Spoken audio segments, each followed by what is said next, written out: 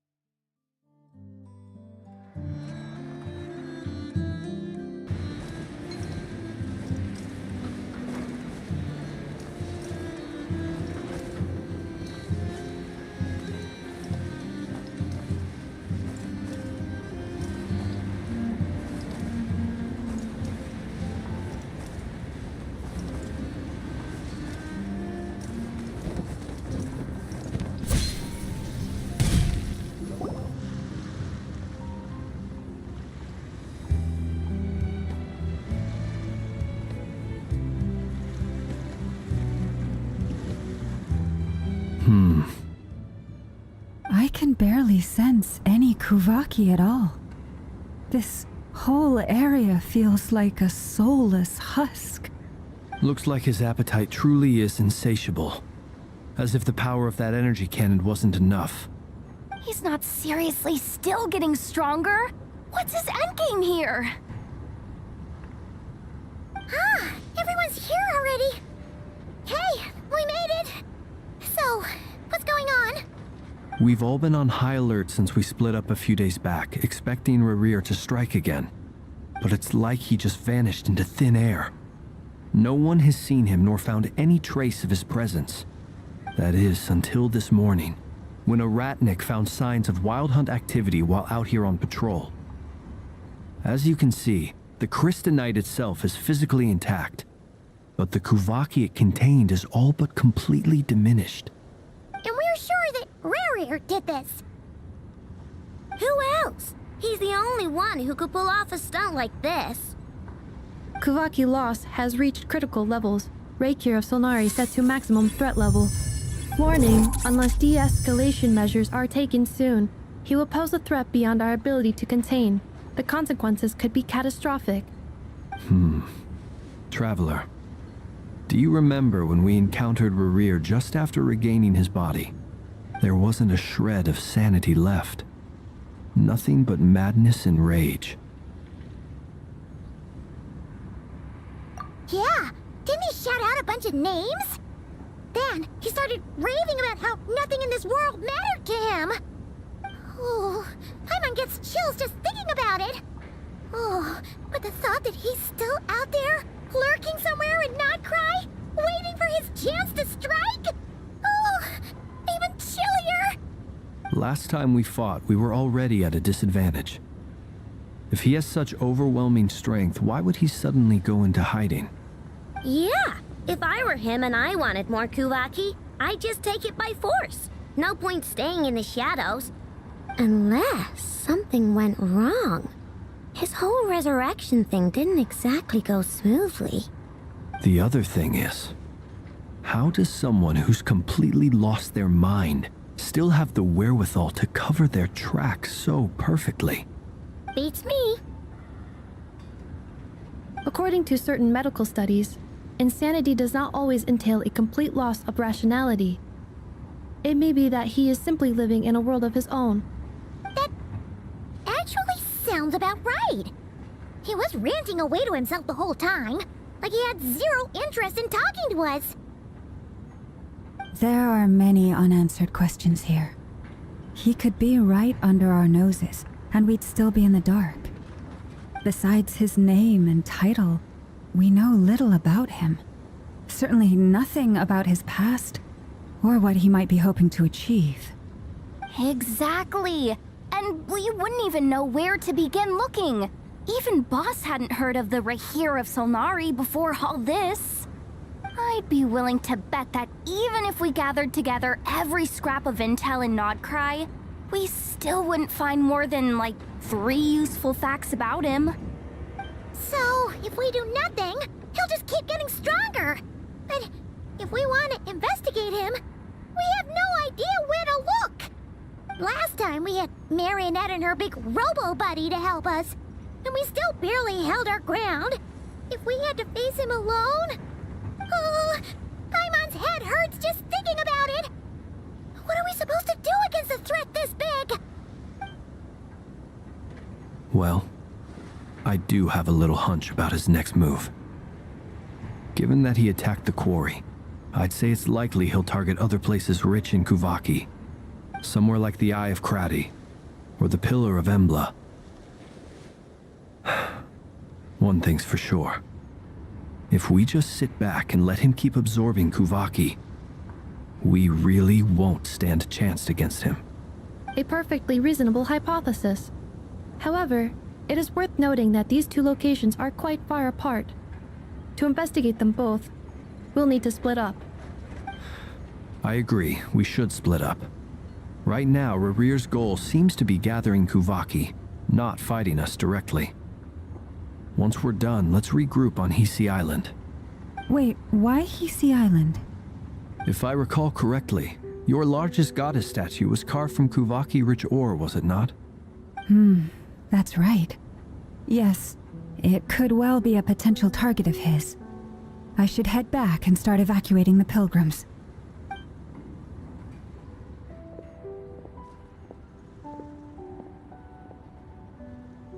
Splitting up's always gonna be risky. But I guess we don't have much choice, right? We're in a race against time here. And if we do run into Rerir, what then? That's when you follow the third rule of treasure hunting. Run like the wind. Didn't you say the third rule was go with the flow? I don't know. Did I? Anyway, whatever. In this situation, go with the flow means go find backup. Agreed. If anyone finds so much as a trace of Rerir, do not pursue him. Get out of the area and alert the rest of us as soon as possible. We need to put safety first. All right, we'd better get moving. Come on, Anetha, let's go.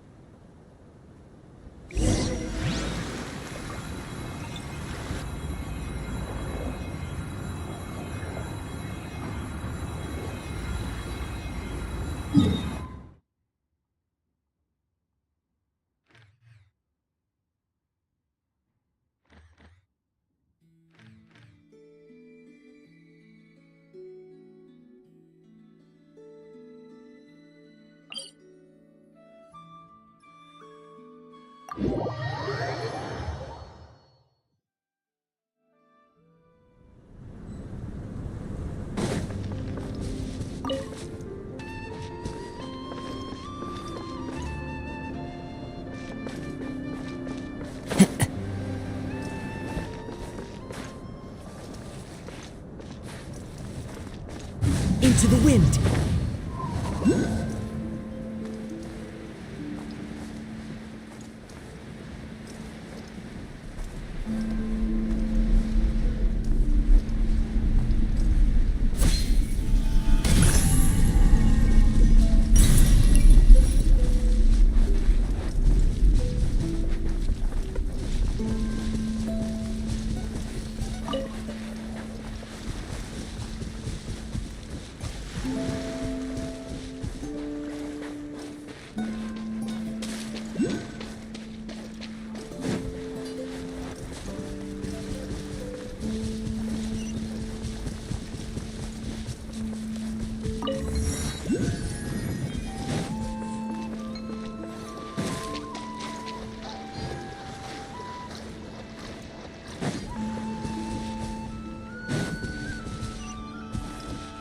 One with nature.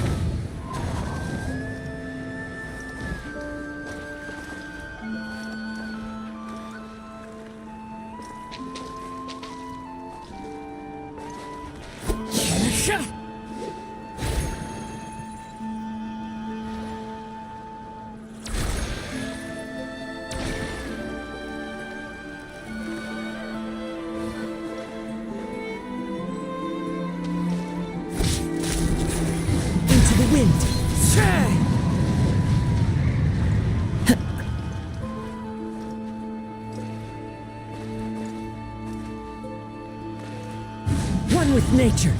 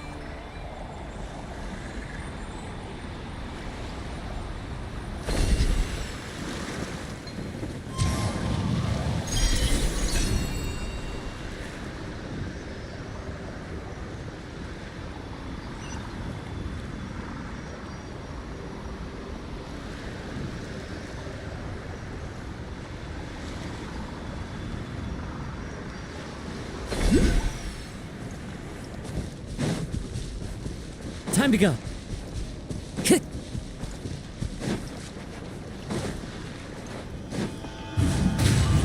Follow the wind.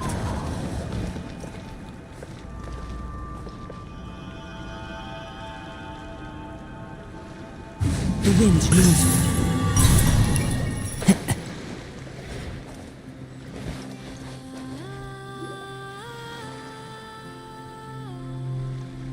Any leads? Nope. Diddly squat. No clues to where he might be hiding. It's like he's a ghost. It feels like we're sitting on a powder keg that could go off at any second. Ugh, I hate this feeling. I'd rather face him head on than be left hanging like this. So, you guys didn't find anything either? Not loving the word either. How about you, Flint's? I questioned a few Ratniki and eventually narrowed my investigation down to one suspicious individual. But by the time I got to his place, he was already gone. Almost as if he knew someone was on to him. Either that or he's just extremely cautious and doesn't stay in one place for long. He's been biding his time for a while now. The question is, where or what is his next target? No idea. Since regaining his body, he seems to have lost all interest in the fragment in my possession. If he did still want it, he's had plenty of chances to take it. All we can do now is hope that Ino and Anefa turn up some leads. Darn it, Rerir. If you've got the guts, come face me one-on-one! Wait, he's actually here? I didn't mean it, I swear! No, it's coming from Silver Moon Hall. The Lady Kutar might be in danger. Let's get over there, quick!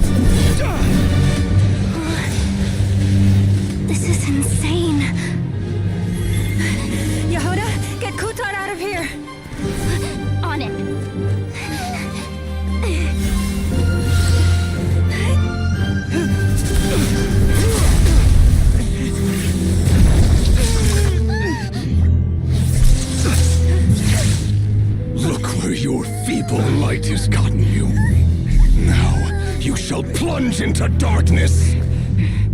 Thalindus, soon I will find a way. Watch out!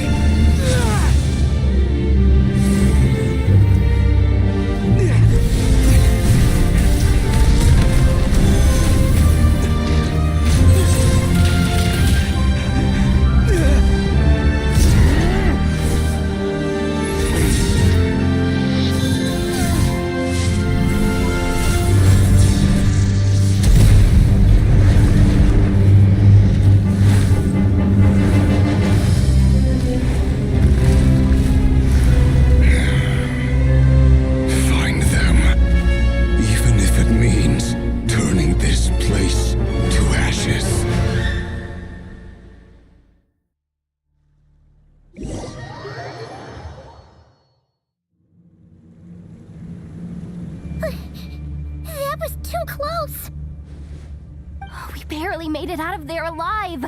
What's that guy's deal? How did... He's a threat to this entire nation. I doubt his strength could even be measured by conventional standards. I have a question. When me and Anefa showed up, we saw him chasing after this lady like he wanted her dead. What was that all about? We weren't there for the whole thing either. They were already duking it out by the time we arrived. Yeah, we didn't see how it all started. It all escalated so quickly, we had no choice but to step in. Kutar, can you shed any light on the situation? Kutar. Cross-checking database. I see. So you're the one that the Frost Moon Scions refer to as the Moon Goddess? Wait, she's the moon goddess? Oh, no wonder she looks just like all those statues. There are many reasons why people might worship the moon, and just as many why they might despise it. I've never met that person before, but there was no mistaking his deep-seated hostility towards me. Why he holds me in such contempt, I cannot say. But since he hunts the power of the moon, it's no surprise that I am a target. Kutar.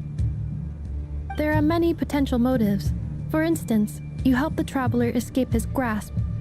This could be his way of taking revenge. It is also possible that he covets the Kuvaki inside you and seeks to take it for his own. The list goes on. But right now, devising a counter-strategy should be our #1 priority. The likelihood of this location being discovered is close to 100%. A counter strategy? But we don't stand a chance against an enemy like this. Surely our only option is to run.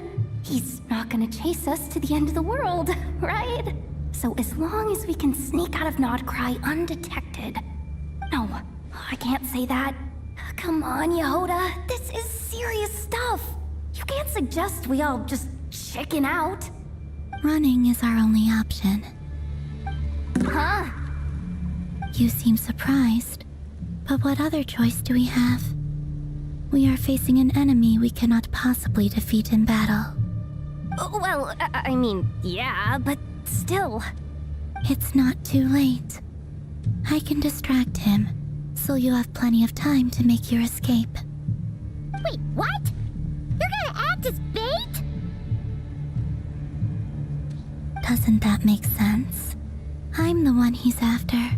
There's no need for you to risk your necks on my behalf. A coyote doesn't stop for bypassers while it's howling at the moon. What is it, Loma? The Frost Moon Scions have already grown accustomed to life without their goddess. My presence here is no longer essential, and this is not my home, so you needn't ask me to stay. We can't just roll over and let him get away with this. That's not our style. Yeah, we can't just call it quits after everything we've been through together. Besides, she'd pretty much saved my life back there. If I just ditched her now, I'd never forgive myself. We can't overlook that you have saved our lives multiple times now. To talk of returning the favor would be a little crass for my liking. But suffice to say that we are friends, and friends look out for one another. Rerir's true objective remains unclear. Even if we were to sacrifice Miss Kutar, there's no guarantee he would stop.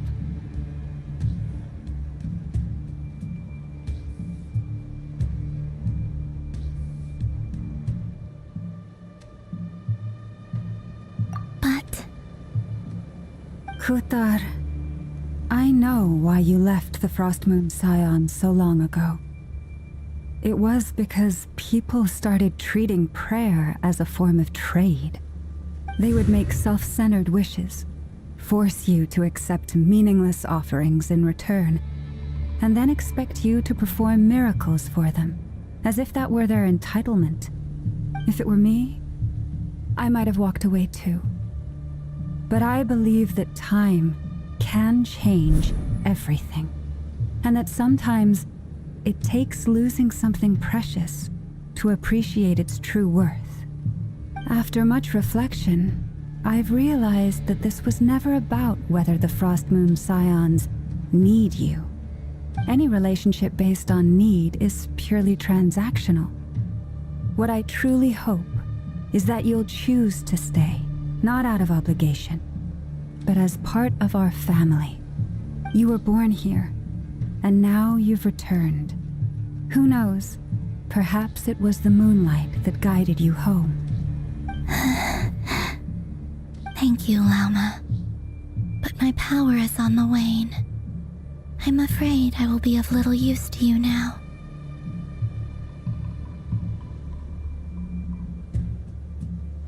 Very well then. I'll do as you say. Both times you saved us, we were transported across great distances in an instant.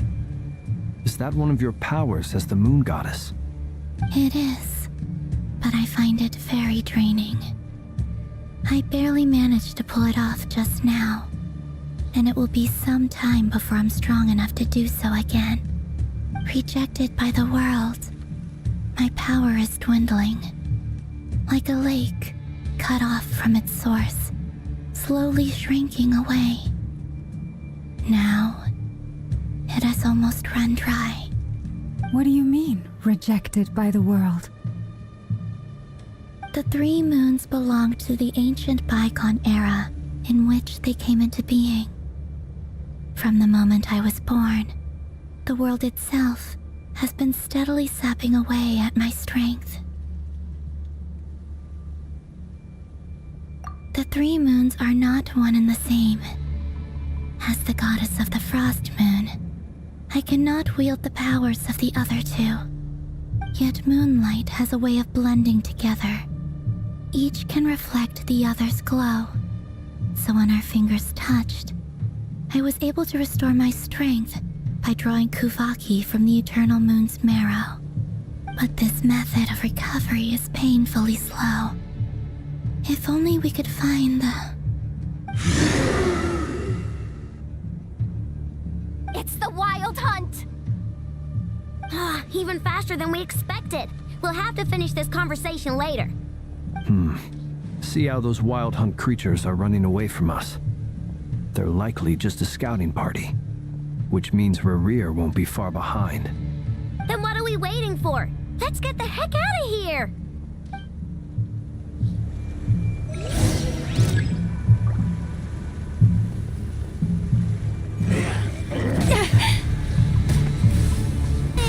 This is driving me nuts! Rerir's closing in on us. We need to pick up the pace. There's too many of them! And this time, we can't fall back on Katar's house to escape!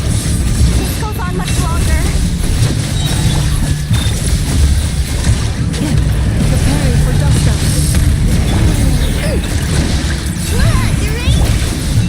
By the frost moon gold.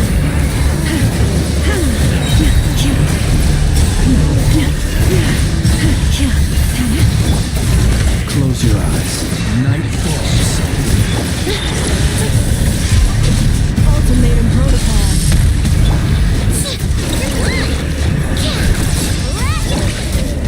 Beware the creatures of the night.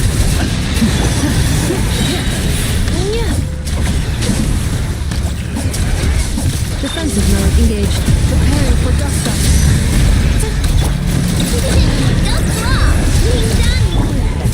Observe. Night falls.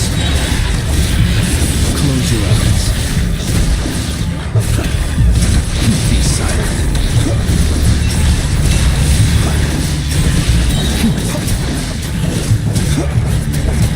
Close your eyes.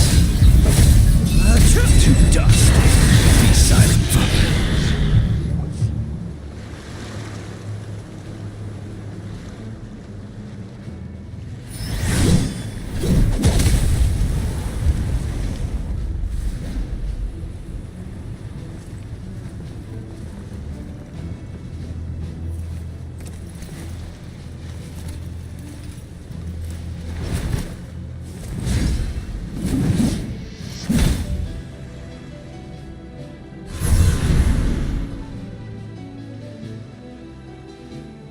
What's the matter? Bit off more than you could chew? How are you? Uncle Varka! You're back from Amsvartnir? Whoa! You're Varka? Grand Master of the Knights of Favonius? We could save the intros for later. Right now, let's get you all out of this hellhole. Follow me. I know somewhere you'll be safe. Oh, is that where I think it is? That's the one. Come on, move! There's no time to waste.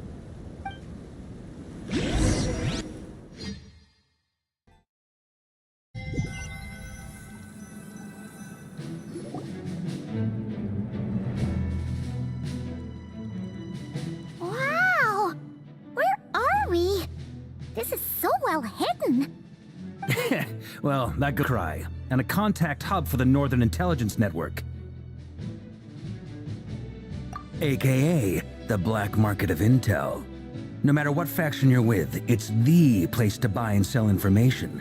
Their headquarters are in Nod-Krai, but they've got contacts in every nation. As an expeditionary force on foreign soil, working with them has offered us the most effective way of getting our hands on reliable local intel. This is where we meet, so naturally, it's secure. Anyway, where were we?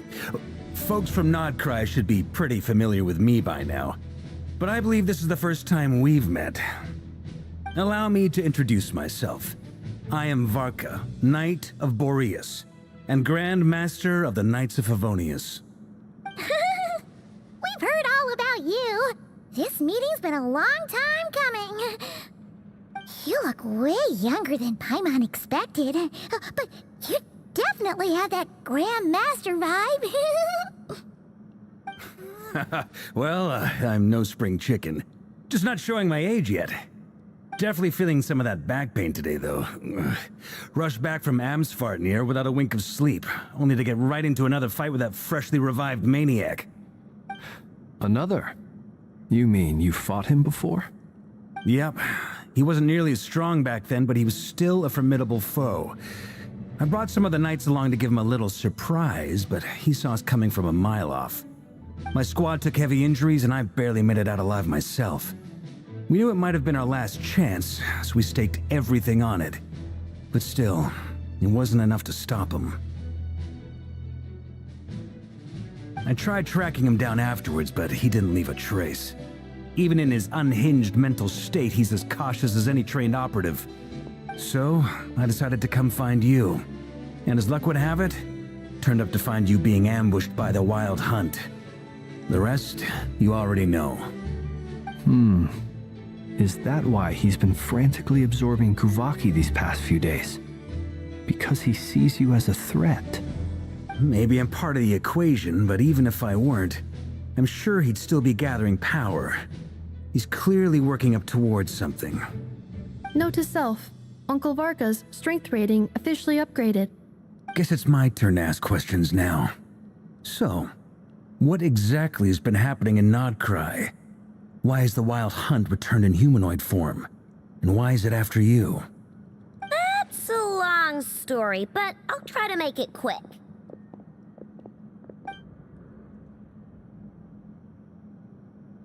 Wow, I had no idea so much had happened. Sounds like you guys have really been through it. So, the Kutar is actually a Fatui Harbinger. And all this Wild Hunt activity in Nod-Krai is the work of the Rerir of Solnari, one of the 5 sinners. That's a lot to take in. Need some time to wrap my head around it all. I'm truly sorry, Mr. Varka. You stood with us against the Wild Hunt and did everything you could to stop it from escalating into a full-blown catastrophe. And then, the one time you're away, it all comes to a head and all your hard work gets undone. You've got nothing to apologize for, Miss Moonchanter. You can plan 100 steps ahead and still slip up. That's just life. No one knows what tomorrow holds. You can't predict which way the wind will blow next. And, to be perfectly honest, I can't say I'm surprised. For all the times we've defeated the Wild Hunt in the past, we've never been able to completely wipe it out. Turns out, we were just delaying the inevitable. But now that a new variable has come into play, fate may well take a different course. A new variable? You mean us? Who else? And in a strange way, I think his resurgence might not be an entirely bad thing. The Wild Hunt is like an unrelenting force of nature, but Rerir is an individual with an agenda. He's gotta have a weak spot somewhere. That said, while I know I was explaining everything just now, some of the points that Mr. Flint's added caught my attention. You mean about our mystery ally? That's right. From what you've said, not only did they lead you straight to some key files, they also shielded Hisi Island from a lethal Kuvaki blast. I don't know who or what could pull something like that off. Heck, even Miss Columbina doesn't have a clue. I hadn't heard the story about those files. Would you mind repeating their titles for me? Wild Hunt Phenomena Log, a Nod-Krai and Ratnik's Field Journal, and Kuvaki Survey Log. Oh. No. Still doesn't ring a bell. Another dead end. Guess all we can do now is hope that our mystery ally keeps showing up when we most need them. Still, it's safest to assume they won't be intervening again. From here on out, we'll have to resolve this crisis by ourselves. Your intel also explains something else I've been wondering about. The reason I led my team to Amsfarnir was because we'd had reports about a possible source of the Wild Hunt showing up there. But once we looked into it, it turned out to be a red herring.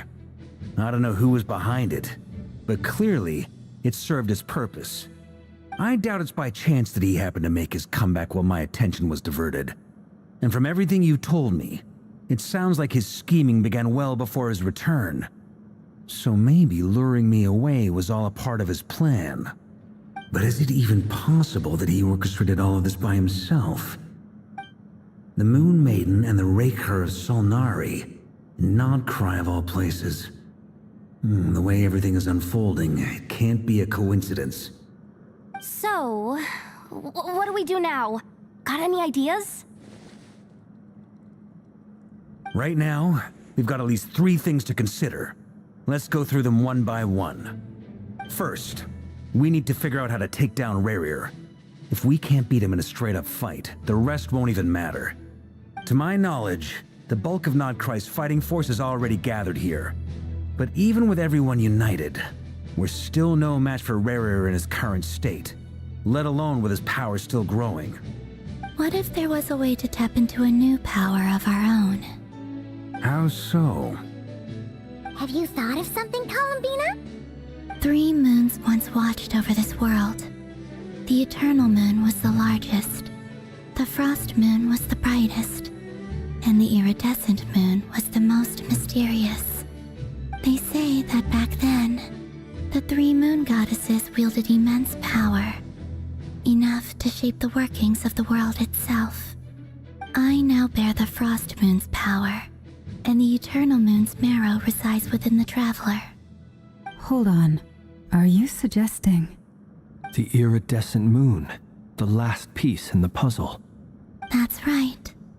If we can find the Iridescent Moon's marrow, I will be able to regain my strength much more quickly. The 3 moons are said to stir the tides and illuminate all things. Perhaps they hold further secrets beyond our understanding. According to my analysis, the solution is feasible. However, it is subject to one major condition.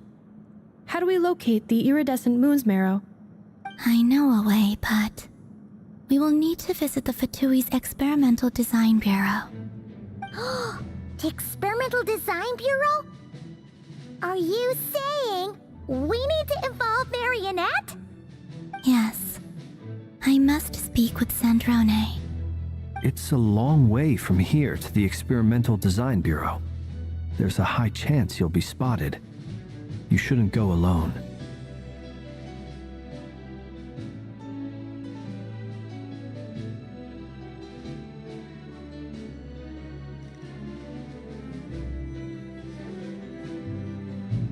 Then that's settled. Next up, our second priority. Somehow, we need to figure out Rerir's end goal. As you saw for yourselves, when he was still in his Wild Hunt form, everything he did was for the sake of recovering his body and resurrecting himself. His first act since then, after laying low for a while, was to try and assassinate this young lady. People's obsessions often reveal their greatest vulnerabilities. There must be a reason why he despises the moon so deeply. Perhaps it sheds some light on his title, the Rerir of Solnari. The Wild Hunt has plagued Nod-Krai for centuries now. If we want to stop it for good, we have to get to the root cause of what's driving it. It's true. We still know very little about him. If Kuthar hadn't given us that lead, we wouldn't even know his name. But where would we even start? I doubt even the Intel Queen of Nod-Krai has a clue, and she has info coming out of her ears. Oh? That's a rather hasty conclusion for someone who's so painstakingly meticulous when it comes to dealing with machines. She heard me.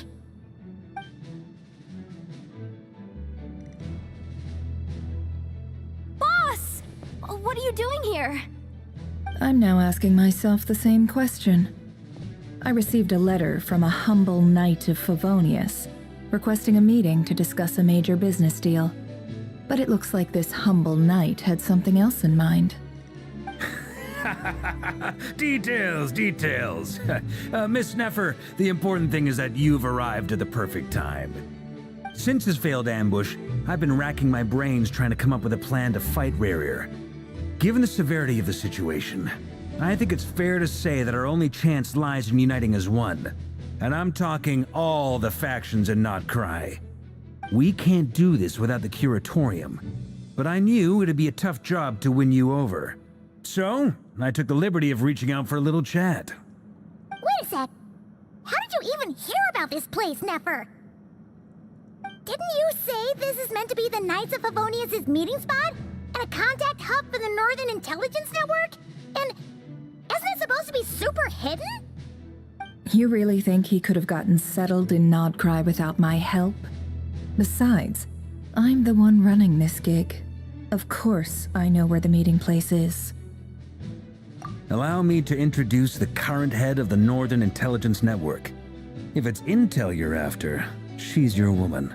Pretty much seen and heard it all. Please spare me the flattery. Let's cut to the chase. Seems like you've run into some trouble, huh?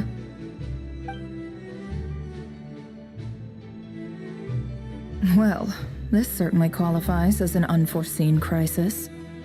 On behalf of the Curatorium of Secrets, I wish you all the best of luck. So you're just going to sit this one out? Why should I get involved? What could possibly be in it for me? What if we told you we can't do this without you? Oh? Then I'd say you'd better make it worth my while. I don't work for free. I can't put a price on something like this. It's just not in my nature.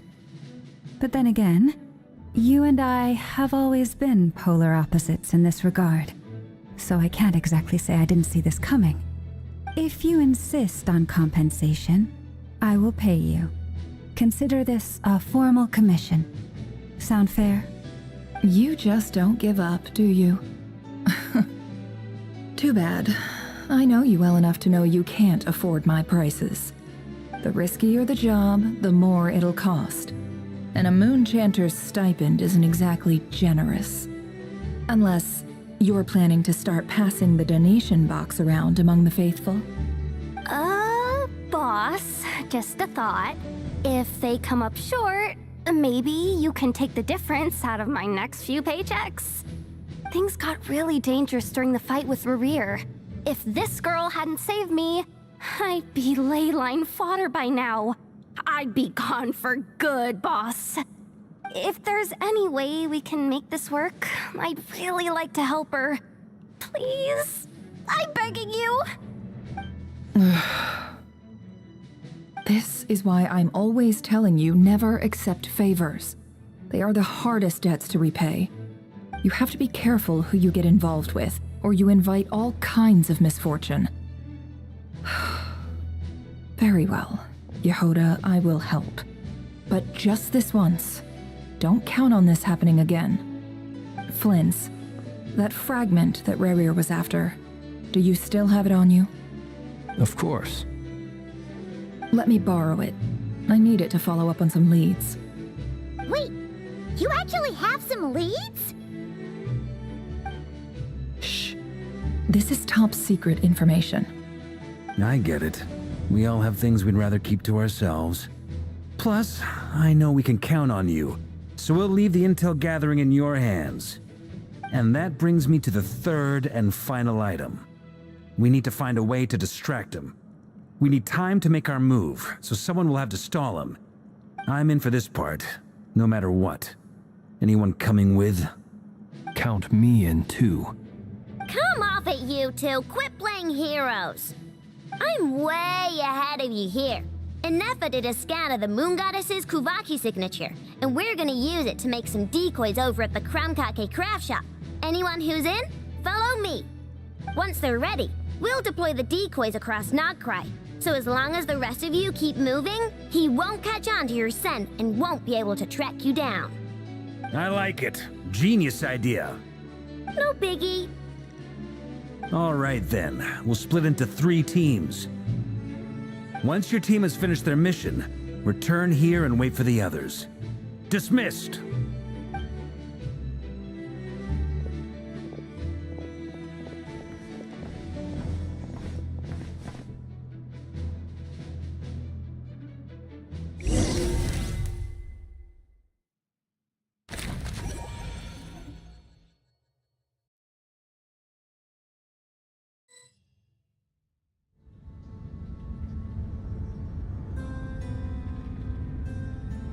Lady Damselette.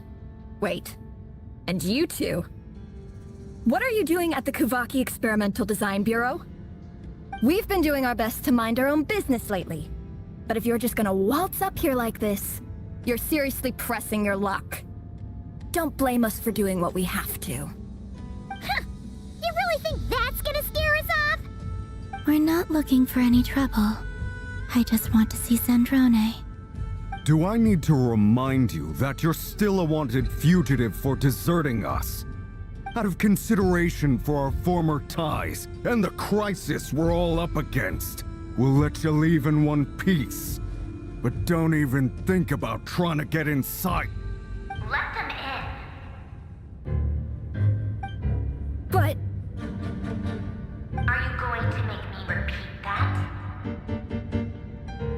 No, my lady. Zandrone seems to be in a good mood. Must be maintenance day.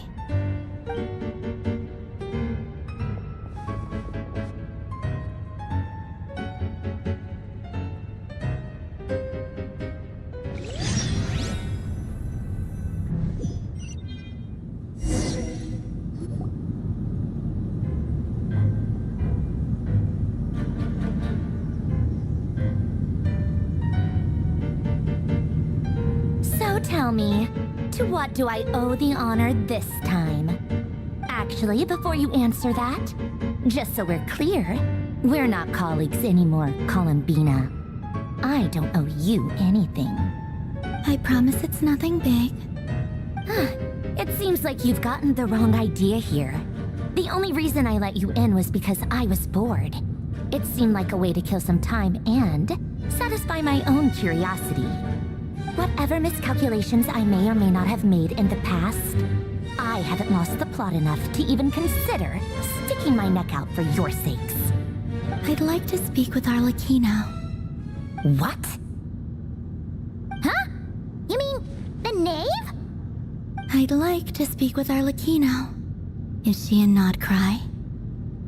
No, she's not. Once the work on this facility was completed, she went back with the Rooster and Regrator. The only ones in Nod-Krai are me and... What is it you need to speak to her about anyway? Rerir is hunting me. If I'm going to face him, I must first retrieve the lost moon.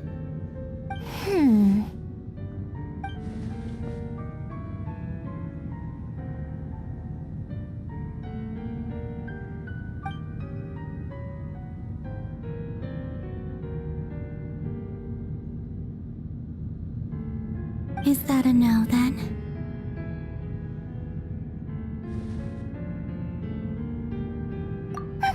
As if I need reminding. I was this close to settling things with him before someone decided to whisk me away to their weird little garden. Have Have you held any tea parties lately? Tea parties? Yeah, obviously. You don't seriously think we'd pack it all in just because you aren't here. If anything, they've been more eventful than ever. Just me, Arlecchino, and a bunch of insolent and sensitive guests who won't stop asking where you've gone. Oh, they've been a real joy. I bet you served them the worst tea you have. Just like you used to do to me when I upset you. Who cares about how good the tea is when there's no one around to drink it? I keep losing people. First Rosaline, now you. I'm running out of people who can make me laugh. Honestly, what could be more ridiculous than the multi-centenarian goddess, who's only ever had the plain herbal tea she received as offerings? You'd always brew a different type of tea for me each time. Was it really just to see how I'd react?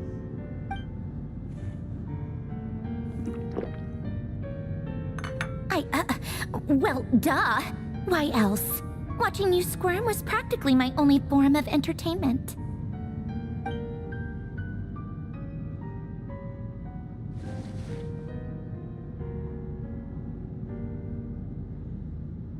Oh, yeah. And Capitano sometimes used to bring Tartaglia around, too.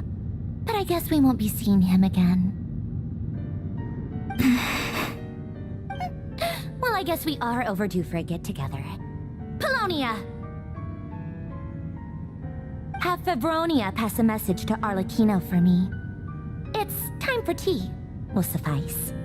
Pass along a message for me, too, if you would. My body cannot contain the marrow of 2 moons, so I'll be leaving one of them in her care. Excuse me? Who said you were on the guest list? If my tea meant that much to you, maybe quitting the Fatui wasn't your brightest move. Back when you were under the Tsaritsa's protection, no one would have dared come at you so openly. But that protection didn't come for free. In fact, I paid dearly for it. At the end of the day, it was just another transaction. I just got tired, that's all. I never wanted any part in their grand ambitions, and I've had enough of being treated like a bottomless supply of power. It brings back memories from the old days, when I was still worshipped as the moon goddess. Centuries on, it may be a different group of people, but I see the same greed in their eyes. I figured you'd leave eventually. You didn't have as much of a reason to stay as I do. The Tsaritsa gave you shelter and protection, but that was it. Nothing more, nothing less. Meanwhile, the Fatui demanded everything from you in return, until it was more than you could bear. I get why you left. And frankly, I have no interest in dragging you back just because the higher-ups told me to. But if you keep hanging around with this riffraff, the next time we cross paths, we might be enemies for real.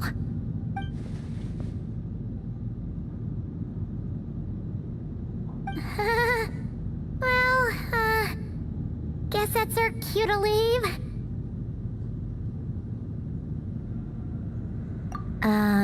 That might be your plan, but it sounds like someone else wants you to stay a little longer. Huh? What do you mean? Listen.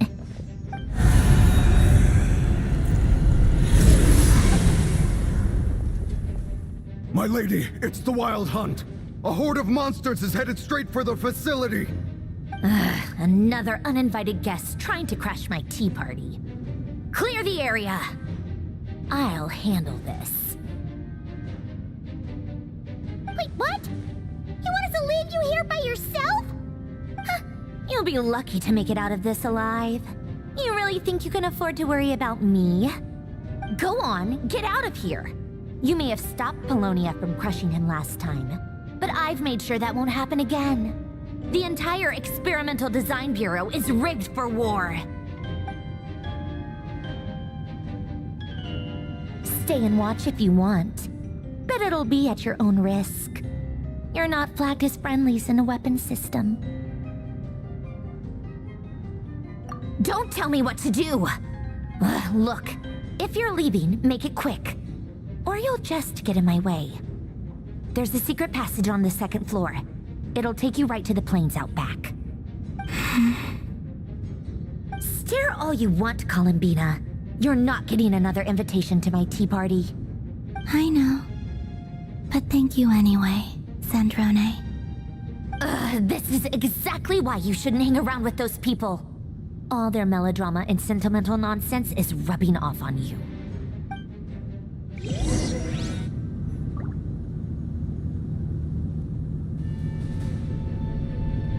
Come on then, Mr. Rerir. Let's pick up where we left off. It's your Wild Hunt monstrosities versus my beautiful creations. Let's see who comes out on top.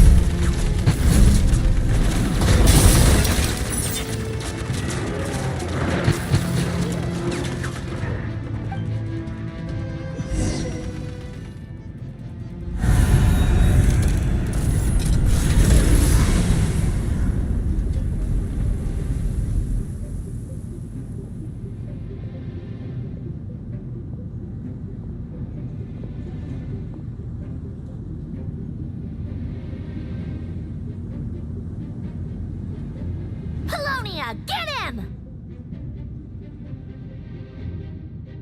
I've upgraded the Lunia again since our last encounter, and uploaded every last scrap of your data. So let's finish this, once and for... She's not here. Where did she go? Hey! Over here, you big... Cursed moon. Go. Keep searching. She cannot have gotten far.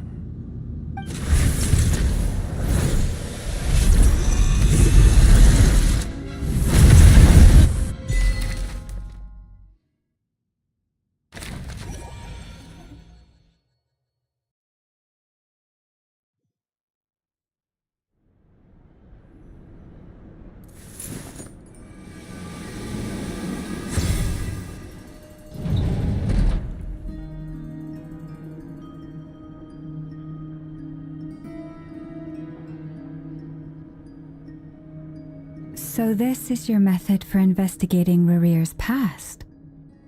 It almost looks like some kind of ceremony.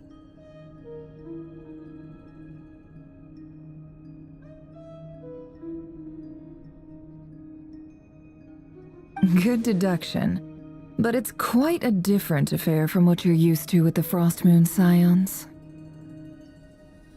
Whoa! First time I've ever been in here. Boss always said it was off limits, so I pictured some kind of creepy dungeon. But it's actually kinda nice. Oh, I guess this must be Sumero decor? That's where Boss is from. And that nice shopkeeper who sold me my treasure compass. I'm not sure exactly what you've got planned, but it looks like you're all set. When do we begin? Whenever we wish. But for some reason, I've got a feeling this isn't going to end well. I've never faced Rerir myself, but from what you've told me, his power is beyond anything I could imagine. I, on the other hand, am just an ordinary businesswoman. Our paths should never have crossed, yet here I am, forced to make an enemy of him. If you ask me, you're about as far from ordinary as it gets. So what are you saying? You're getting cold feet? Once I take a job, there's no backing out. Still, I have to ask myself if the power I'm relying on will even work on an opponent of this caliber. And also how to make sure I come out of this alive if things spiral out of control. Death is the one thing we can take for granted. It is the great equalizer, however fortunate or unfortunate we may otherwise be. So it's important to consider how to spend what lifespan we have left.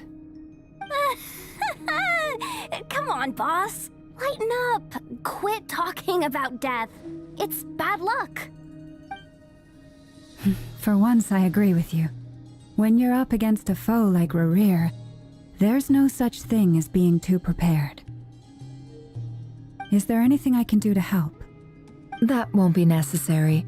I've already made up my mind. Time to cash in a precious favor I've been saving for a rainy day. Yehoda, I need you to find someone for me. The sooner the better. Find who? That shady merchant who sold you an overpriced treasure compass the other day. Come on, boss. You're pulling my leg again. In what way is she shady? She showed up when I was completely lost and sold me a neat little gadget that was exactly what I needed. Trust me, she's a good person. Anyway, I know who you're talking about. Don't go anywhere. I'll be right back.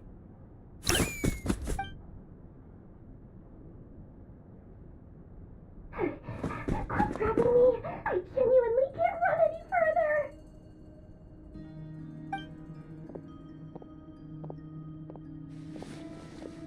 Hey, aren't you? What is it? What's the big rush? You dragged me out of a dream where I was literally swimming in Mora. I'm charging double my usual attendance fee.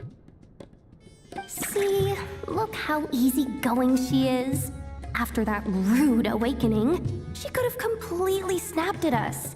But instead, she kept it together and just asked for an extra fee. Dori Sangama Bay? I never would have pictured you two doing business together. If you want to make it big in Nod-Krai, it's all about connections. Lady Nefer just so happens to have a lot of intel that interests me. And she also did me a big favor in the past. It was back when I first arrived in Nod-Krai. My trusty assistant, the genie in my lamp, had an adverse reaction to the Kuvaki and fainted. And wouldn't you know it, that's when I suddenly find myself in a life-or-death situation. Good thing my compatriot was there to swoop in and save the day. I've been giving her a 30% discount off all of my goods ever since.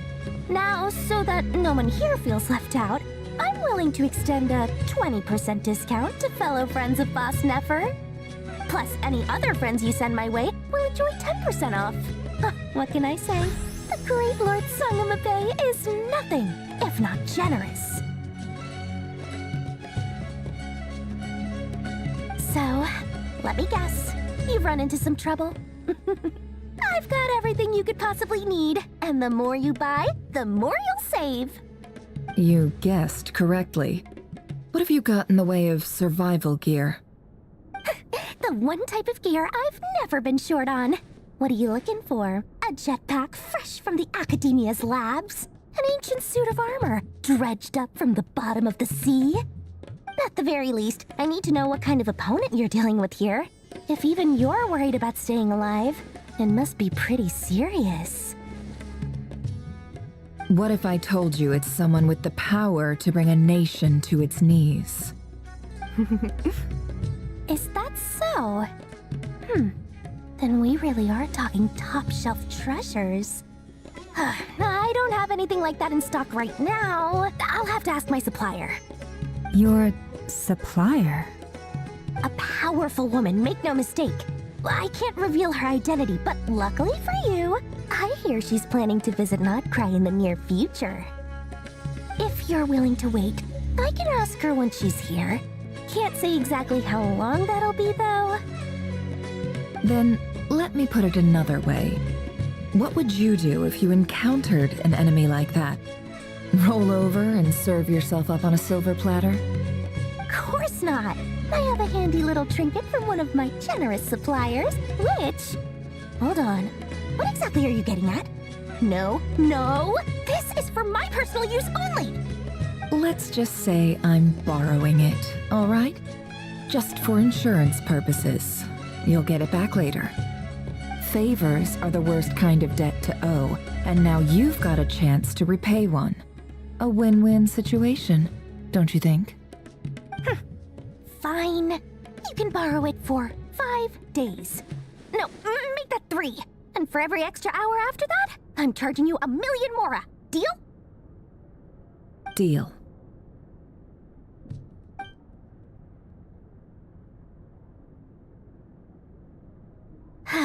What a way to start the day. Now, was there anything else you wanted? Or can I go back to bed now?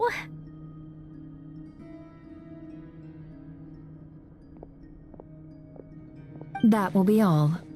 Take care now. Don't trip up on your way back, friend. See you later! You're my favorite shopkeeper.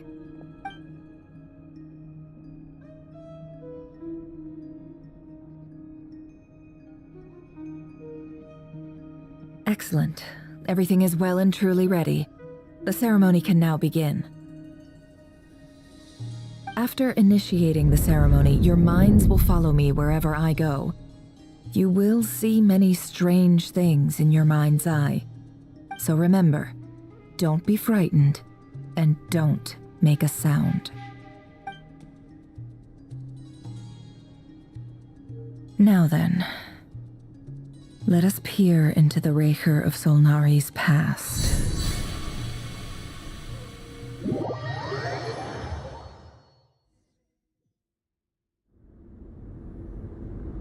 I made it. I don't recognize this style of architecture. Must be Conrian. Simple furnishings, table and chairs. It's a more ordinary house than I might have expected. Looks like the fearsome Rerir of Solnari came from surprisingly humble beginnings. Unless this passed for luxury in Conria. Unlikely. It was said to be a very prosperous nation in its heyday. Anyway, I'll keep exploring.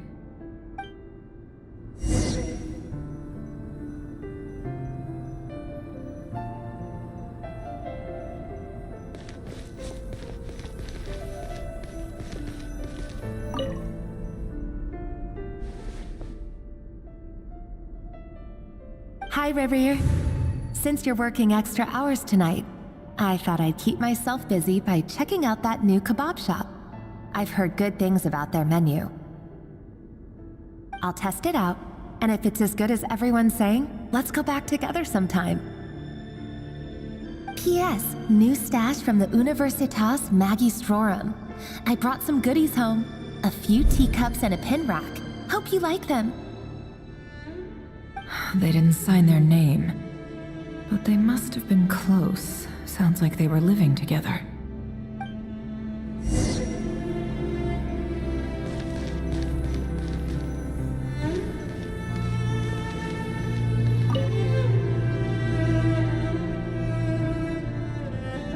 I went over to Joseph's for drinks today. They have a fine collection, but I went alone. Felindus was tied up with something and couldn't make it. Joseph asked why I came alone, but I didn't really have an answer. He then went on to ask about other things. If you ask me, someone who asks that many personal questions is too nosy for their own good. But if he invites me again, chances are I'd still go. Felindus. That's the same name Rerir mentioned. Grain imports keep falling. If things don't pick up, we'll soon be back to meat and mushrooms only. Honestly, I'm not a huge fan of that new type of mushroom everyone's been into lately. Didn't it start out as a lab-grown variety? I heard it's even mildly corrosive. Seriously, why would you even eat something like that? I don't care if it's an impressive feat of alchemy. That just isn't the kind of thing I like to eat. Grain has to be imported, and they're eating a diet of mostly meat and mushrooms. Could it be because Conria is underground, so it doesn't get much sunlight? That would explain why they use so much stone in their buildings. They even use alchemically modified strains for food. Seems like the people of Conria don't have many options when it comes to dining. I've just about saved up enough now. Time to buy it and keep it somewhere safe. Making a big purchase. I wonder what it is.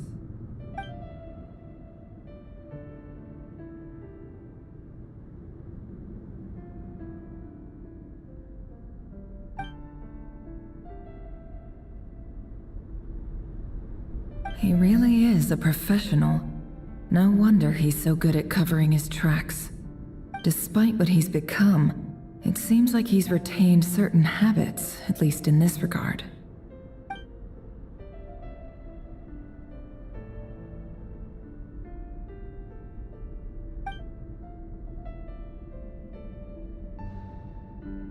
Did Rerir rip it out himself?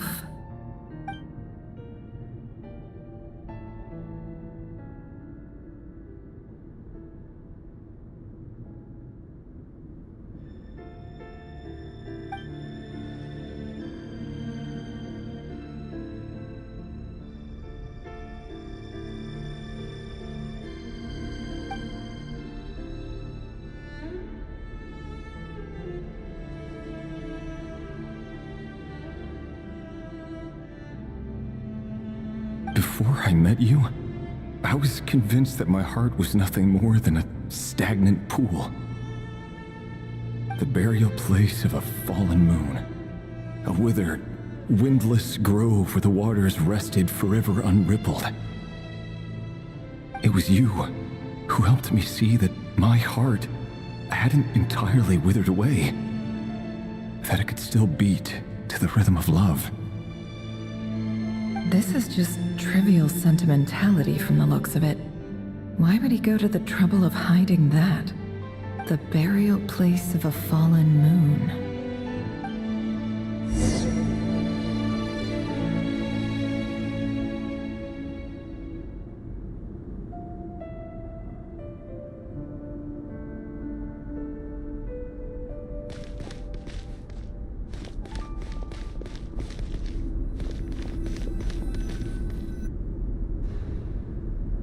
Rerir, over here.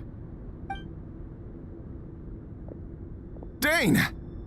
Oh, and, Vedalfin here? What a surprise to see you here, sir. Hello there, Rerir. You need not address me so formally outside of court. He doesn't get that much free time, so I invited him over for a drink. Even the court prophet deserves a break every now and then, right? Well, I'm flattered. So, what are we discussing today? Hey, don't look at me. As far as I see it, we don't need an excuse to have a few drinks. Come on, don't give us that. Didn't you say you were about to pop the big question? How's that coming along? Who'd have thought the great Twilight Sword was an even greater gossip? I just didn't expect you to be the first one to settle down and get married, that's all. Yeah. If you told me that a few years ago, I wouldn't have believed you either. So, are you planning to come clean about your job then? I'm guessing you still haven't told her. Sure, I'll have to tell her at some point. But I'll need to pick the right time and place. To be honest, I have no idea how she'll take it. Come on, stop being such a pessimist. For all you know, she could be thrilled. I bet she'll be much more impressed by your actual job than the one she thinks you're doing now. A member of the King's Guard. Quite the cover story. Does the king himself even know? Of course he does. Anyway, enough about me. How have you been? Me? Same old, nothing much to... Huh? What's up, Fed? It's nothing. Vedalfin, Dainslift's elder brother. Renowned throughout the court of Conria as the Visionary, and said to possess a wisdom far beyond the reach of any ordinary man. And yet, despite the gulf between us, he seems to have something to say about me. Does he even know me? Does he see me as a friend of his brother, or just another of the Vinster King's blades? Why did he react so strongly? Was it really to do with what we were talking about? Brown, curly hair and brooding blue eyes. So this is what Rerir looked like back in the day. Perfectly normal. No different from anyone else. As frightening as this monster is in the present, there's something even more unsettling about seeing the human he used to be.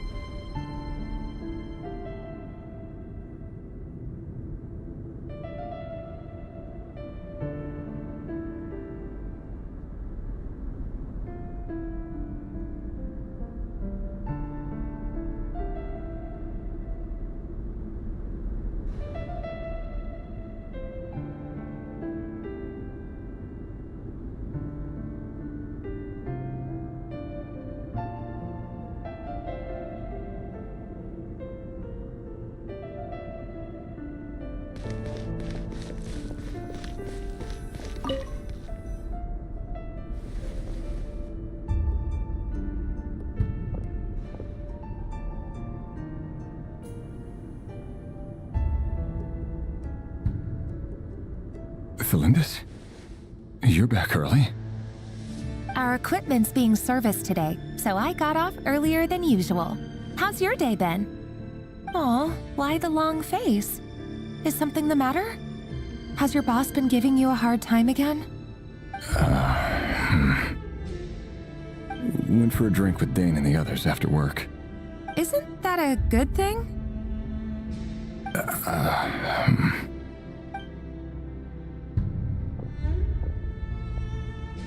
Vedifnir showed up today, too.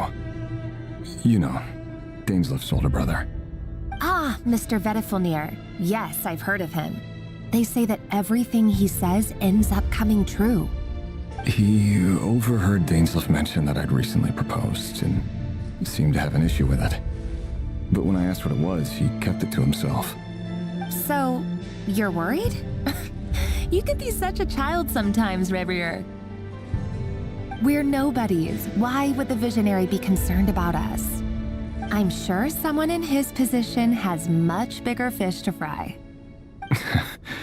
Maybe you're right. You worry too much, Rerir. We've been together for ages now, and everything's been going so well, has it not? You've even proposed to me. So, you do remember. Tell me then. What's your answer? Like I said, I need some time to decide. You can't just rush into things like this. We may be nobodies in the grand scheme of things, but if we want things to work out, we've still got to plan ahead. All right. Take your time. Just don't keep me waiting forever. Nobodies. Sounds about right.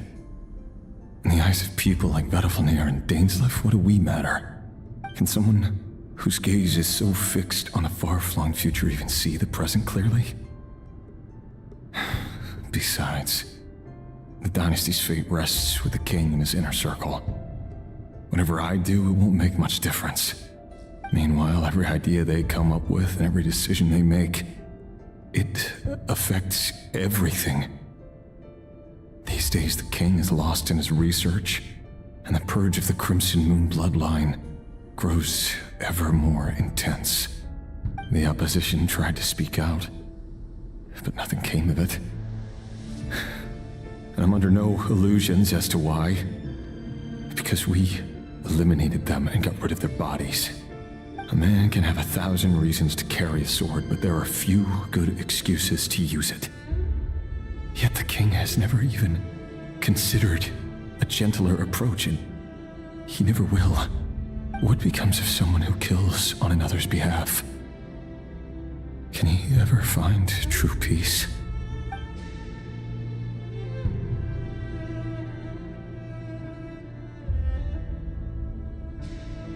Thelindis?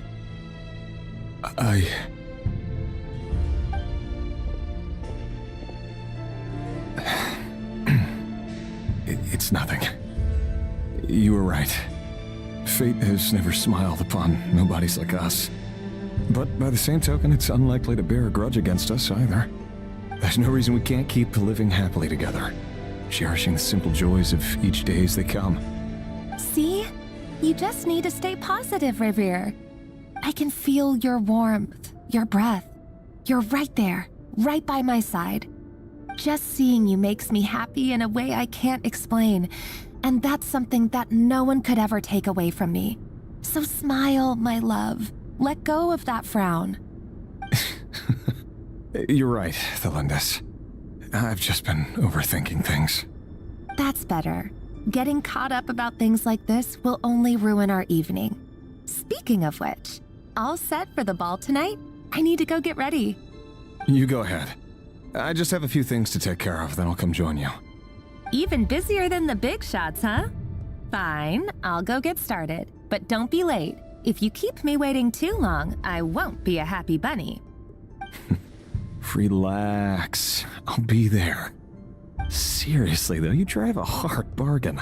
You're really gonna leave my proposal hanging and still expect me to take you to the ball? Well, that goes without saying. I already told everyone I'd be coming with a dance partner. Besides, they're two completely different things. Let's take it one thing at a time, all right? All right. White outfit it is. It seems like Rerir was deliberately hiding his ties to the intelligence services by giving the impression that he was just an ordinary member of the Venster King's Guard. He clearly doesn't want his would-be fiancée to know about his other life. Then again, that's hardly surprising. People in the intelligence trade rarely do.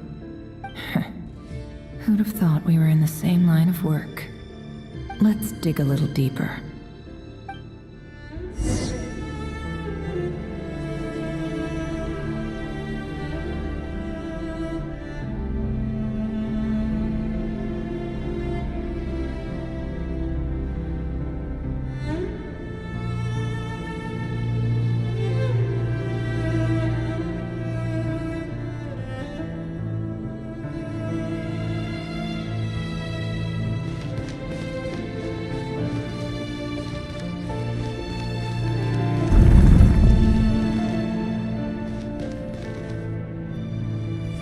Our last operation was a resounding success, and all thanks to you, Rerir of Solnari.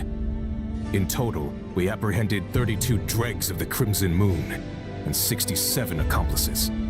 After all these years since the dynasty's fall, so many of them still linger on. Indeed, it cannot be denied. Yet it was destiny that the Crimson Moon should be overcome by the eclipse, and that His Majesty, the all-seeing Vinster King, now guides our nation on the path to prosperity. Khaenri'ah has no further need for a dead moon. But alas, there will always be those who refuse to see the truth, choosing instead to romanticize the past. That's not entirely true. Much about the Crimson Moon era was worthy of remembrance, and that's exactly why they keep trying to see it restored. Many of its secrets remain unsolved to this day. As it happens, that's precisely the field of study my partner is devoted to. You still haven't told her what you really do for a living. Where would I even start? How do you tell someone that you're one of the king's hand-picked executioners? That your hands are steeped in blood? You didn't choose this life, any more than I did. Orphans like us don't get a say. But I'll sure as heck be the one to pay for it. Speaking of which, we need to be more rigorous in the way we identify direct descendants of the Crimson Moon. Someone, it seems, has strong opinions about my future plans. Most likely my marriage in particular. I have a feeling that we may soon become targets of the Crimson Moon's retribution. Your concerns are not unfounded. They've taken out many of our colleagues these past few years, and for that very reason. These are no helpless lambs we're leading to the slaughter. They're wolves in sheep's clothing. Take care, Rerir of Solnari. I look forward to toasting you at your wedding. Thanks, Thorkel. You look after yourself, too.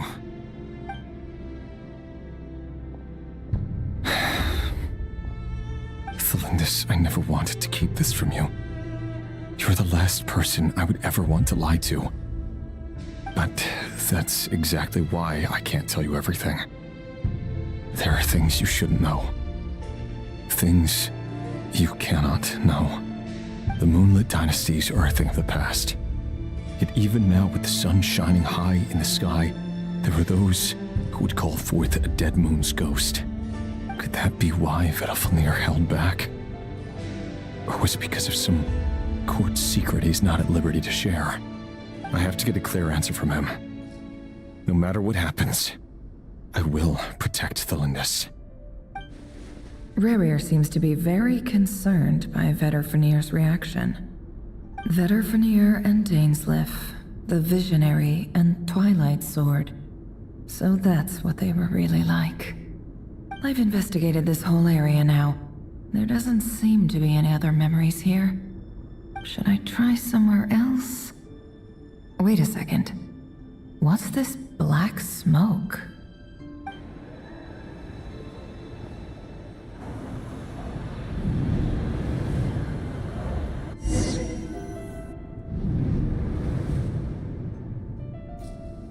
So he's late after all. Just you wait, Rerir. You're in for it. Big time. Are you waiting for someone, ma'am? Could I tempt you into buying some flowers? Oh, sure. Pick me out a pretty bunch if you would. Thank you. But I'm afraid none of them are as pretty as you. For someone so young, you sure have a way with words, don't you? I'm only telling the truth. Look me in the eyes. You'll see I'm not lying. May we have a word in private? Who are you? And what do you want? It doesn't matter who I am. Too many of our kind have fallen lately, so I decided to take the risk of reaching out. Not long ago, the Rerir of Solnari led an assault on one of our strongholds. We suffered many casualties, and many who came to our aid lost their lives as well. Sorry, I don't know why you're telling me this. And I don't want to get involved. Wait, hear me out. This time we finally got a clear look at his face and learned his true identity. His name is Rerir, and he claims to be one of the King's guards. What did you say? A cruel irony, isn't it? The man you're set to marry leads a double life as a brutal executioner. But surely, you must have caught a whiff of the blood on his hands. Why are you telling me all of this now? Simple. It's because... How strange. Rerir was nowhere to be seen in that memory. It clearly belonged to the Lindis. Rerir couldn't possibly know what happened if he wasn't even there. Why would her memories appear in his fragment? The ceremony won't last much longer. I think it's time to call it a day.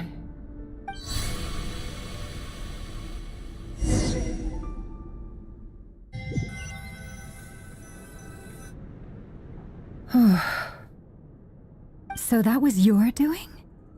Did you just pull us inside Rerir's fragment to spy directly on his memories? Any more questions and I'll have to start charging. I had no idea you could do that, boss! Seriously, that was amazing! We're not worthy. We're not worthy! I gotta admit though, I'm itching to see what happens next. Feels like we barely scratched the surface. I'm just as curious as you are, but the ceremony only allows for limited time inside. That's all we can see for now. Luckily, we managed to learn quite a lot. So far, so good. I just hope the others are doing okay too. Especially the group with the Traveler. Their mission is a risky one. Let's hope it's all going smoothly. If you're worried about them, go see how they're doing. If I know boss, she's gonna need some time to write up all the details and make sure it's all coherent. I'll stay behind to lend a hand, but feel free to head back and meet up with the others.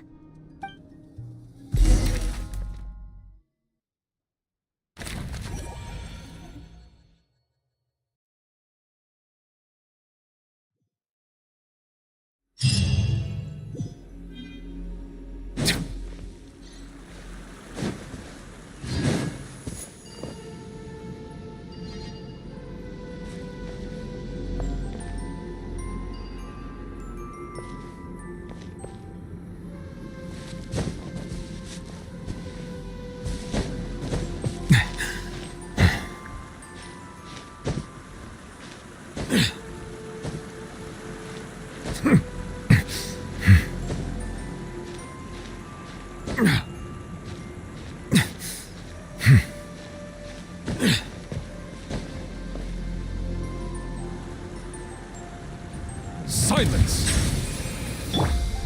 One with nature.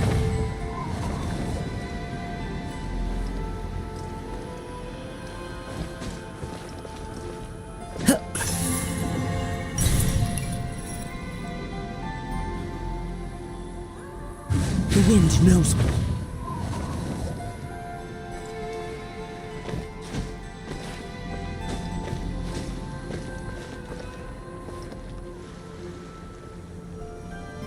Into the wind.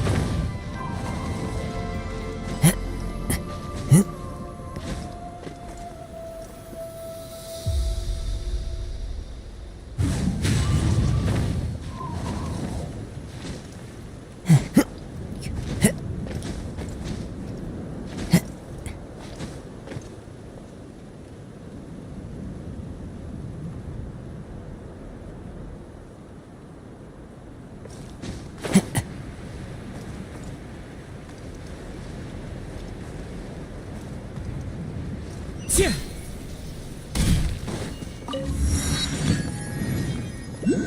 Tch!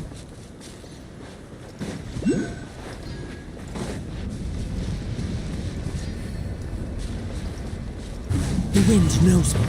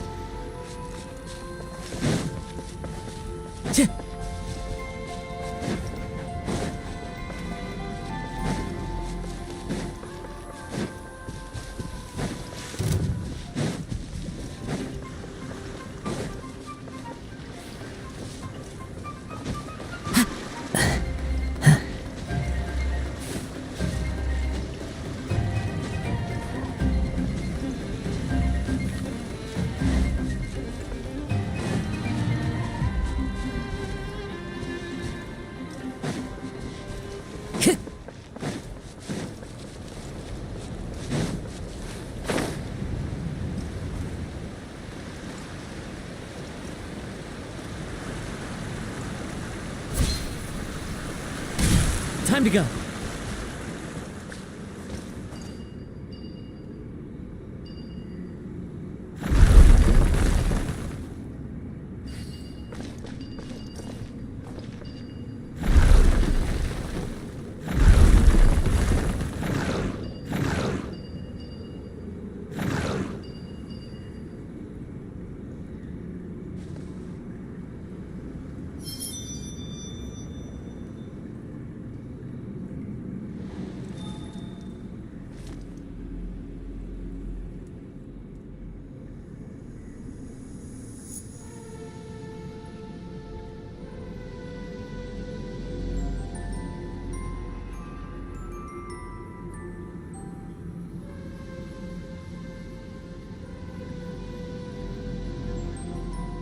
There are leaves around, and I know just the tune to accompany them, if you wish to hear it.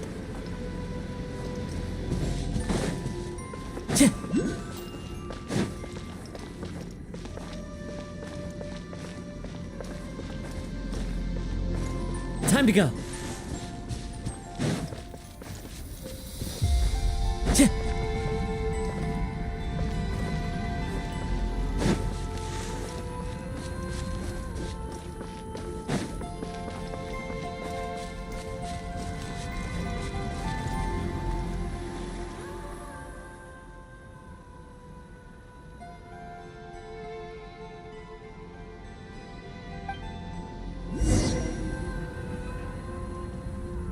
Time to go.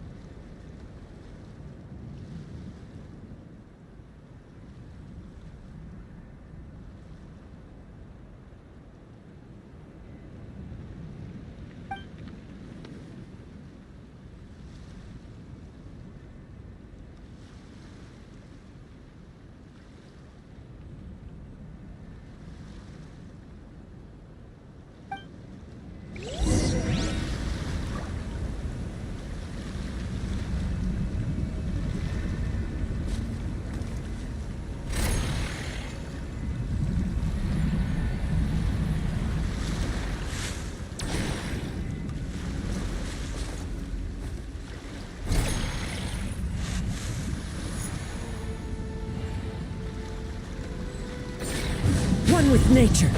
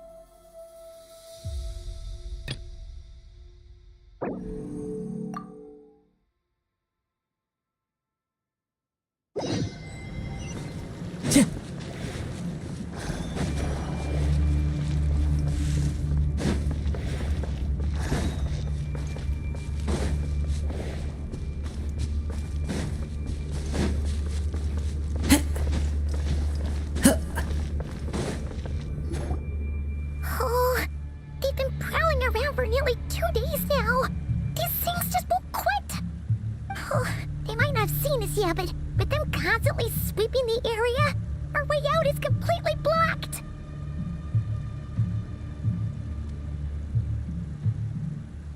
Oh, that's never gonna work. One little slip up and it's game over. If they spot us, they'll run straight back to Rerir. And once he knows we're here, it won't be long before he's breathing down our necks again. Oh, guess you're right. All right, time to zip it.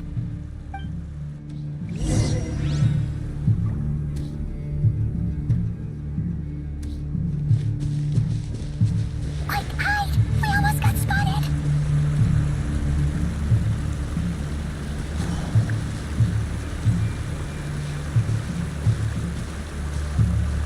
Phew, that was a close call.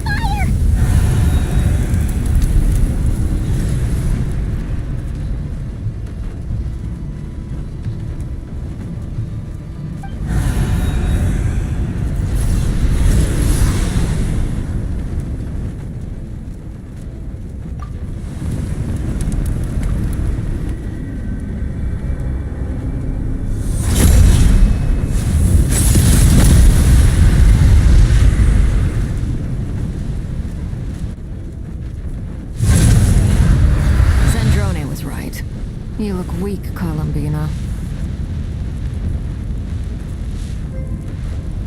The old you would never have let such lowly creatures bar your way. Word has it that you did something for the Tsaritsa, and that's why you've lost most of your power. Freedom comes at a heavy price, doesn't it? It's Arlecchino! You came! Hello again, Columbina.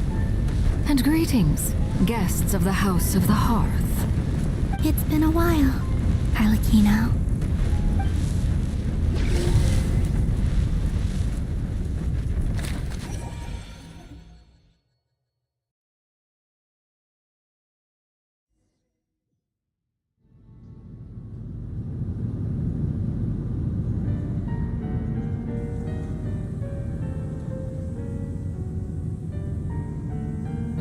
Stupid Rerir of stupid Solnari. Ugh, whatever. I've got all the data I need. Next time we meet, you're finished.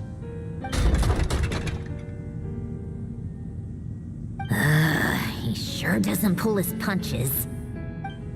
Excuse me, do you need a hand? You can do me a favor by staying out of my way. Can't you see I'm busy? Wait a minute. I recognize that voice. Hello, Miss Sandrone. Father sent us over to help. Huh. How considerate of her. Hey, Fremine, get over here and help me fix this. Lenny, you do your thing. Just keep your sister away from my machines. Nearly every machine that cat girl touches ends up going haywire. Go put her on cleaning duty or something.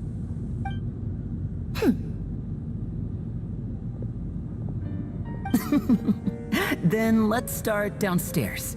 Fremine, we'll leave this place to you. You've got it. Wait a second. Pretty sure there's still some tea in the cupboard.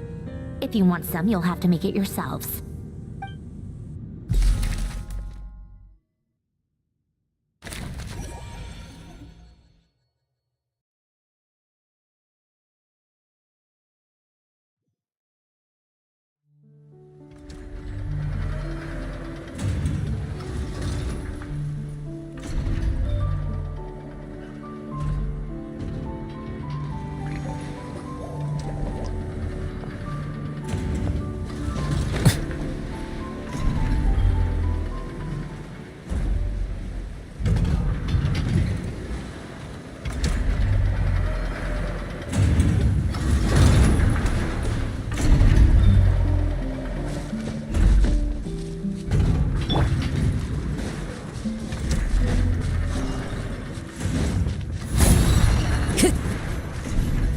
Time to go.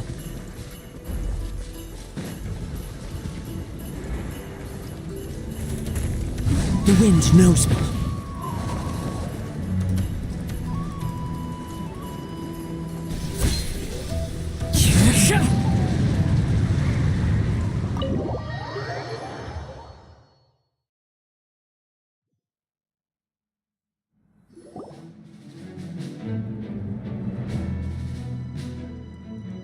It's a relief to see you all made it back in one piece. Huh? Feels like there's quite a few people missing. Where's Flint's and the others? And what about Nefer? I returned ahead of them. Flint is helping Ino and Anefa to set up the decoys and buy some time. As for Miss Nefer... Boss is still wrapping things up on her end. She sent us back to fill you all in on the top secret intel we've been gathering. I see. Then let's get right into it. But first, who do we have here? You brought someone else in to help? Greetings. I was invited here to help as a longtime tea party companion of Columbina's. You may call me Arlecchino. Surely it can't be. Those eyes. Oh, where have I seen them before? Wait, of course. In those memories we just saw. The only Arlecchino I know is the fourth of the Fatui Harbingers. So either you share a pretty uncommon name, or you're more than just a tea party buddy. You are well informed, Grandmaster. A man from Mondstadt living all the way out here in Nod-Krai, and yet the people and affairs of Snezhnaya seem to hold a special place in your heart. Oh, the feeling's mutual. Sounds like you know all about who I am, too. A Fatui Harbinger. The atmosphere in here just got really tense. Guess we can't just start trusting Fatui Harbingers, even at a time like this. I must admit, though, I'm a little curious. Seeing as the moon goddess no longer belongs to the Fatui, what makes you so willing to put your neck on the line here? Nor does Nod-Krai belong to Mondstadt, Mr. Varka. Yet still, you're fighting for it all the same. Things don't always have to have a tangible payoff. Sometimes, stopping things from spiraling out of control is a higher priority than chasing the spoils of victory. Of course, I can't say there's nothing in it for me at all. But that's between Columbina and myself.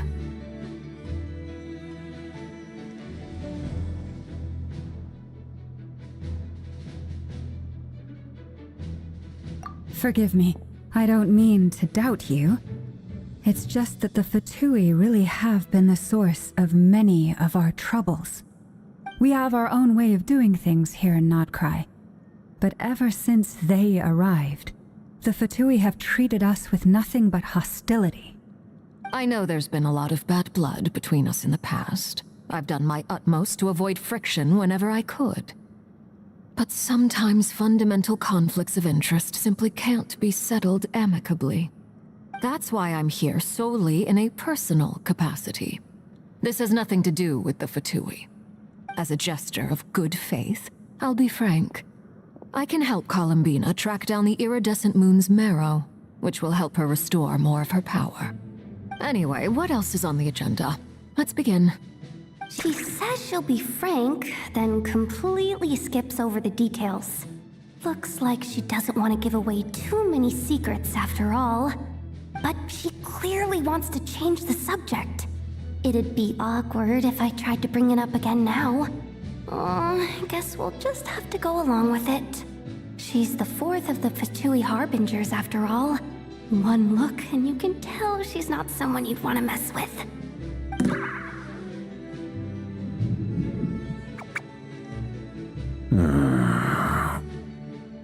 Well, since Miss Arlecchino sounds confident in her ability to handle that, we'll proceed to the next topic.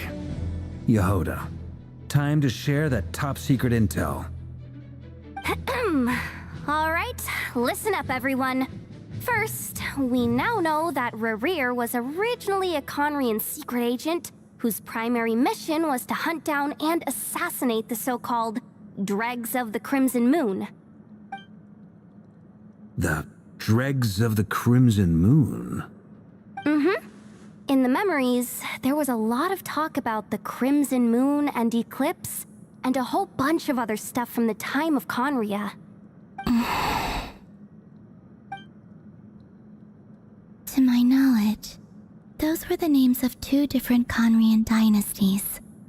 Long, long ago, it is said that the people of Conria worshipped the Crimson Moon, drawing a mysterious power from its reflection. But one day, a coup saw the Crimson Moon eclipsed, hence the name of the new dynasty that replaced it, and how it became the new emblem of Conria.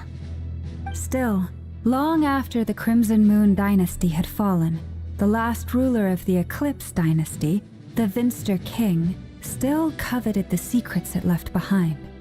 So, he sent the Rerir of Solnari to secretly hunt down the Crimson Moon's few remaining followers. In those days, Rerir showed no signs of madness. In fact, he was as normal as any other person. Oh, and he had a fiancé, or at least a would-be fiancé, called Tholindis. What's the matter?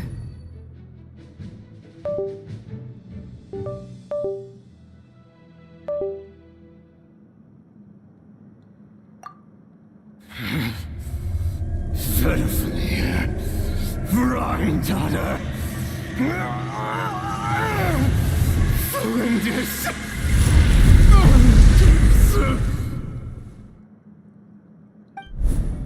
Interesting. Anything else? What about this would-be fiancé of his? Do we know anything about her?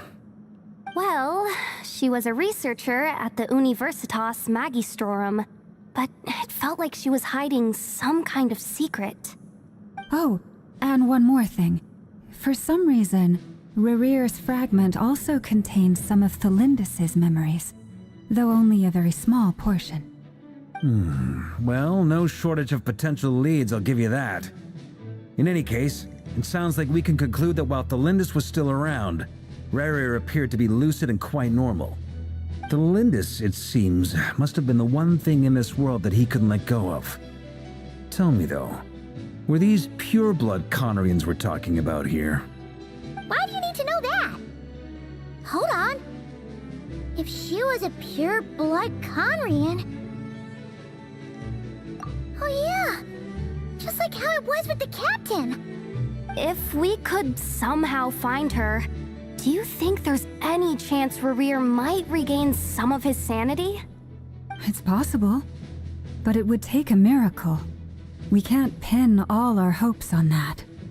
That merchant who Nefer knows, Dori Sangama Bay. Maybe we could hire her to look into it. All right then. Let's keep working in our separate teams. Traveler, Paimon, Kutar, and Miss Arlecchino will go look for the iridescent moon's marrow. As for the others... On the way over here, I noticed that the Wild Hunt monsters had grown even more frenzied in their search for Kutar. At this rate, the people living here will be in grave danger too. So I'm thinking of gathering together some of our followers to go wipe them out. I'll head back to the curatorium and meet up with the boss. Feels good knowing we've all got something to be getting on with. Given that the Wild Hunt has been a lot more active lately, the Lightkeepers have likely begun their own operations too. If that is the case, someone will need to pass the news on to Flint's. I'll hold the fort for now, then discuss our next move with Flint's, Aino, and Anefa when they get back. Alright then. Well, the clock's ticking. If that's everything, we'll be on our way. We'd better get moving too. We'll try to buy you as much time as we can. Relax, just do your thing. Now, I decided to call in some backup since things are getting so hairy. Our reinforcements should be here any minute now. Stay safe, everyone. Dismissed.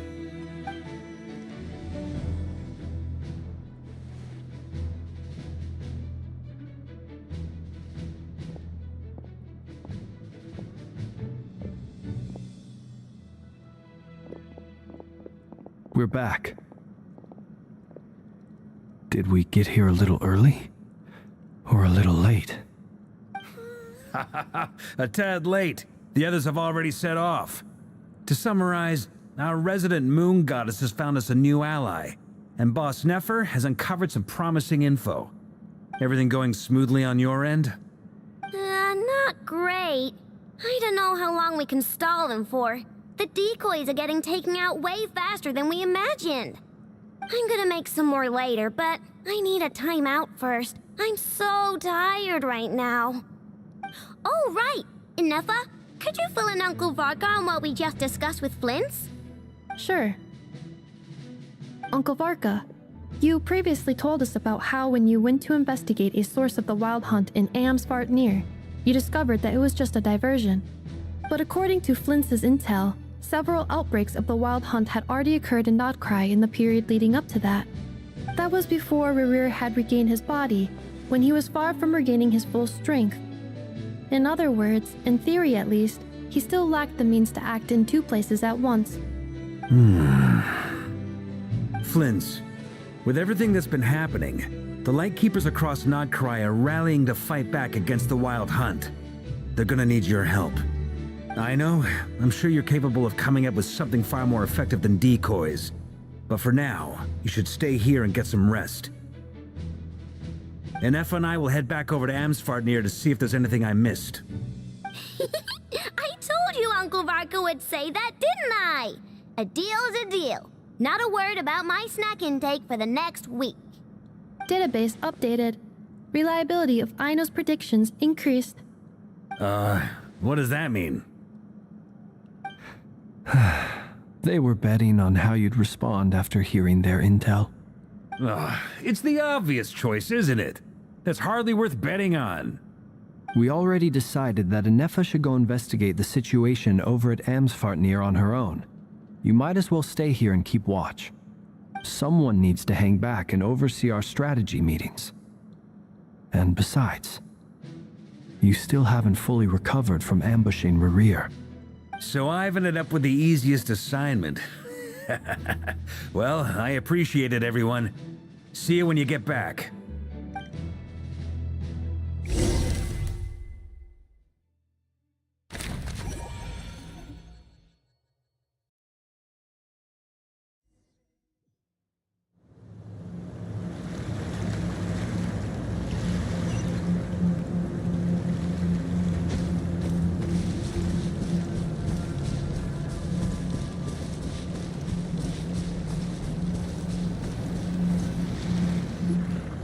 Here, this will serve as a good spot to cross over. Arlecchino, hold up a second! Since you brought us all this way, would you mind telling us what you've got planned? We still haven't got the slightest idea what's going on here. And if even Columbina doesn't know where the iridescent moon's marrow is, how do you? Simple. Because I am an inheritor of the royal bloodline of the Crimson Moon, and one of the last surviving embers of the Two Worlds' flames. Huh? Are you serious? As in, you're a descendant of that Crimson Moon dynasty we were just talking about? The one from ancient Conria? Your surprise is understandable. I was also taken aback when I first learned of it. But the more I thought about it, the more I realized the signs had been there all along. When I was young, I discovered I could wield a very special kind of fire. It coursed like blood through my veins and smoldered away inside my nerves. What's more, whenever I experienced strong bursts of emotion or drew too deeply on this power, it was like some kind of presence within the fire would begin to gnaw away at me, consuming me from the inside out. Exactly. That is why my hands are like this too. At first, I saw it only as a curse, but once I became a harbinger, the jester apprised me of the truth. Together with my own investigations over the past few years, there are several things that I have gradually come to understand. For instance, take the so-called Crimson Moon. In truth, it is nothing more than the shattered remnants of the iridescent moon, fused with the abyss to prolong its lifespan. Since this blood flame was bestowed upon me by the Crimson Moon, it is a fusion of the iridescent moon's former power and the corruption of the abyss. You all understand the nature of the abyss well enough.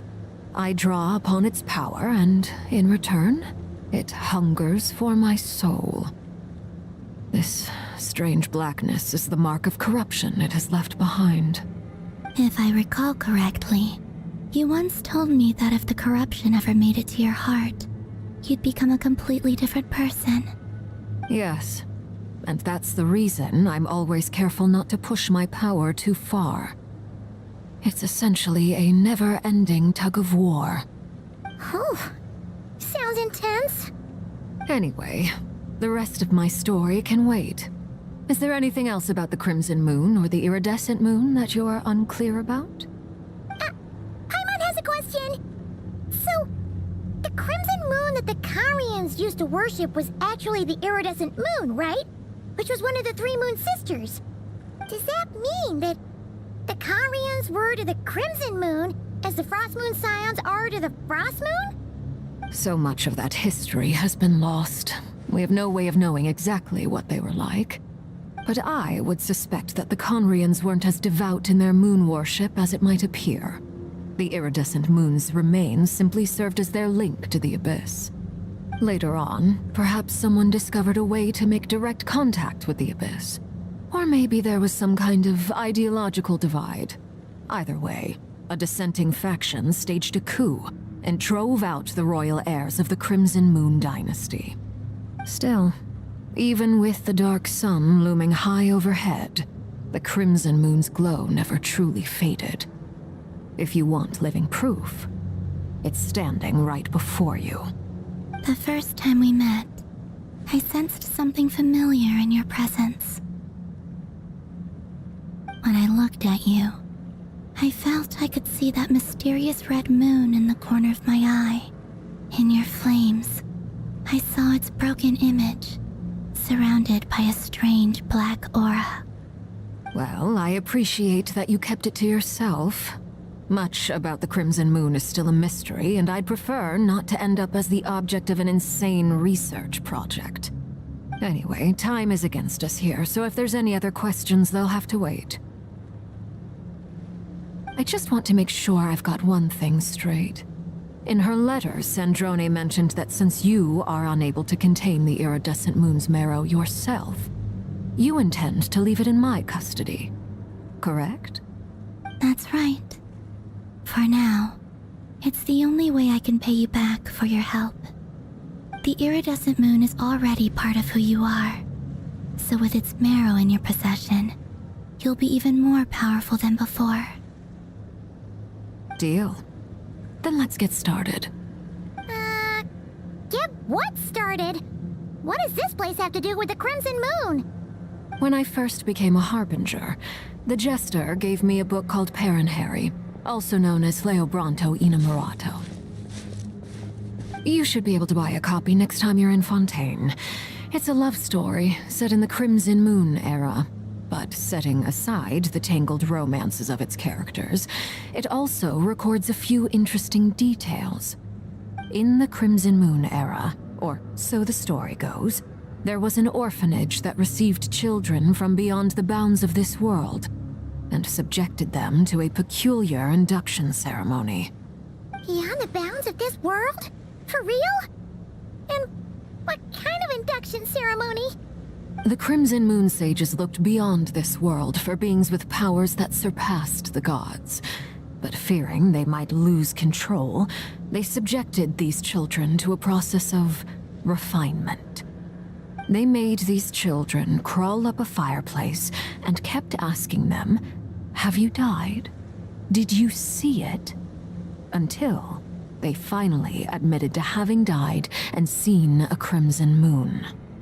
The adults embraced the children who passed the ritual, telling them, "Within the fireplace, you have traversed the flames between two worlds. Here and now, you are born anew." The book leaves much unsaid, but I suspect that this was their way of branding the children they had enrolled, leaving an indelible mark upon them so that they would forever live in the Crimson Moon's light. That explains why I can't sense the Crimson Moon's marrow in this world. It makes sense that it would be sealed in a special space that can only be accessed temporarily through some kind of ritual. But there's no fireplace here. Do you see a chimney anywhere? Oh, are we supposed to build it ourselves? Okay, fine. Paimon will go find some bricks. That won't be necessary. The fireplace is purely symbolic. The key to the ritual is crossing the flames between two worlds. In other words, the flames that burn within me.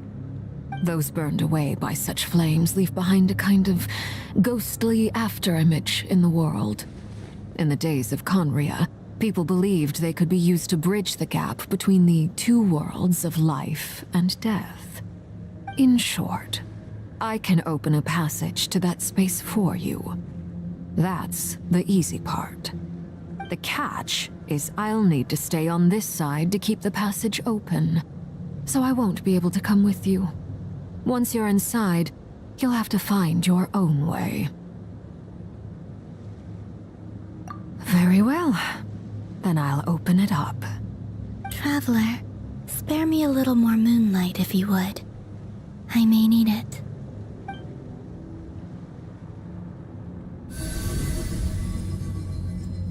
Thank you. I feel like I've recovered some of my strength now.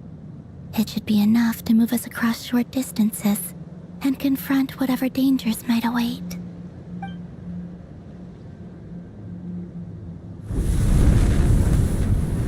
Mistress of the seven hues of ages past, great mother of the present, crimson-clad sovereign of the two realms, by fire severed, by fire renewed, I offer myself now and beseech your descent.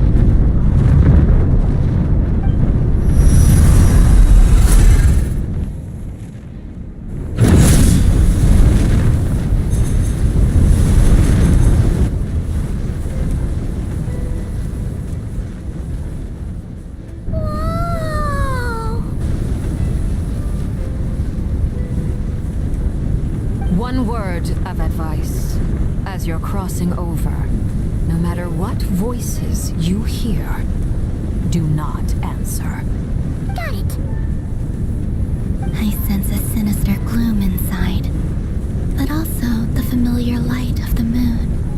I feel that I am about to meet an old friend who has changed beyond all recognition. All right, let's go.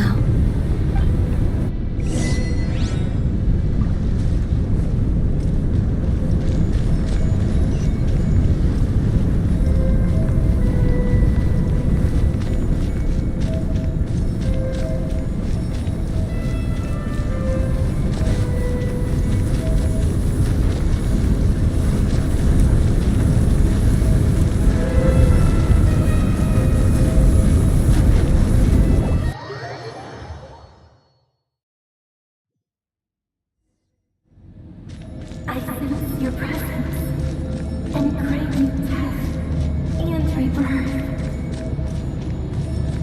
Wait, why are you? You have crossed over from another world, transcended fate itself. I have no right to.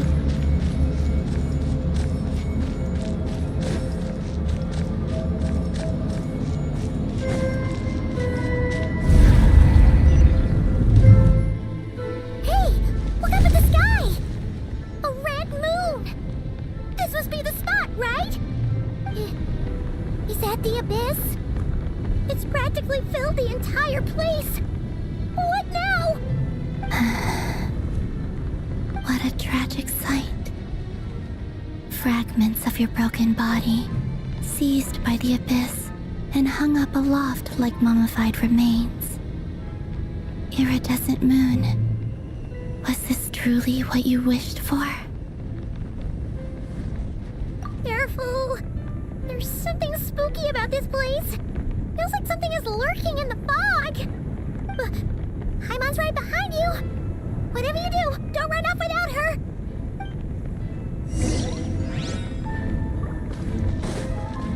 By the way, Kalambina, didn't you tell us that the iridescent moon had shattered into pieces? The moon up there looks pretty whole to Paimon. How is that possible?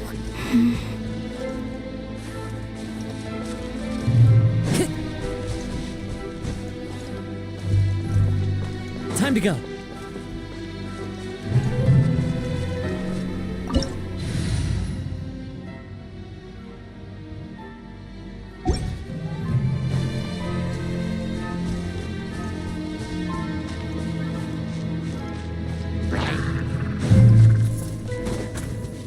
One with nature.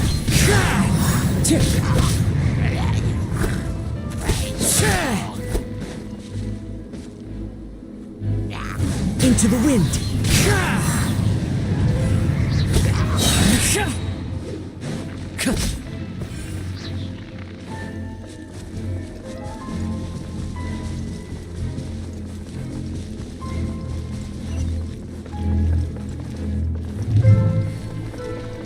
Just like I thought. It was only a facade.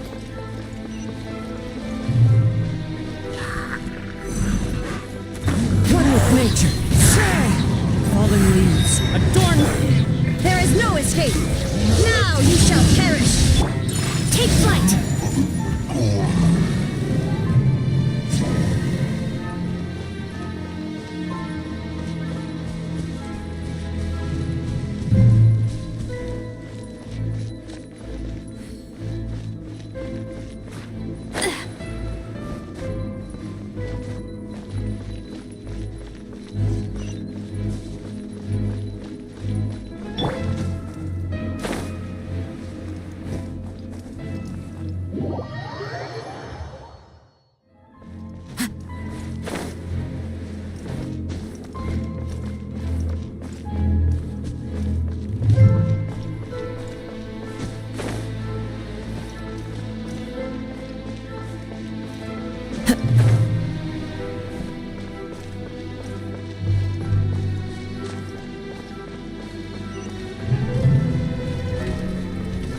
Into the wind! Shine down!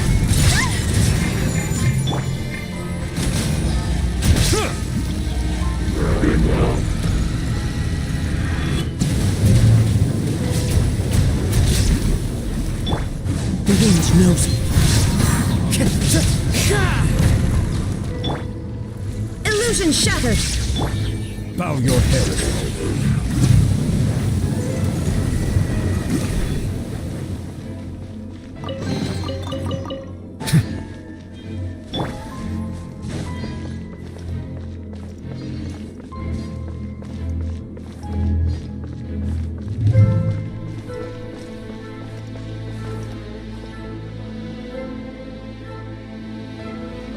Huh?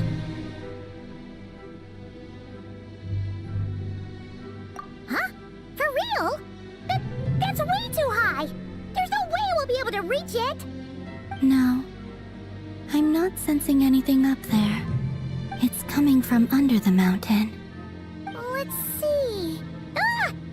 There's some kind of weird shadow over the water! Wait, see that?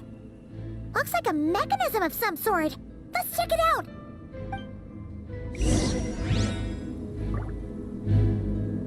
Into the wind!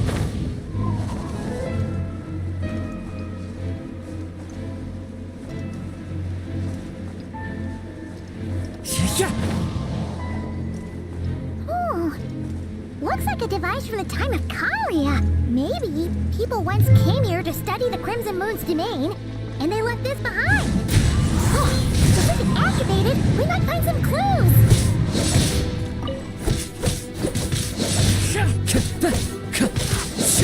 Wind strike!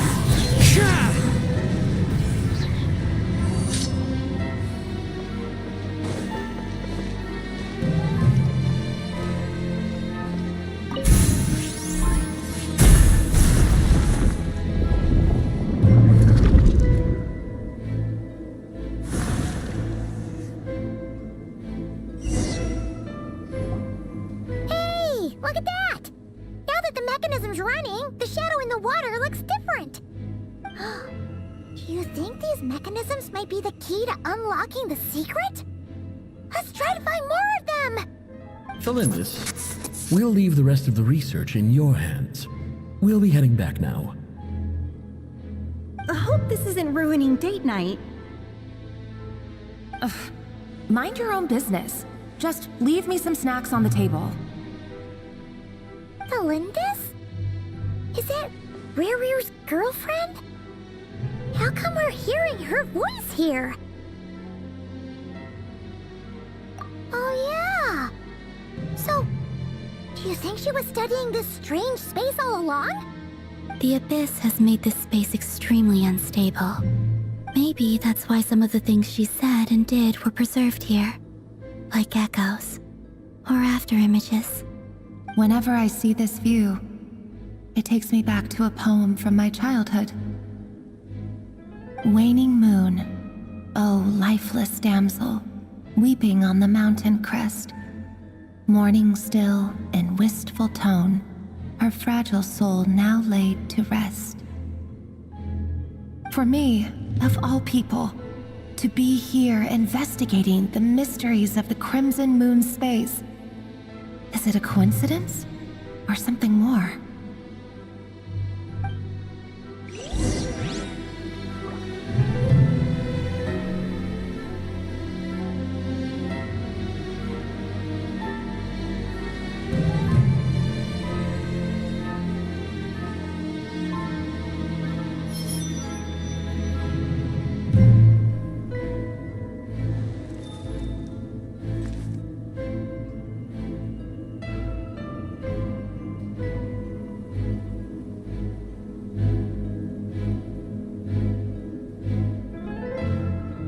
This scenery is wonderful. Surely enough to convince anyone to become a wanderer.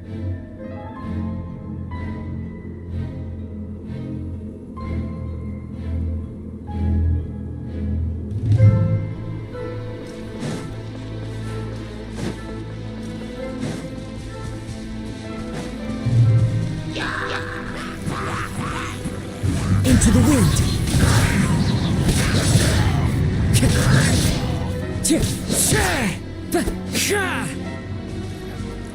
The wind knows me.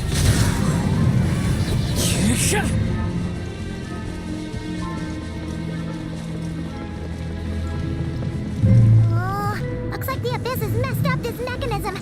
We need to find a way to get it working again. Let's see if there are any other devices nearby. Time to go. Into the wind. Shine down. My apologies. Sakura swirl. Settle down.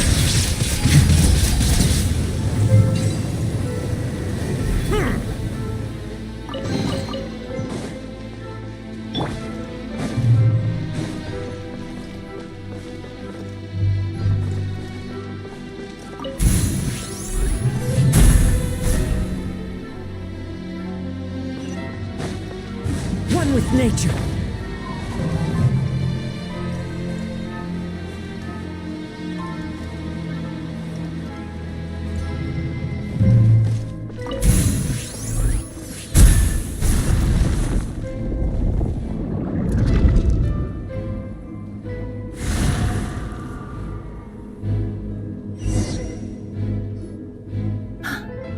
I see. So the moon marrow, or rather the power of the 3 moons, is the key to unlocking. If it really does exist, then maybe this madness can finally be put to an end.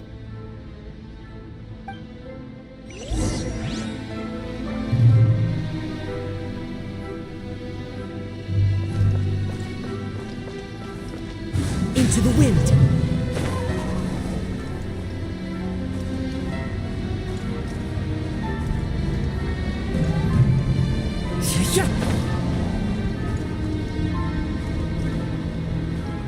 Take cover behind the rocks!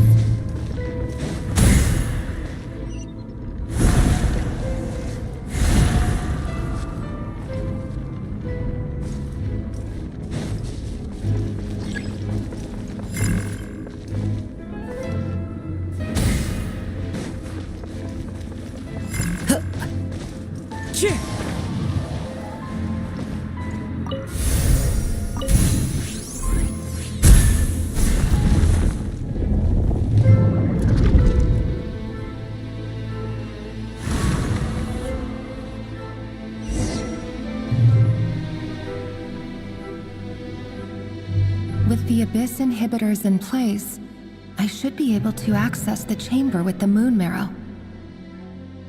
Oh, Rerir, with every step you take, you're drifting further from what you truly desire. But you're not the root of the problem. Ever since that outsider set foot in Conria, the Vinster King has sunken deeper into madness. If only I could get my hands on that outsider.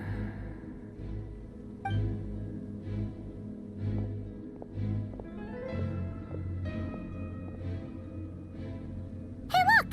The moon's reflection is back to normal! Elendis' voice mentioned a chamber with the moon marrow. Do you think maybe it's hidden in the moon's reflection? It must be. For within it, I sense the fragile aura of a dying soul.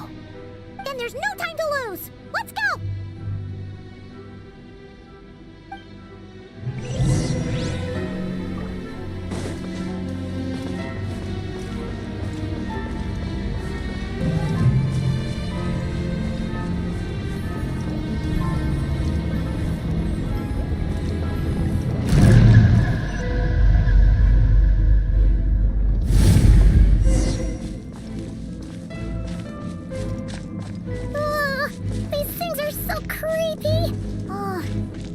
Looks like we'll have to destroy them if we want to get to the iridescent moon's marrow.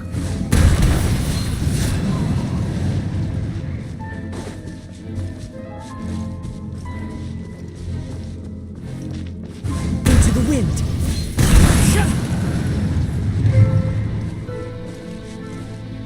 That must be the iridescent moon's marrow. Oh, we'll need to destroy these things before we can reach it.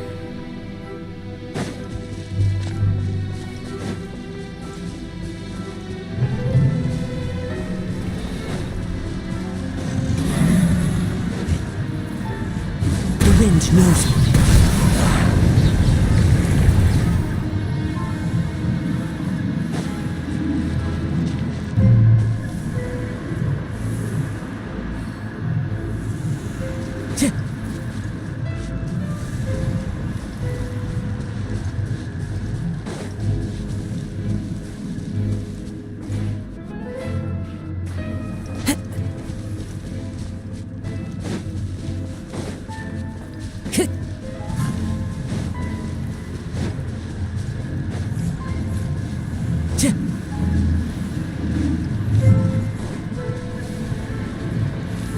One with nature.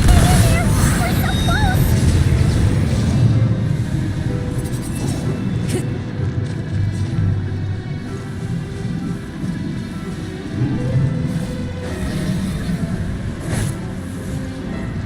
Into the wind.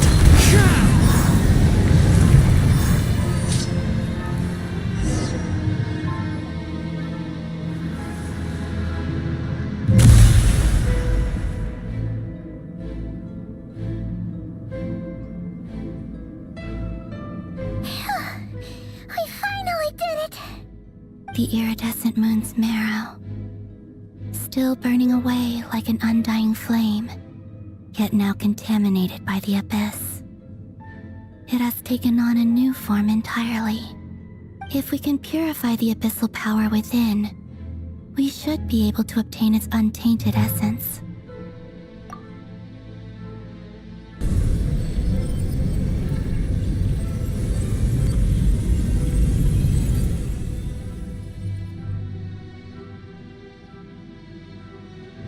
It's so cold.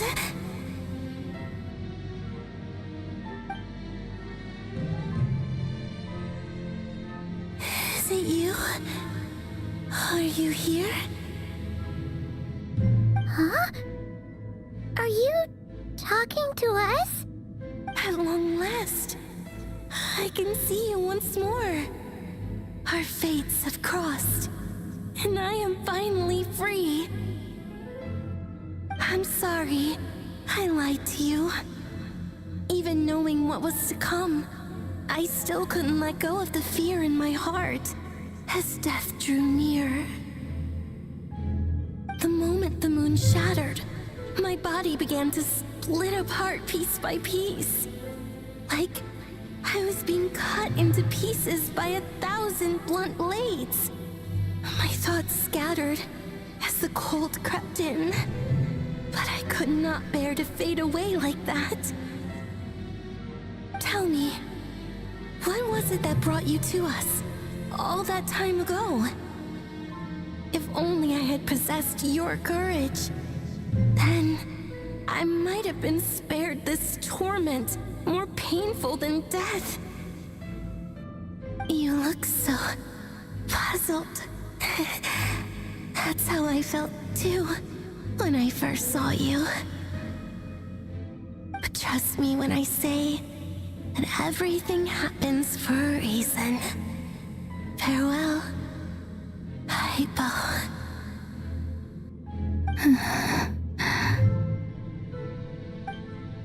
What was that all about? Was that the goddess of the iridescent moon? Oh, it sounded like she was speaking to a long-lost friend. But none of us have ever met her before, right? Perhaps. She took me for the goddess of the frost moon she once knew. For a fading soul like hers, our auras must be too similar to tell apart. But anyway, we've got the iridescent moon's marrow now. That should help you regain your strength, right? Alright, Time to leave this place and meet back up with Arlecchino. Let's go!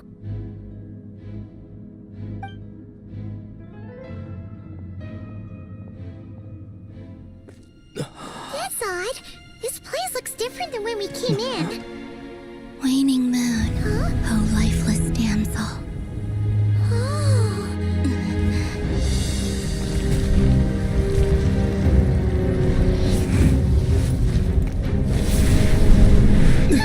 Hurry! The place is collapsing! It wants to trap us here. Who's it? The Abyss? Now we've taken the moon marrow. All that's left here is a dark well. It will show us no mercy.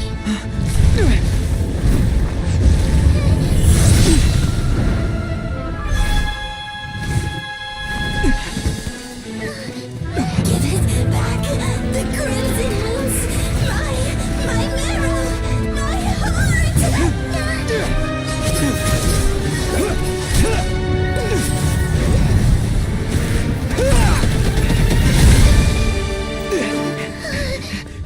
Finally! Huh? Oh no! The exit's blocked!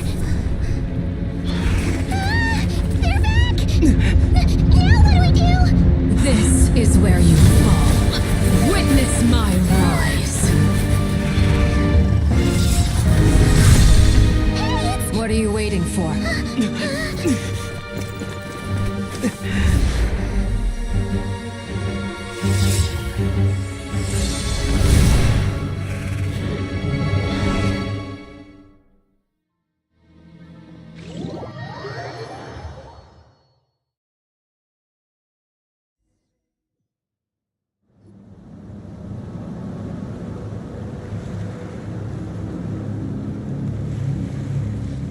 Oh, we made it!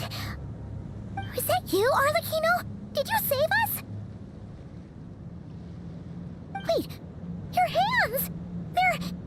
Oh, this? Don't worry. It's a small price to pay.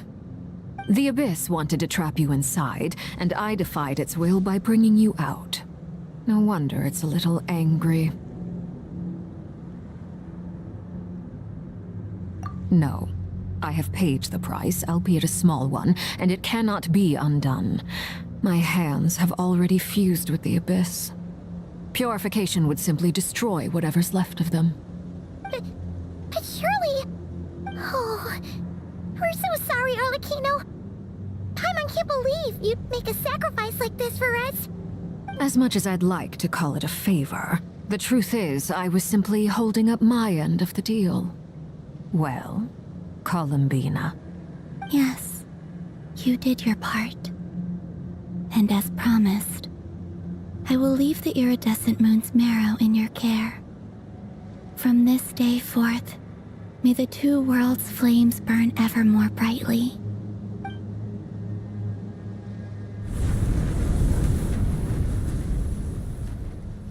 I'll take that as a blessing. Now, Columbina, give me your hand. Accept this moonlight I offer in return.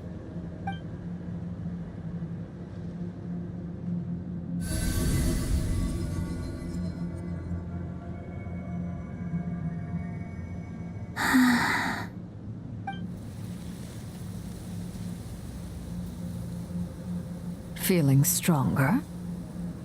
Hey, Columbina, are you okay? I'm fine. Our powers are a little at odds, that's all. By the Frost Moon's authority alone, wielding the power of the other moons was always going to be a stretch. Still, I think it's fair to say that your strength has returned, at least to the level it was at as Third Harbinger. It's still not enough. There's no way I can hope to challenge Rerir like this. Just one more ray of moonlight, if you would. It's okay. I can take it.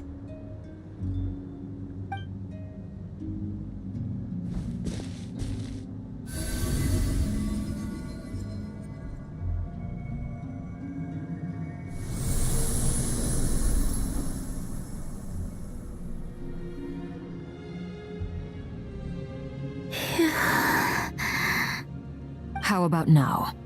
Fighting fit?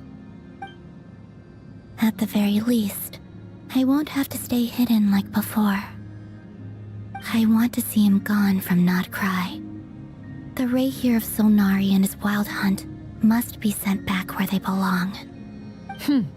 Well, it's good to have something to aim for. You certainly seem more alive now than you did earlier. When I first met you, you didn't strike me as a ray of moonlight. More like a wisp of fog drifting in from who knows where, ready to scatter at the first sign of a breeze. But now, you're full of vitality, just like the frost moon, once the brightest of them all. May you keep shining, Columbina. This is who you are. Thank you. Look after yourself too, Arlecchino. I know you have plans of your own, and that's why you're always seeking to grow stronger. But whatever you're after, don't let the Abyss take a hold of you. I do not wish to see you go down the same path as Rerir. I appreciate the concern, Columbina. Although perhaps it's time you took a new name. A new name? Kutar, the Moon Maiden, Columbina, they're nothing more than code names. They describe who she is and the roles she's played, but they're not her real name. We often use code names in the House of the Hearth, too. But it's knowing your real name that keeps you grounded. Up till now, you've been living a wandering life, so you've probably never really cared. All I'll say is this. Once you've defeated Rerir, give it some thought. All right, that's it from me. I'll get you back safely first, then go meet up with Sandrone. You're the best! I appreciate the gesture. It speaks to your good character. Anyway, let's get going. There are more urgent things to do right now than trade compliments.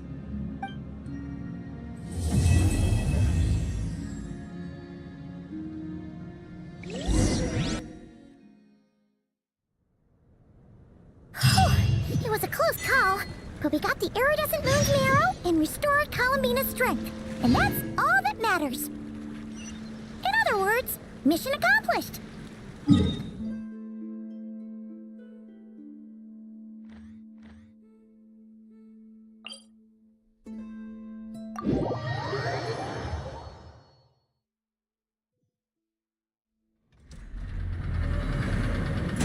One with nature.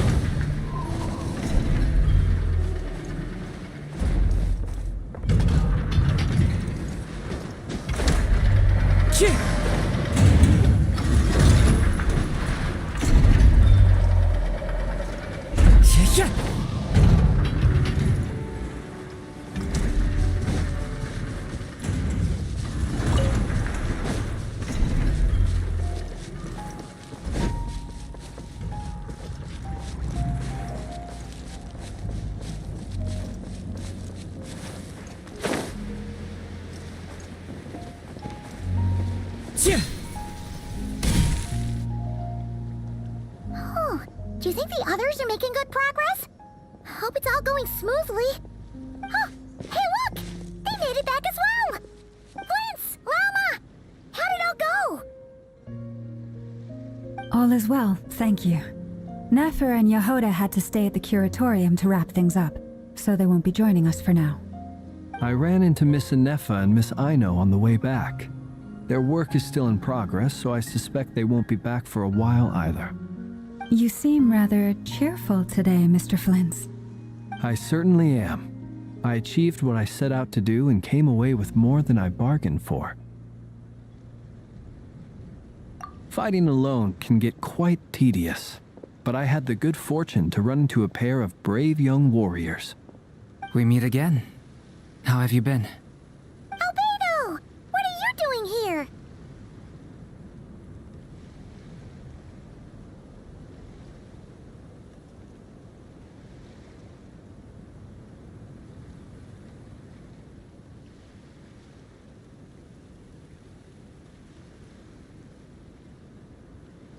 Thankfully, tracking you down turned out to be a lot simpler than we envisaged.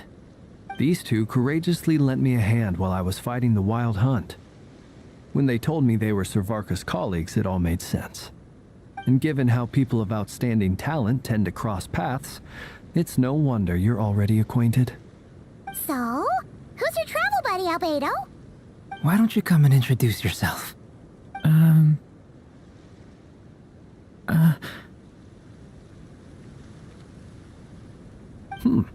A gentleman of few words, I see. And a rather stern countenance. I presumed you were acquainted with him. Is that not the case?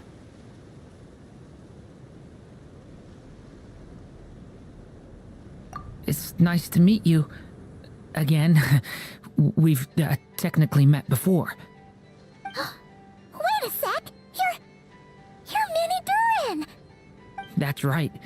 It's me. I'm glad to see you again. By the way, he says it's okay if you drop the mini. Yeah, I'm not as mini as I used to be. Interesting, isn't it?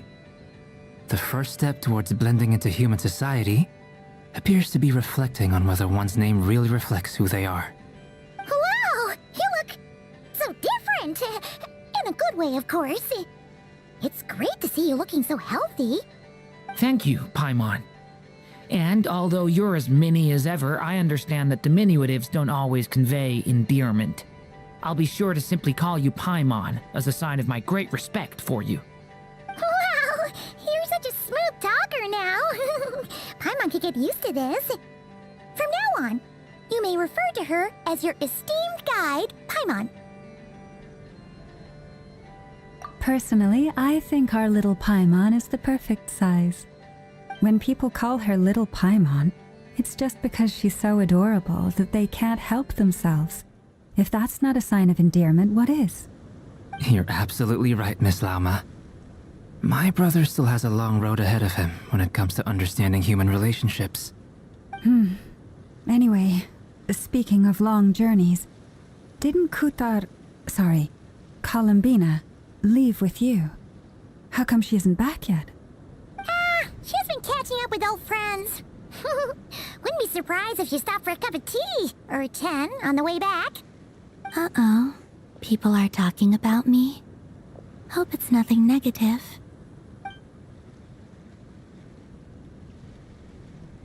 Judging from your expressions, I'm guessing it all went well? It's getting crowded here. I'll go grab some chairs. No need. This is a job for an alchemist. I'll whip some up momentarily. Thank you for your hospitality, ladies and gentlemen, but I was merely escorting my friends back. I'll be meeting Sandrone shortly, as we still have some things to discuss. It's been a pleasure, everyone. But this is where I'll say goodbye. We really appreciate your help. Oh, come on. Spare the formalities. I'm just glad I could help out some true friends. I understand. Well, bye for now, Arlecchino.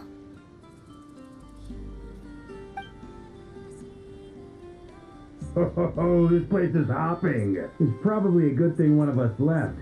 Otherwise, we might not fit all these people in. Are you saying we're about to run out of chairs? As a matter of fact, I am. Come on in and see for yourself.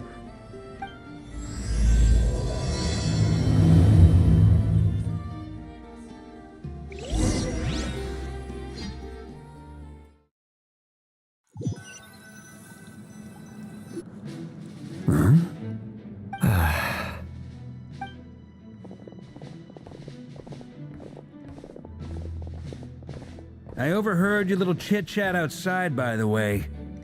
With Miss Columbina's colleague gone, we should be back to the original crew plus the other colleagues I brought in.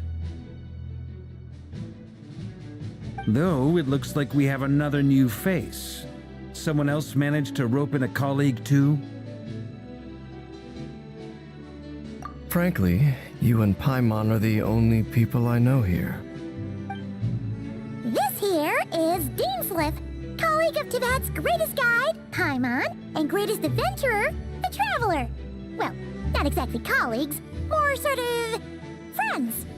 When someone else jumps in to do the announcing, you know you're speaking to someone important. Let's hear what he has to say. Note to self. Once Paimon knows your name, the rest of the world will soon follow.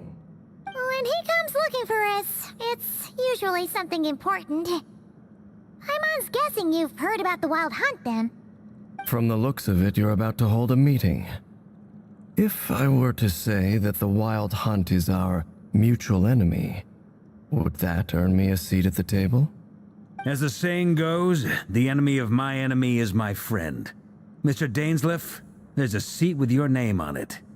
Though, I can't promise the same for everyone else. Hey, Albedo, think you can rustle up a couple more chairs? After all this time apart, Grandmaster Varka's first order is to rustle up a couple more chairs. I've missed this. Is he being sarcastic? Hey, he's your brother. Why are you asking us? I've still got a lot to learn about the nuances of human conversation. Trying to decipher Albedo's way of speaking has been like jumping in at the deep end. Oh, good point. Paimon gets you now. Don't sweat it. There are people who go their whole lives without getting the hang of it. You're ahead of the game already.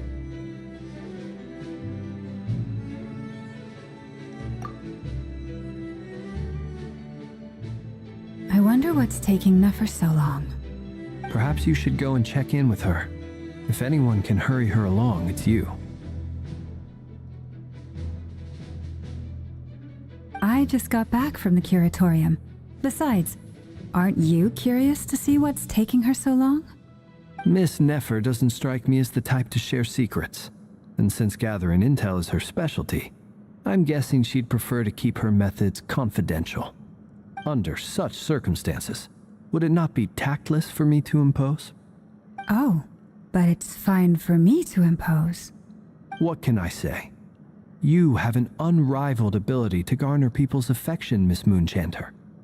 Besides, you have far more in common with her than I do. All right, then. Impressive. She barely fought back at all. I admire your powers of persuasion, my friend. As I'm sure Miss Lauma will realize soon enough, the trick in life is to always pitch in with other people's responsibilities so that you can be selective with your own. Another trick is to simply hide in the background. Spoken like a true sage. Anyway, looks like we've got some time to kill before the meeting. Let's take a little breather, folks. And feel free to chat amongst yourselves. We'll get down to business once the other two arrive.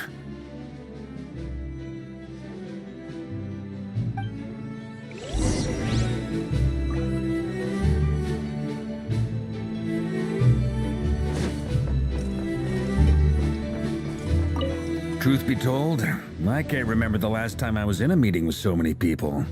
You're not alone there, my friend. The Lightkeepers also struggle to bring everyone together for a serious discussion. I don't doubt that. I've only ever met two Ratniki, one being you, and the other being that young guy, Eatlua. Eatlua is a good apple, I'll give him that. He's kind, honest, and regularly delivers supplies to my lighthouse. A true Ratnik to the core. In that sense, he puts me to shame. So you're what? A fake Ratnik? That's what it sounds like you're saying. But I get the feeling that's not quite what you meant.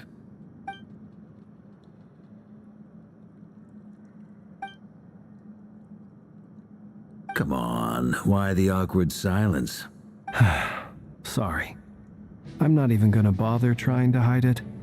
You've known all along, haven't you, my friend?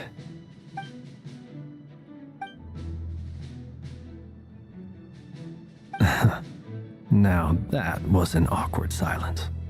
Let's just keep this between ourselves. Probably best if Eatlua doesn't know, huh? That goes without saying. Gotta be careful what you share with youngsters, after all. Anyone else in the know? Let me guess. The Traveler and Paimon? It's dangerous being too sharp for one's own good, you know.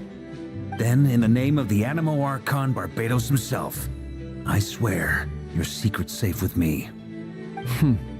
When we went for drinks, you said that you and Barbados were practically best buds. In the light of that claim, do you really expect me to take your oath seriously? Of course. Just as long as you don't go spreading around the fact that I'm close with Barbados, all right? Fair enough then. Nothing like a bit of mutual leverage to seal the bonds of friendship.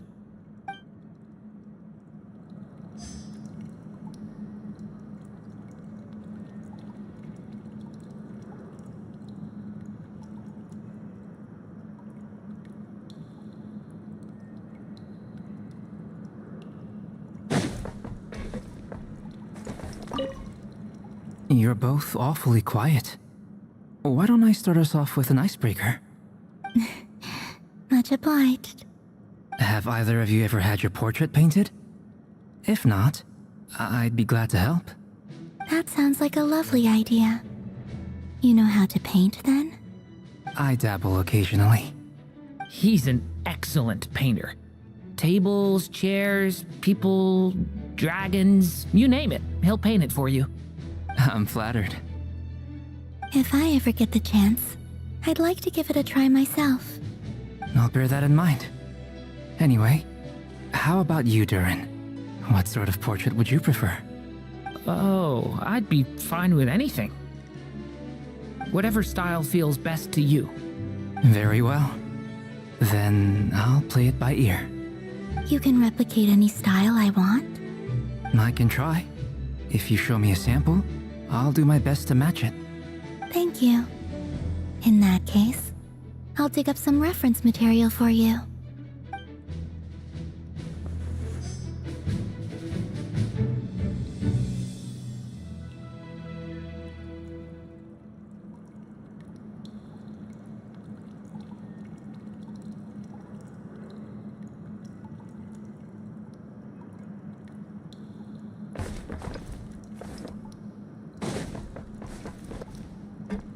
Is there something you'd like to say to me?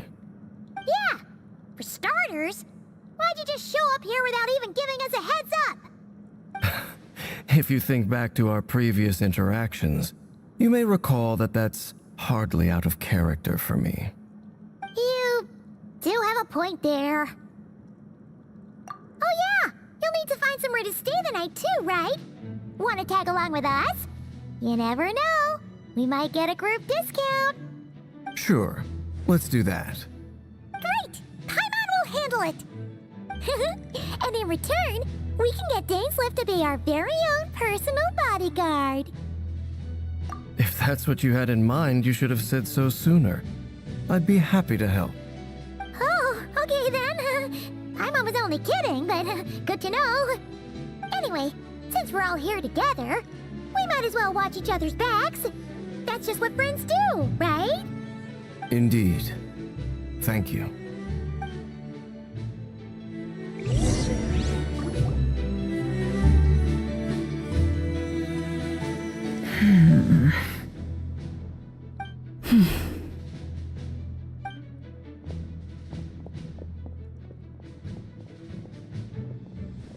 Ah, Miss Nefer. You made it after all. But what about Yehoda? I'm here to give you an update on how things are going on our end. Once this is over, I'll be heading straight back to continue my work. I left Yehoda back at the curatorium to watch over things while I'm gone. Huh. So much for just this once.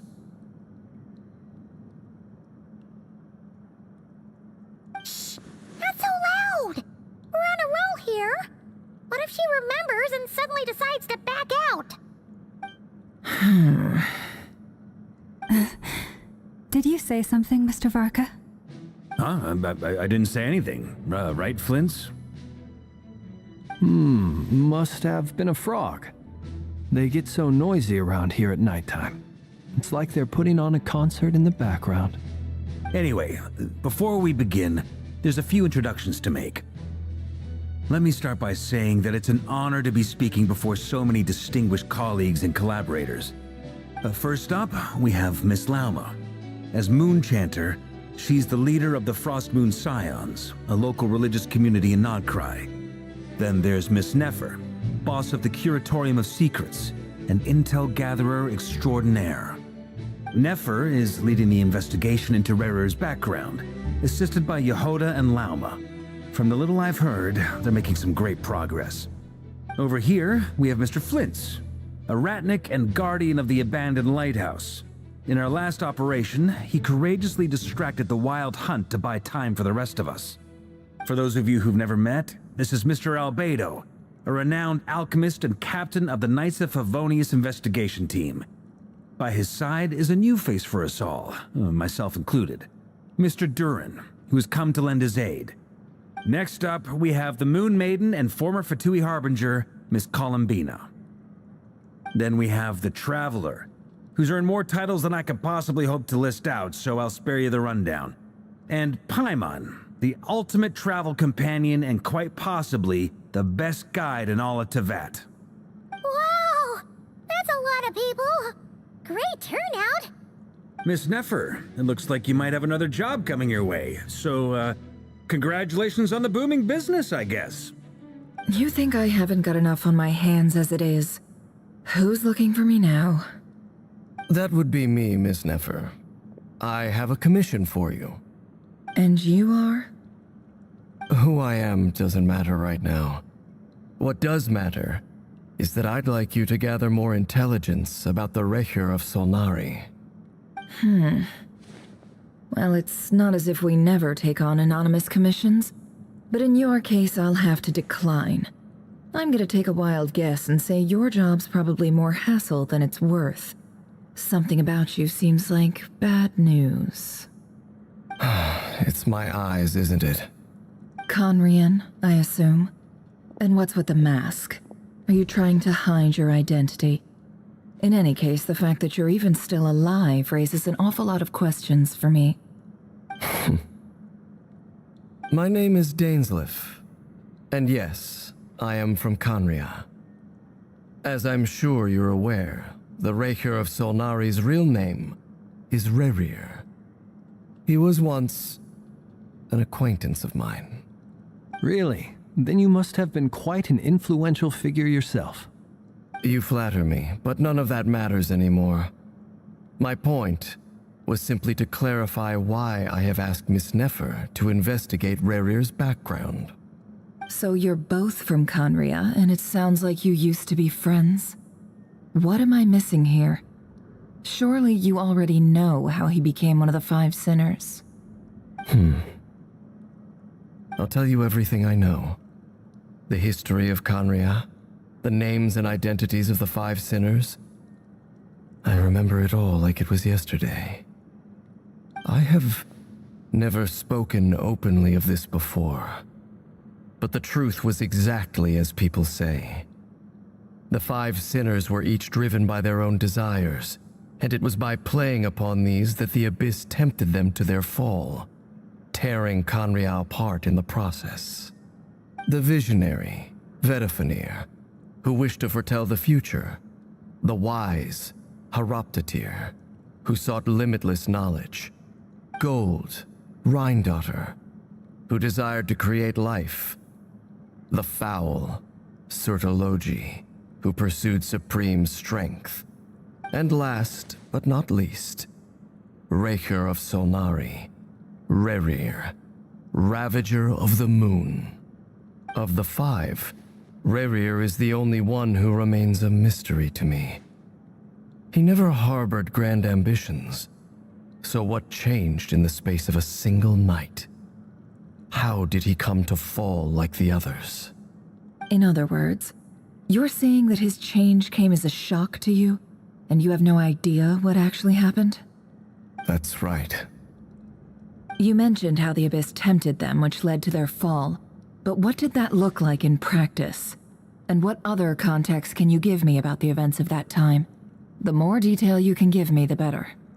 Strangely, now that it comes to it, I hardly know where to begin. The fateful night took place during the era of the Eclipse Dynasty. One day, my elder brother, the visionary, Vedifenir, was summoned to the palace by the Vinster King, only for the king to gouge out his eyes and cast him into the dungeons. When I came to hear of this, my fury knew no bounds. I gathered together every ally I thought I had, and together we set a night to storm the palace and free Ved. Centuries on, the memories of that night still haunt me like a never-ending nightmare. We broke through the palace gates, just like we had planned, each striking towards our separate targets. But then, I was betrayed. Even Vedafenir, the very person I had come to rescue, abandoned me and partook of the Abyss's power. So, it's personal after all. Then tell me, Mr. Dainsleif, what price are you willing to pay? You of all people must know that nothing comes for free. I cannot say what price would be worthy of such a commission. But know this. Rerir was not always a madman. Believe it or not, there was a time when he was just an ordinary man, working for the Conrian Intelligence Service. Uncovering the truth of Rerir's past is the only way to unravel this mystery. But before you decide if you will accept my commission, I will tell you more about him. Enough, I hope, to help you plan your next move. Sounds pretty good to me. Feels like we just flagged down a random passerby, only to discover he's actually a master strategist who has a score to settle with our enemy.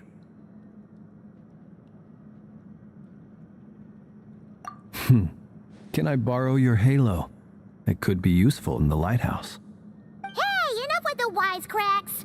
Besides, isn't that lamp of yours bright enough already? Relax. It was meant to be a compliment.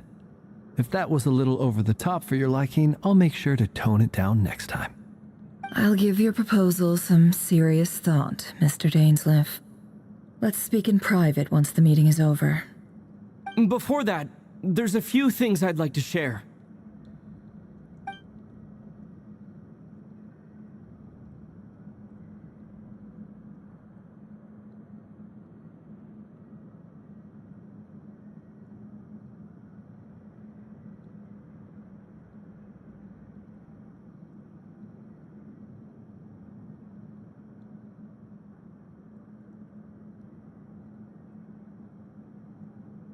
Now that we've united the hearts of the three moons, your power should be greatly enhanced. But it seems like that hasn't happened yet? I believe it will take a little longer. You've done so much for me, so I want to be completely honest with you all. Even though I'm doing a lot better now, the truth is, my recovery will likely be an ongoing process. From the moment I was born, my power has been slowly ebbing away. And that is because Tevat has never accepted me. Even with the moons united as one, it seems my rejection cannot be undone. So far, I have yet to find a solution. It may turn out to be a problem that will plague me until the day I finally leave this place behind. Even so, I will do everything in my power to help you drive out the Rerir of Solnari. As Arlecchino put it, this is not about chasing the spoils of victory. It's just a gesture of heartfelt gratitude. Kutar.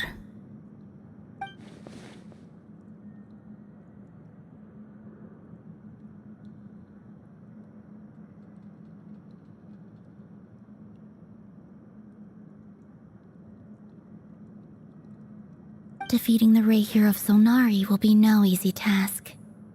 While my strength slowly recovers, we'll also need to gather more intel. Naturally. We should take all the help we can get if we hope to defeat him. We've considered several viable plans now, but our choice hinges on the answers to a few key questions. Is it even possible to kill Rerir? What experiences shaped the person or monster he became? And what's he really after? Given Albedo's expertise in alchemy, I think we should leave him to try and answer the first of these questions. Understood. As for the other two, I'm afraid we'll have to count on you again, Miss Nefer. Believe me when I say it's not my wish to burden you. But right now, relying on your skills is our only option. So you're placing all your hopes on me, huh? We can't thank you enough for agreeing to help us. Honestly, I can hardly believe how lucky we are. You sure have a talent for changing your tune, Miss Moonchanter. Timid like Yehoda one moment, then flinches insincere flattery the next. Ladies, please. I must object to your portrayal of me. That's all. Feel free to keep bickering. Just pretend I'm not here. I almost don't want to leave this room. I'm curious to see how this plays out. I have faith in you, Miss Nefer. Something tells me you'll stand by us until the very end. Oh? And what makes you so sure of that? What if I suddenly decide that my compensation is insufficient? This isn't about the money. I can sense that you've got a deep-seated distaste for Rerir. And knowing you, that alone is motive enough. Look at them getting along so well. Like two peas in a pod. And I'm the one they accuse of insincere flattery. There is no justice. Miss Lauma, you have to understand something. Unlike you, I don't actually enjoy having everyone's hopes on my shoulders. Is that right? Well, maybe the fact that I'm willing to put my hopes in other people says more about me than you. But the fact is, I also trust you. And that's because I know that you're someone we can count on. Anyway, we've got our plan, so let's get moving. Mr. Dainsleif, let's talk. And Traveler, once we're finished, if you've nothing else planned, I'd like you to come with me. This whole experience is teaching me a lot. For instance, I now know that when other issues come up in the future, I'll have far more luck getting Lauma to convince Miss Nefer than trying to do it myself. Hate to say it, friend, but that's one of the funniest things I've heard in a while. Why? You think I've got it wrong?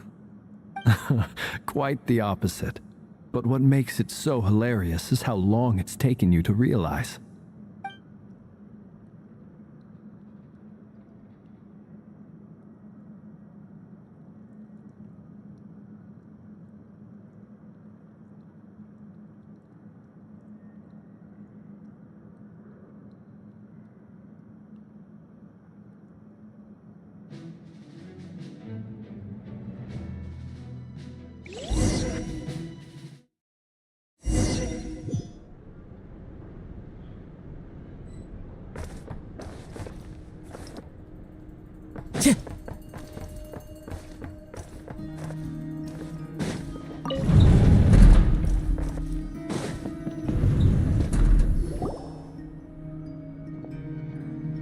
Thank you for waiting. It's okay. We actually used the time to help Dainsleif get a room at the hotel. That's very considerate of you. Now, I trust you share my curiosity about Rerir's past, and you seem fairly familiar with Mr. Dainsleif already.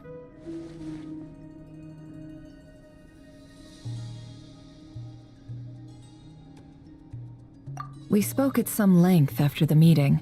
He was the one who suggested I should invite you to join this operation. He feels confident that these secrets will be safe with you. Dane has a lot of faith in us, that's for sure. Likewise.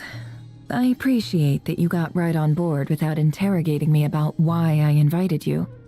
It shows that you trust me to explain everything in due course. That's because we know what you're capable of.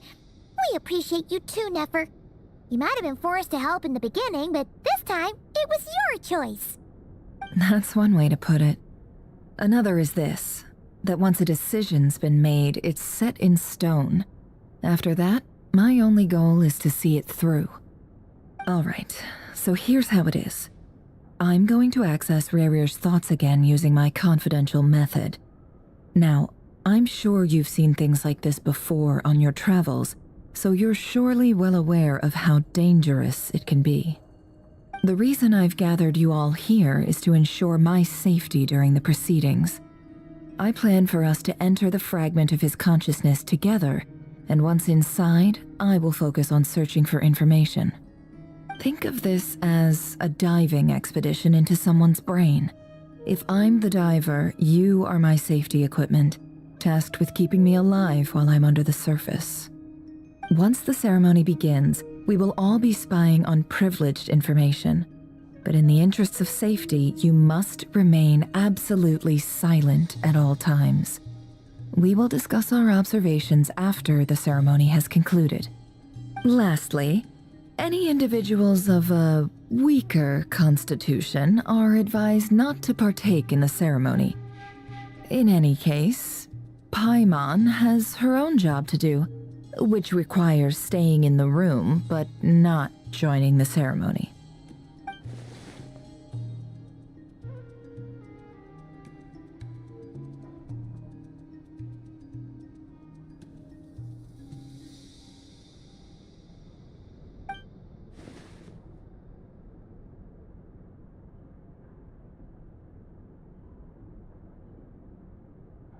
Well, good luck, everyone! Sounds like all Paimon can do is cross her fingers and root for you guys. There's a little more to it than that. I was being serious when I said you have a job to do.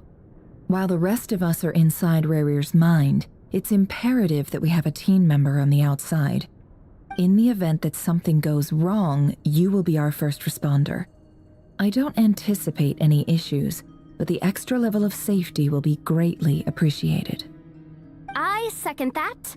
This is a dangerous operation here, and you're our whole rescue team. That's pretty much the most important job in the crew. So, Paimon's like the lifeguard? Yeah, that makes sense. Alright, got it. Good. Please, take a seat. We'll get started momentarily.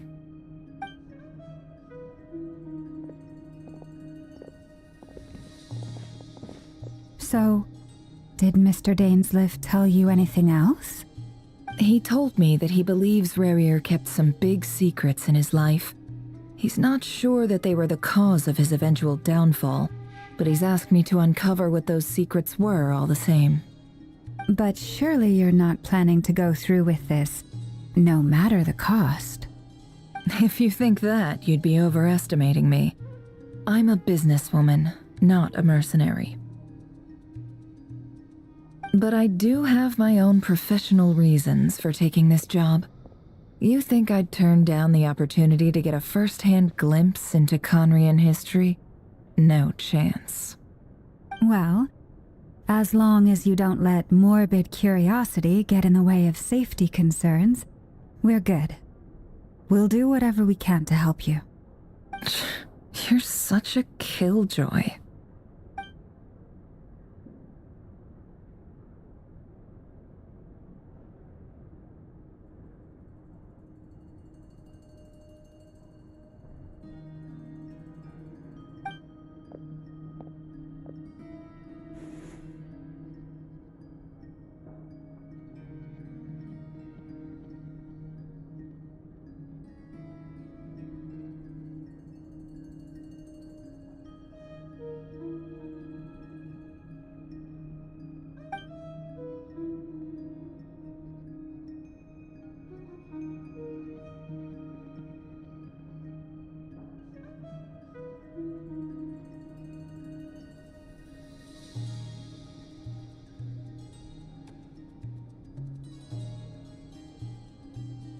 All right, I'm good to go. All set over here too.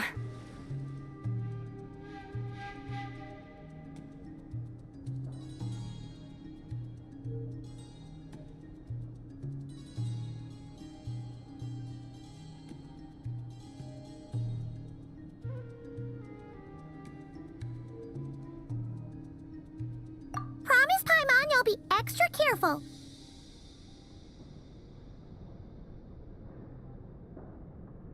All right. Let your whole body relax. We're about to begin. Close your eyes.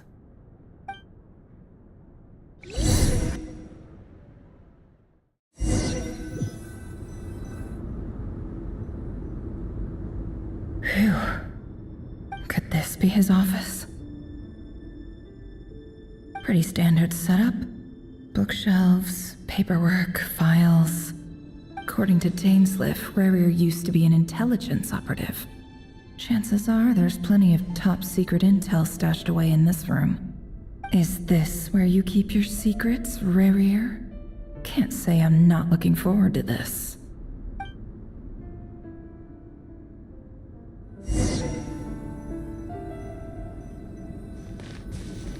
He looks even gloomier than last time. I wonder what's changed. He looks even gloomier than last...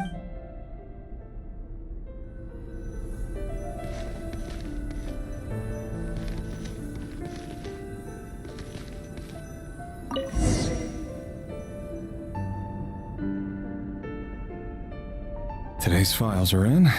Time to wade through them just like usual.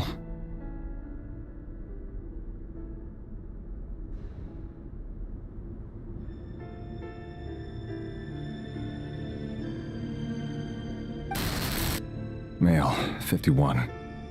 Occupation, cook. Confirmed Crimson Moon descendant. Has maintained frequent contact with other descendants over the past year. Poses a threat to the dynasty.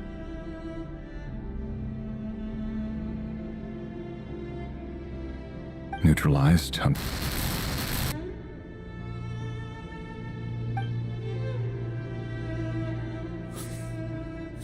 This one should be archived under purged targets.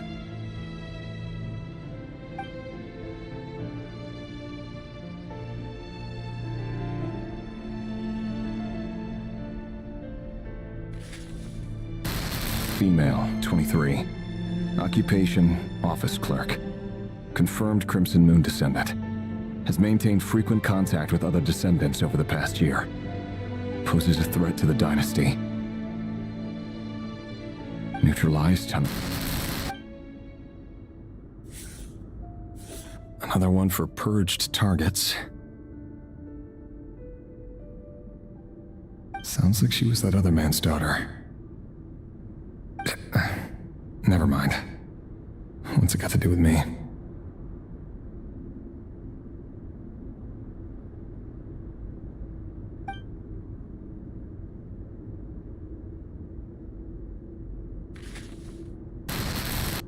Male, 40. Occupation, teacher. Confirmed Crimson Moon descendant. Has been observed making contact with other descendants during the past year. Poses a threat to the dynasty.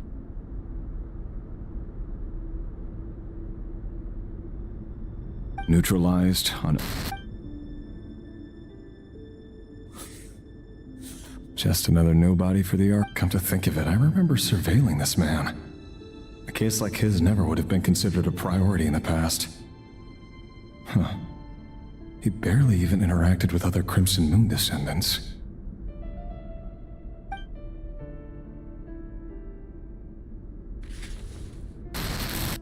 Female, 16.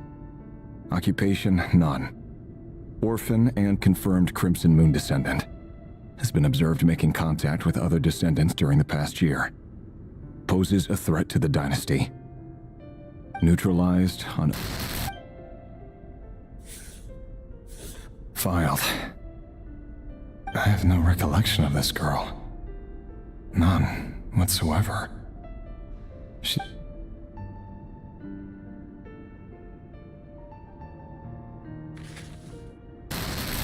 Female, 13. Occupation, none. Orphan and confirmed Crimson Moon descendant. Has been observed making contact with other descendants during the past year. Poses a threat to the dynasty.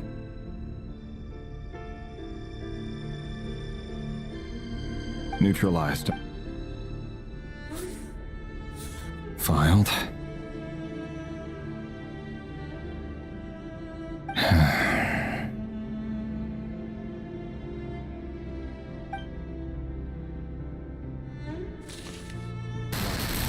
Male, 11.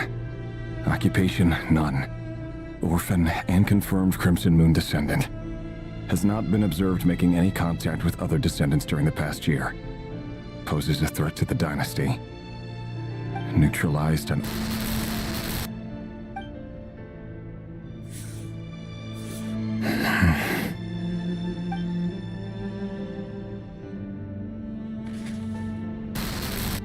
Male. 6. Occupation, none. Orphan and confirmed Crimson Moon descendant. Poses a threat to the dynasty.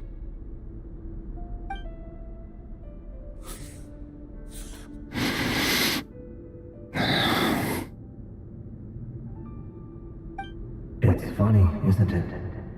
Your job is becoming both harder and easier at the same time, depending on how you look at it. Sooner or later, the Crimson Moon descendants will be completely wiped out. But as their numbers dwindle, they become harder and harder to track down. That's not how it is. Fortunately, however, most of the able-bodied adults have already been taken care of. The remaining weaklings will be increasingly easy to deal with. No! No. My job is to ensure the survival of the Eclipse dynasty. And the only way to do that is by eliminating any and all potential threats. It's a perfectly legitimate line of work. Every single one of my colleagues can attest to my fairness. And if my friends were aware of the facts, I know they'd back me up too. Assuming, of course, that they were aware of all the facts.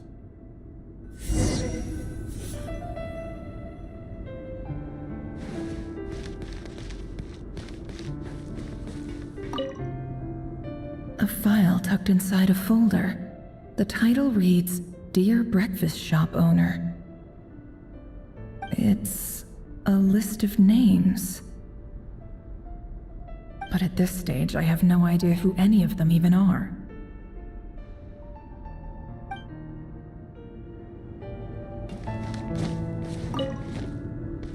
Wonder what kind of encryption technique this is.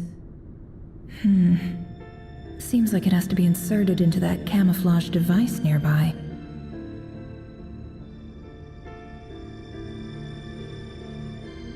Aha! It's an audio recording.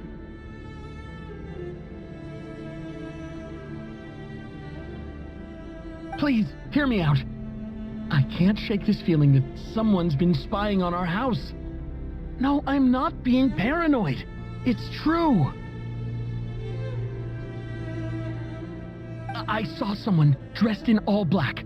It was a couple of days back, but that was on another street, not near my house. I swear, I know what I saw! There's a note in the margin. Surveillance of the Runfarther residence has concluded. We apprehended the target and filed the mission report last night.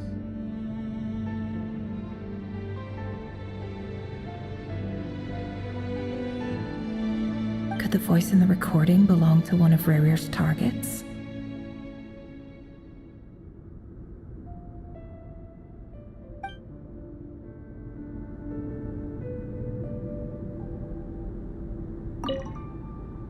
Wonder what kind of encryption technique this is. Seems like it has to be inserted into that camouflage device nearby.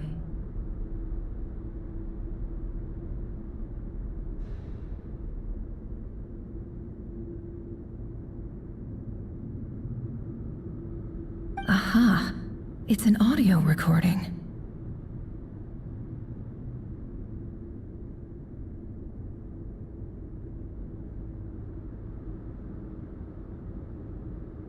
Please, hear me out. I can't shake this feeling that someone's been spying on our house. No, I'm not being paranoid. It's true.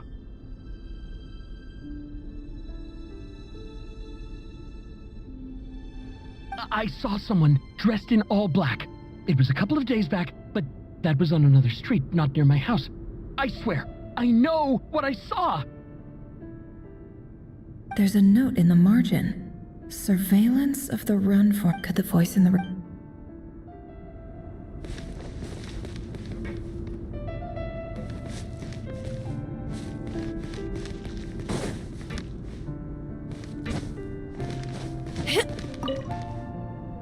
Bookshelves full of documents. Looks like these are all files, packed with the personal details of individual Conrians.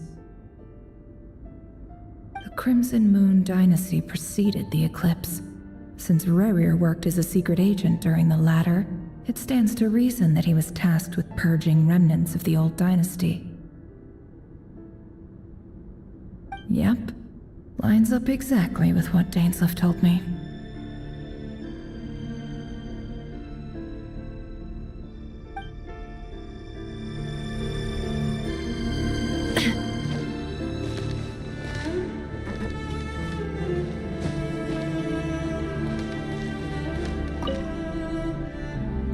Containing a ring inlaid with a precious gem. Must be for his girlfriend.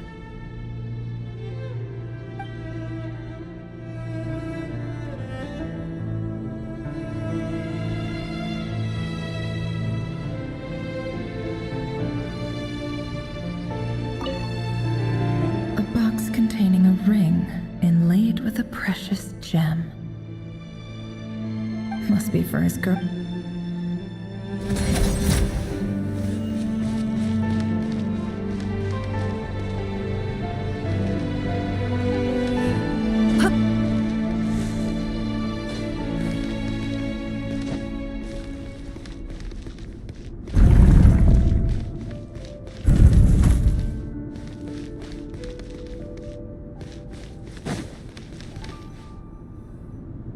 Mr. Vedifalnir?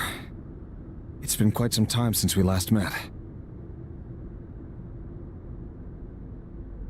Rerir, I trust you're here because you have something important to discuss.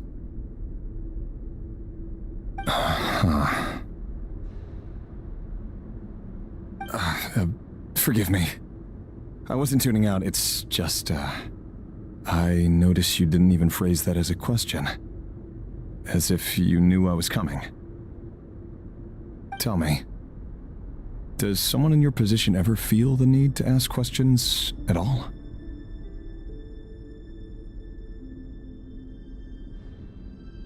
It is indeed within my power to foresee certain things. Things like your arrival.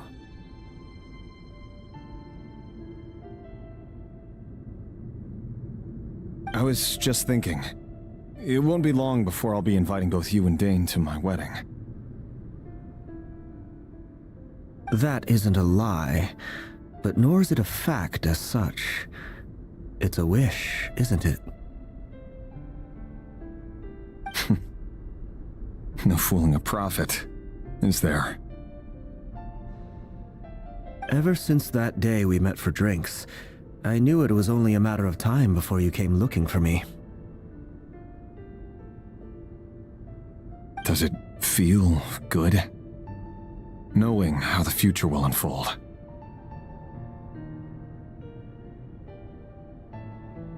I'm afraid the notions of good and bad fail to capture the complexity of what such a power entails. Once you've seen what will come to pass, it can be all too easy to succumb to fear and melancholy. Unless, of course, you learn to abandon these feelings.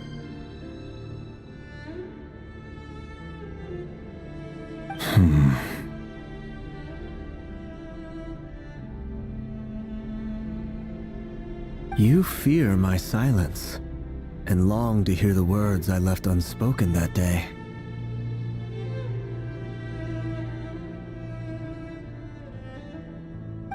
That's right.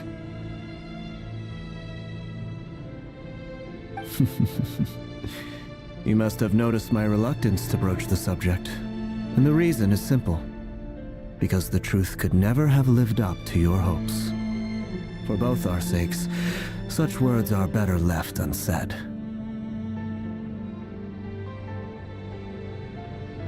The burden of prophecy was never meant for your shoulders. So who exactly do you deem worthy to hear your prophecies? None but our exalted king? Or rather, our king as he once was. You're closer to His Majesty than I am. You must know better than anyone how much he's changed. You say that as though it is to my benefit. Yet precisely because of that, I dare not speak rashly. A king can turn out to be the most virtuous of rulers, or a tyrant more terrible than the most vicious of dragons.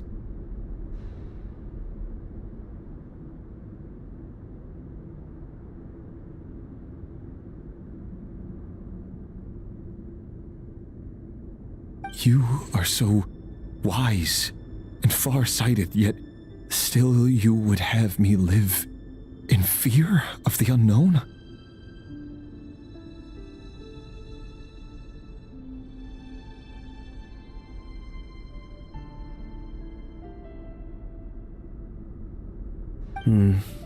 You make a fair point. Especially given my silence alone was all it took to send you spiraling downwards. Very well then. Let me offer you some advice. And I say this not as a prophet or a visionary, but simply as the brother of your friend. For many reasons, there is very little chance of your marriage ending in happiness. If happiness is what you seek, you should find another fiancé.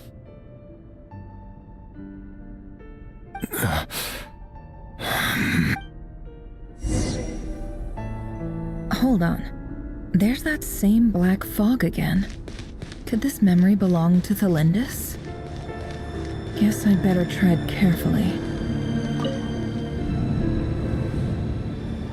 Wait. Hear me out. This time we finally got a clear look at his face and learned his true identity.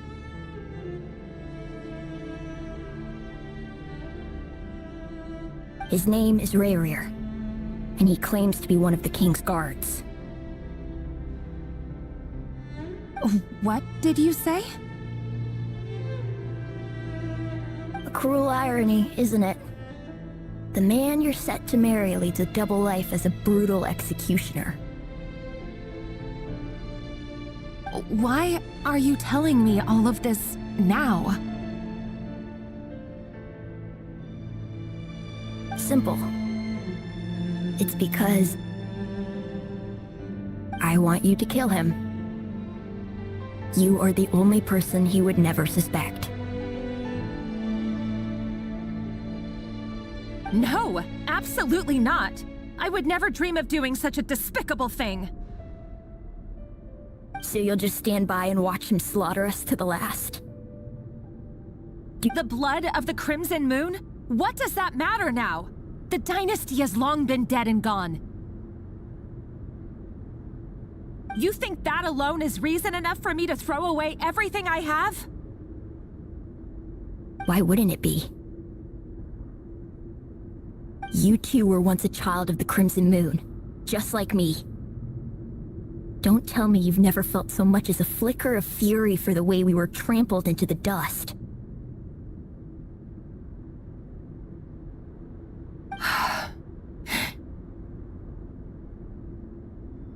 As long as you promise to abandon this pipe dream of restoring your dynasty, I can try to persuade him.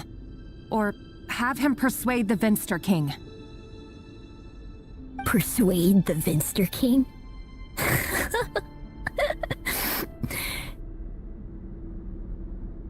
Do you even know why he's so obsessed with hunting us down?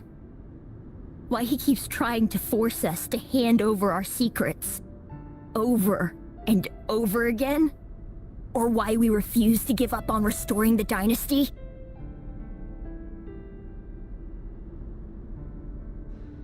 The Vinster King.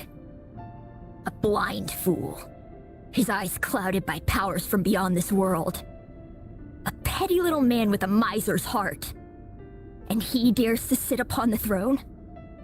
Mark my words. Sooner or later, Conria will fall. And it will be his doing. If you can't bring yourself to do it, so be it. Just you watch. It won't be long before calamity descends upon us all. The Rerir of Solnari.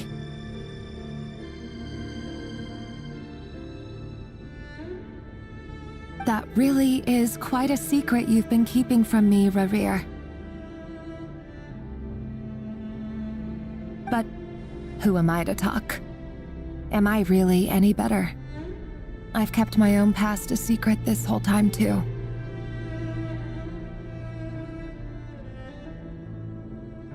Love should be built on honesty. But ours was born from lies. And yet... is it really so wrong to hide things that would only make life harder? If we don't cover up the parts that no one else should see, how can we go on pretending to be normal? Vedifulnir must have known all this, and that's why he made his prophecy. In the end, nothing stays hidden forever. But I won't just sit by and watch this disaster unfold. I'll do everything in my power to protect what I cannot afford to lose.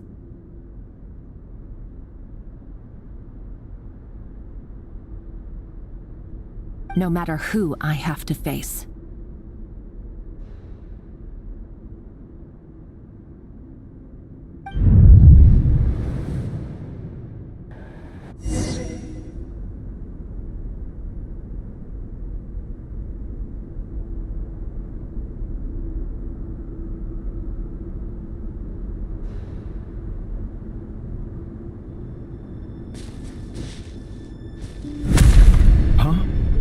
Was that Rerir who just walked past the window? Doesn't it give you the chills that he still takes the same road to work every day? As if nothing ever happened. Those people at the deli. Enough already. They're clearly pretty taken by their own disguises, so just smile and play along. Pull the rug from under beasts like that, and you'll risk having your throat torn out. Deli? Oh. They're talking about those people from the opposition. Right. I'd almost forgotten they used to run a deli. People of no consequence always vanish so easily. But surely you can see he's not the man he pretends to be! So many have died already, and they say that the king's madness grows with each passing day. We're not going to survive this, are we?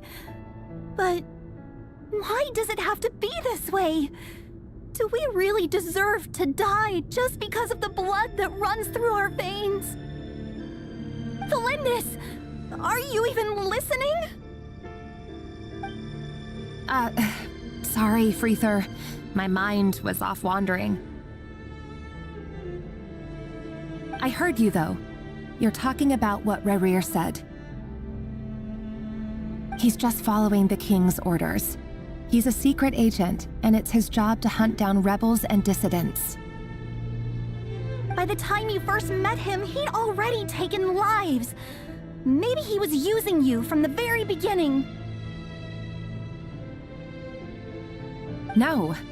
Rerir has no idea I have anything to do with the Crimson Moon. My family are only distant relatives of the main lineage, and besides, my eyes are perfectly ordinary.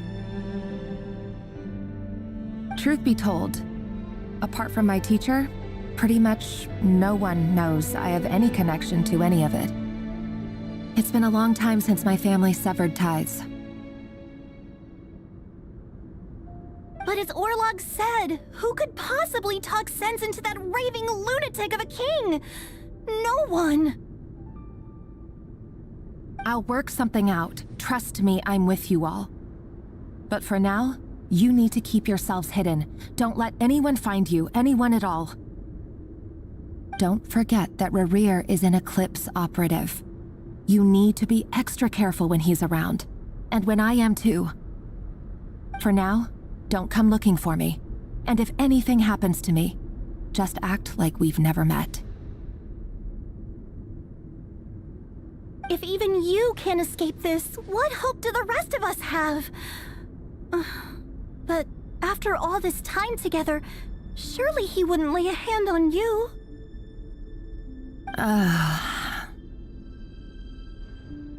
I won't speak in his defense, nor can I give you a clear answer to that question. But I'll do everything I can to put an end to this. Here, hold on to this. If an opportunity to escape presents itself, take it. You'll be glad you took some spare change. You call that change? But what about you?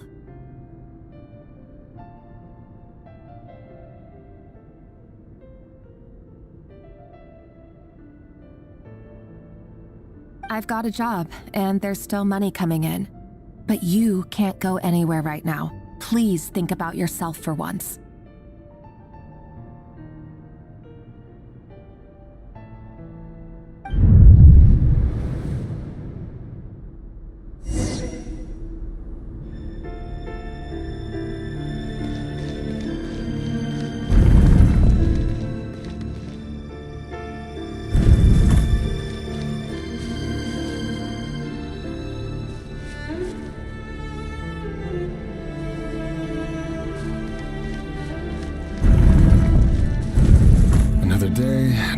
Assassination training. Training ground is just beyond this hidden passageway. When you kill a person, doesn't it bother you when you end up covered in their blood? Why would it? Aren't we all just walking blood bags? But not everyone is accustomed to hunting down others like prey. You've been a hunter for so long now, you seem to have forgotten that most people don't just go around killing one another. Leave me alone.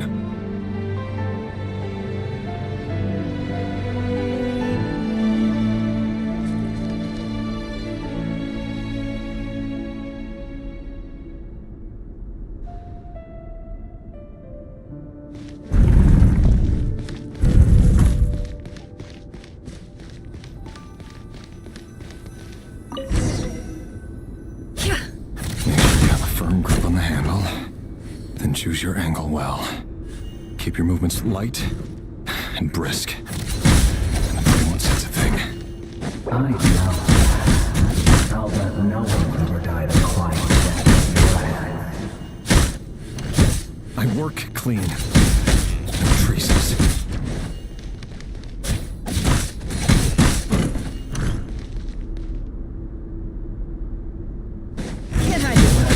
Make it open and above board, though.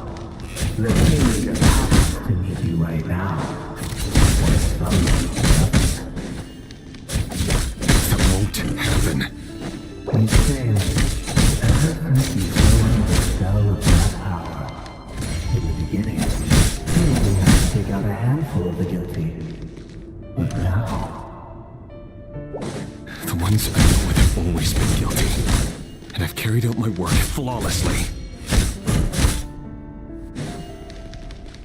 Can't hide the truth.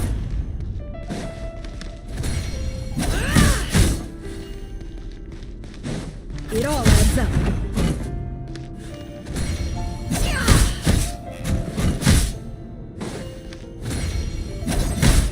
No more. You know why Horrendous didn't accept your proposal, don't you? Was it because she didn't trust you? Or something else? Enough!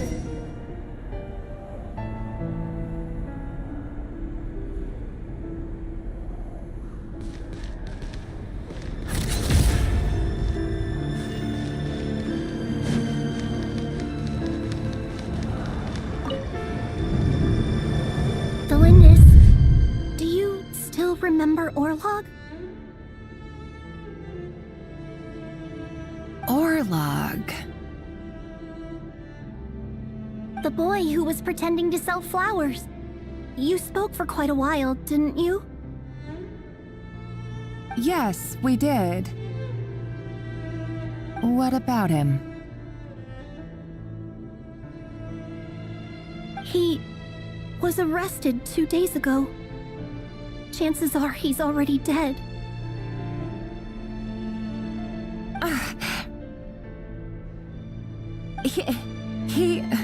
I just don't get it! After everything he's done, why do you still stand by him? Or does it mean nothing to you that people keep dying? No, that's not... Just hear me out. I need to go now, Thelindis. They're looking for us. You take care too. If you ever need a place to hide, come find us.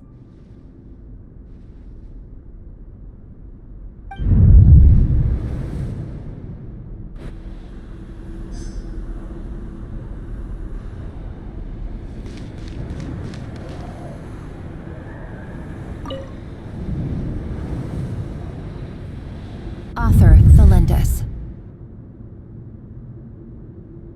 Over the course of this week, the research object was subjected to interference for a total of 47 hours for experimental purposes. The results are as follows. All subjects of observation that were sent inside have now... The situation within is proving more problematic than anticipated. No progress whatsoever. What now? Won't you give me even a glimmer of hope? Things are getting worse by the day. I have to find a way or we'll all be in danger. But I...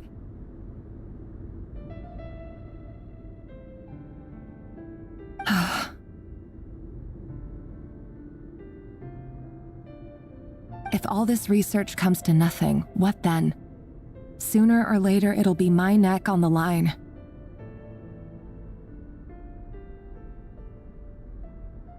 But could he really bring himself to kill me?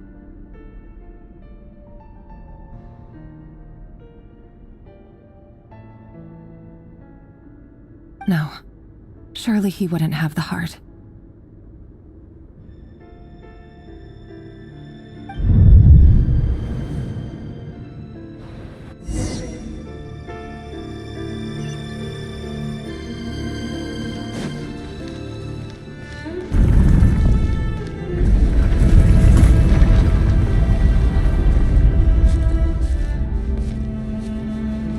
Why won't you just let us go?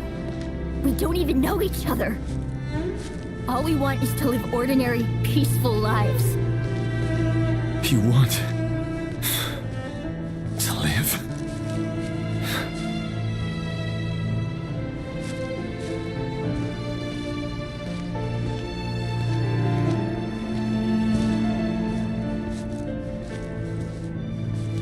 Yes. I just want to go on living. Is that really such an unforgivable crime?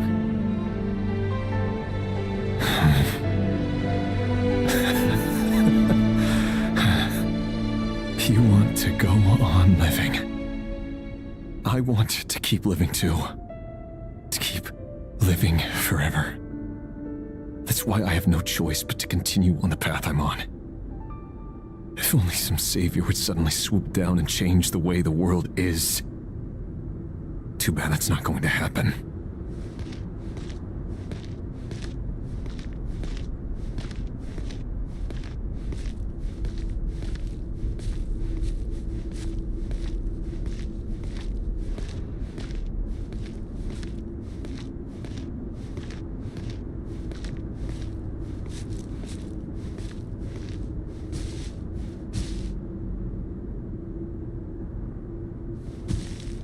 Imagine that. If there really were such a person, you and I wouldn't be standing here like this, would we?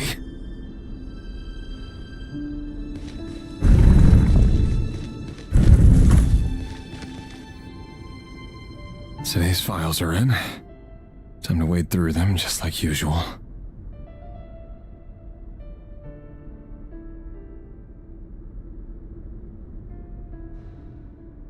No, I don't get tired of it. It's my job. And not only am I lucky to have it, I'm good at it too.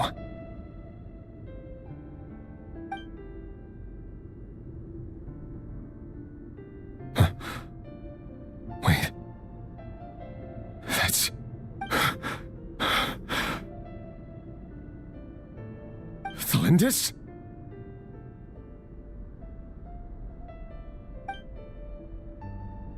No. No! No!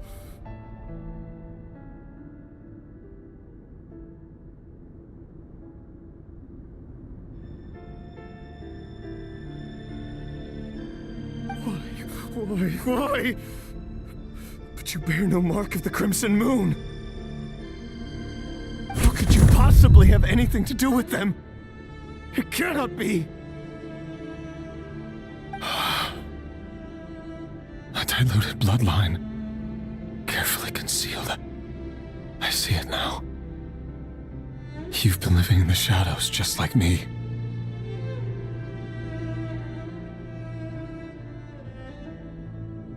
What a fool I've been.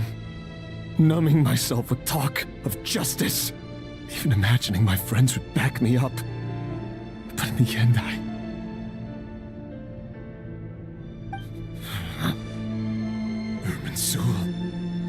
Finster King! How far are you going to take this? From the direct bloodline to secondary offshoots? And then what? Today it's the descendants of the Crimson Moon. Who will it be tomorrow?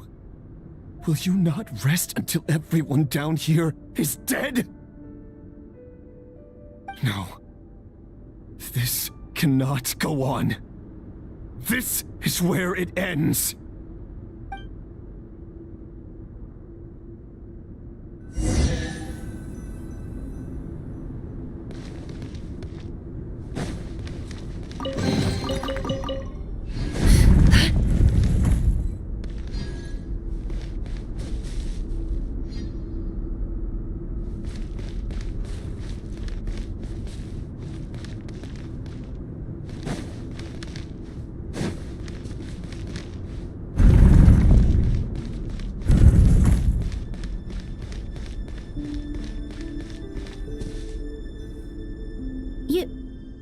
You're really letting me go?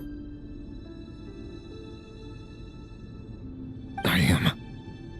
As long as you can guarantee that no one will find you. Don't worry, I'll be extra careful. No one will know I was here. But what about you?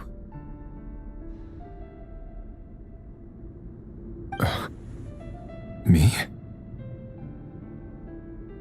If you let me go, you won't be able to complete your mission, will you?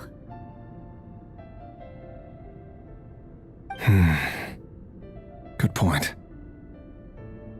In that case, maybe you should stay.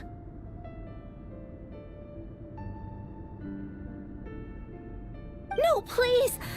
I just want to see the outside world again. To...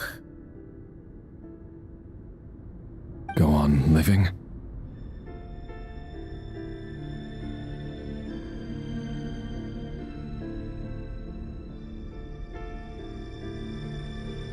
Yes!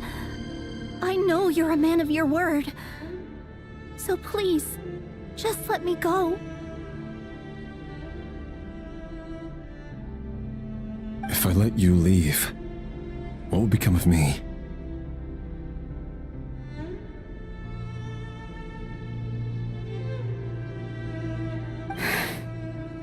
Just kidding. Go, now. But remember, don't let anyone know you were caught. We'll be seeing each other again very soon if you do.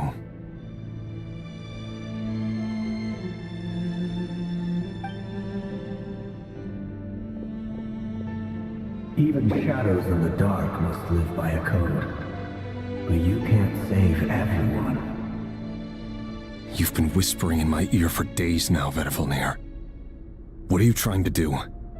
Break me down?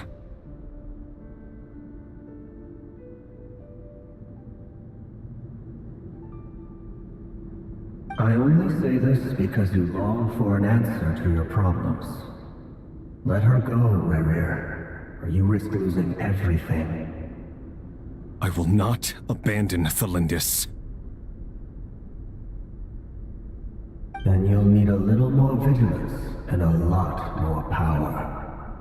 The world is changing, Rerir. Keep your eyes peeled for your moment of opportunity. That voice used to be so unclear, but now I know exactly whose it is. It's Vedalfnir. He won't tell me how to actually resolve any of this, but he keeps trying to manipulate me like a puppet. What's his game here? Tell me then, what will this moment of opportunity look like? And no answer. He's like a ghost. Always disturbing me when I'm on edge, but never answering when I need him most. So, the Eclipse dynasty was purging, well, massacring the descendants of the Crimson Moon. And it seems like it was all connected to the Vinster King's research.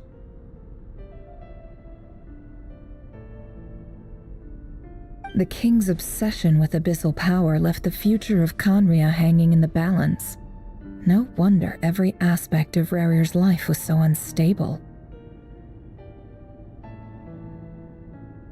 And it looks like this Thalindis, Rerir's would-be fiancé, herself belonged to a sub-branch of the Crimson Moon dynasty's descendants. It almost defies belief that a couple like them could hide the truth from each other for so long. If the Vinster King hadn't intervened in such a drastic way, they might have gone on deceiving each other for the rest of their lives. And why does Vedalfnir, Daneslif's older brother, keep talking in Rerir's head? This guy kept more secrets than I ever imagined. The human mind is like a vast desert of shifting sands. When you follow the flow of someone's memories, you only ever see the parts they're willing to let surface. Time for something a bit more creative. We've been inside Rerir's mind this whole time, building up a picture of his psyche. There's already enough clues on the board to start reading between the lines and mapping out the rest. Now, we can finally begin to put the pieces together. Sure, it'll only be a reconstruction, part simulation, part reasoning, but it's usually pretty accurate. Once we've built up a cognitive profile, we just need to cross-check the logic behind his actions. And then we'll be able to take a sneak peek at whatever it is that Rerir has really been hiding.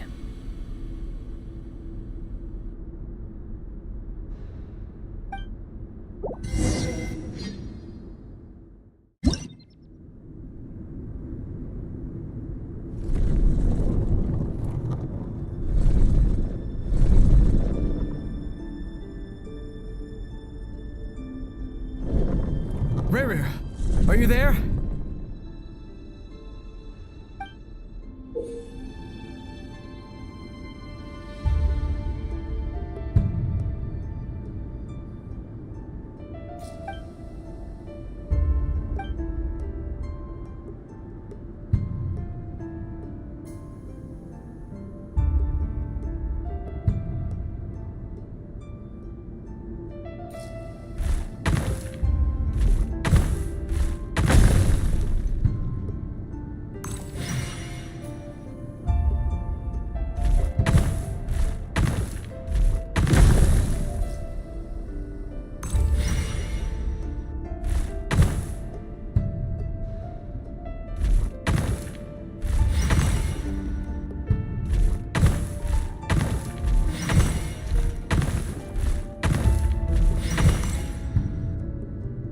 Rerir! Come out, it's urgent! Dane? What's wrong? Quick, come with me. I'll explain everything once we've met up with the others.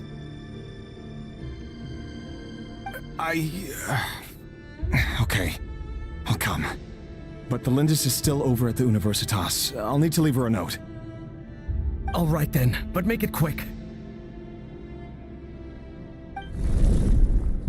I've never seen Dane so worked up before. Whatever this is, it must be big trouble.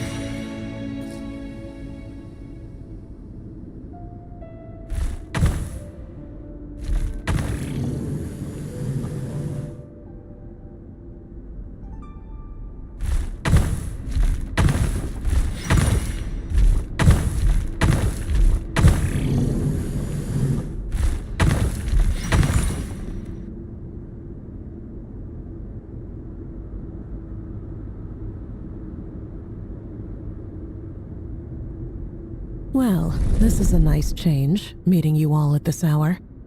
When men and women of ambition can speak face to face in broad daylight, I say that's a big step forward for our dear Conria. Don't be ridiculous. We do not fear the day.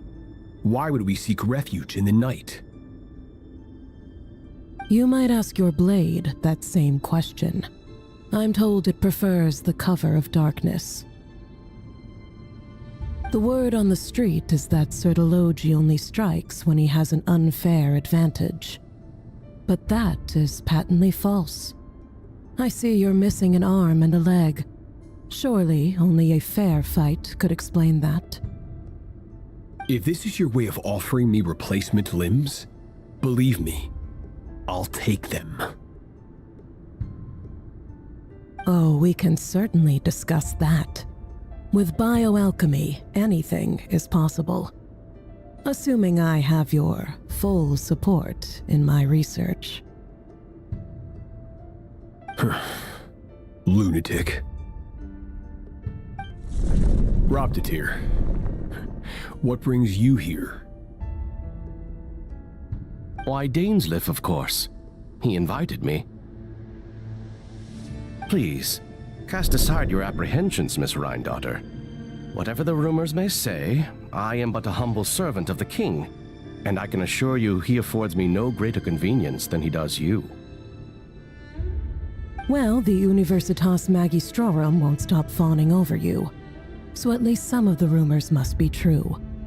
You're clearly doing well for yourself, so drop the humble servant act. It endears you to no one.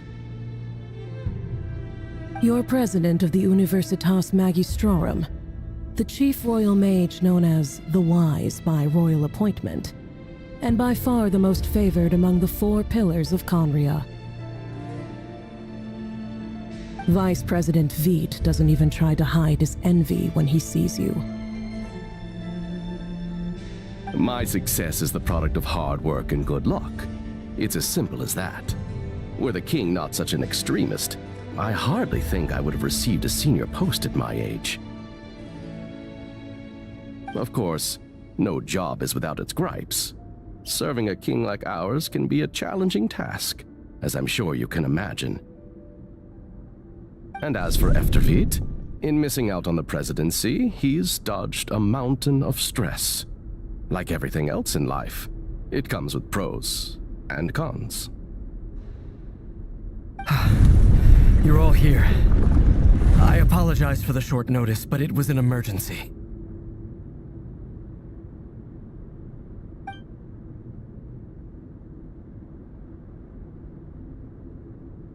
You must be Rerir.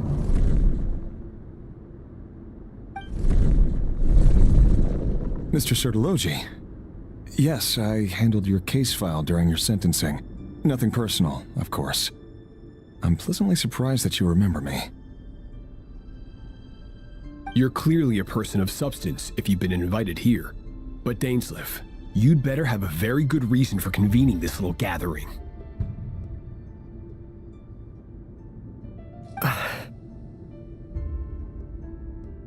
It's my brother, Vedafenir. After he spoke at the court this morning, the king was so infuriated by his words that he had him blinded in both eyes and thrown in prison. Vedafenir in prison? Strange. I thought the king trusted him and Horoptatyr more than anyone else in the world. Does this mean the king's circle of trust just got even smaller? It has nothing to do with trust. It's about what the king wants, which is as clear as day to anyone paying attention. I simply appease him, because it's in the best interests of the Universitas Magistrorum. And also because you're slimy. Vedafenir, perhaps less so. But still, a visionless visionary? It rather inclines me to think that qualifications are not what get you ahead in Conria. Do you honestly think this is an important discussion to be having right now? Dane, what are you planning to do?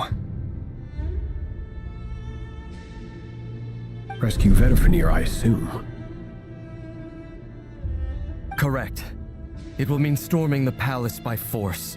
Tonight. I need all of you on my side. That's far too dangerous. And don't forget, Dainsleif, you're captain of the Royal Guard. You swore an oath to the throne.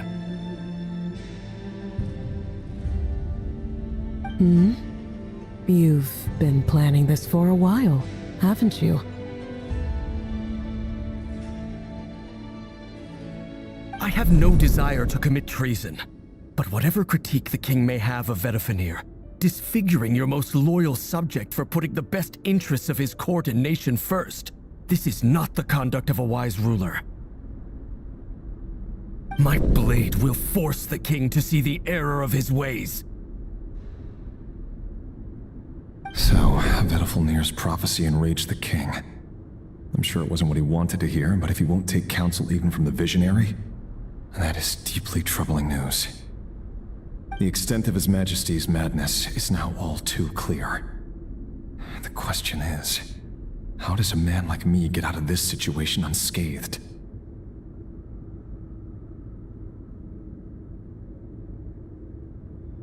You have noble ambitions, Dane. But I'm afraid they don't do much for a guy like me. I'm not interested in saving the world. All I want is a letter of pardon.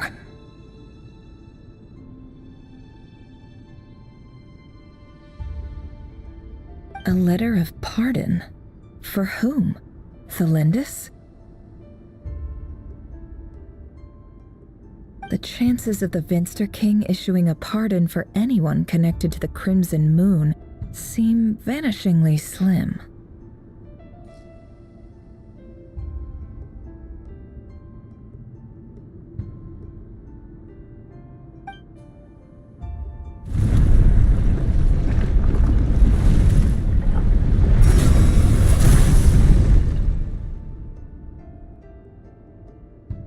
This black fog over the board must have some connection to Thelindis.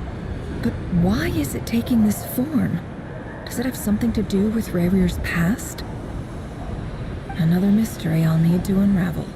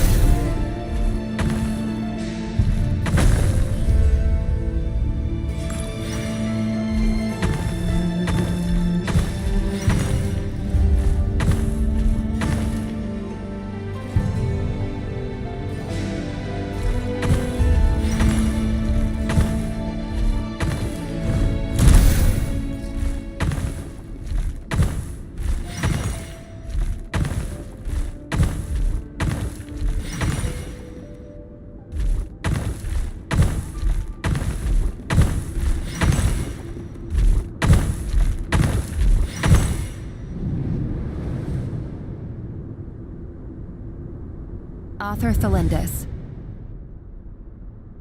Over the course of this week, the research object was subjected to interference for a total of 60 hours for experimental purposes.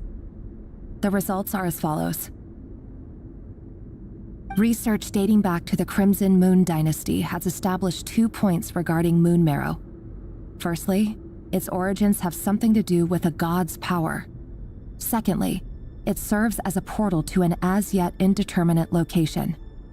Moon marrow can thus be defined as a spatial gateway. However, there are a number of hurdles to overcome before we can answer the question of where it leads to. To start with, opening the gateway requires a specific power source, which the relevant literature indicates an enormous amount of power is then required to keep the gate open. Currently, the total power output of our instruments remains in the single digits. To make matters worse, I am now the only staff member remaining in the Moon Marrow lab. The Universitas Magistrorum recently decided to move most of its personnel into abyssal energy research, which has stymied all Crimson Moon-related projects. This is not a wise move. I have always maintained that placing all our hopes in a single source of power is risky, especially one as poorly understood as this. As well as making ourselves overly reliant on a single resource, we are neglecting other promising technologies. I apologize if this comes across as disrespectful, but as a Moon Marrow researcher, I desperately want to see the world beyond the gateway. If we really made it there one day, what would we find? And how would we go about taming the unknown? My imagination is endlessly fueled by questions such as these.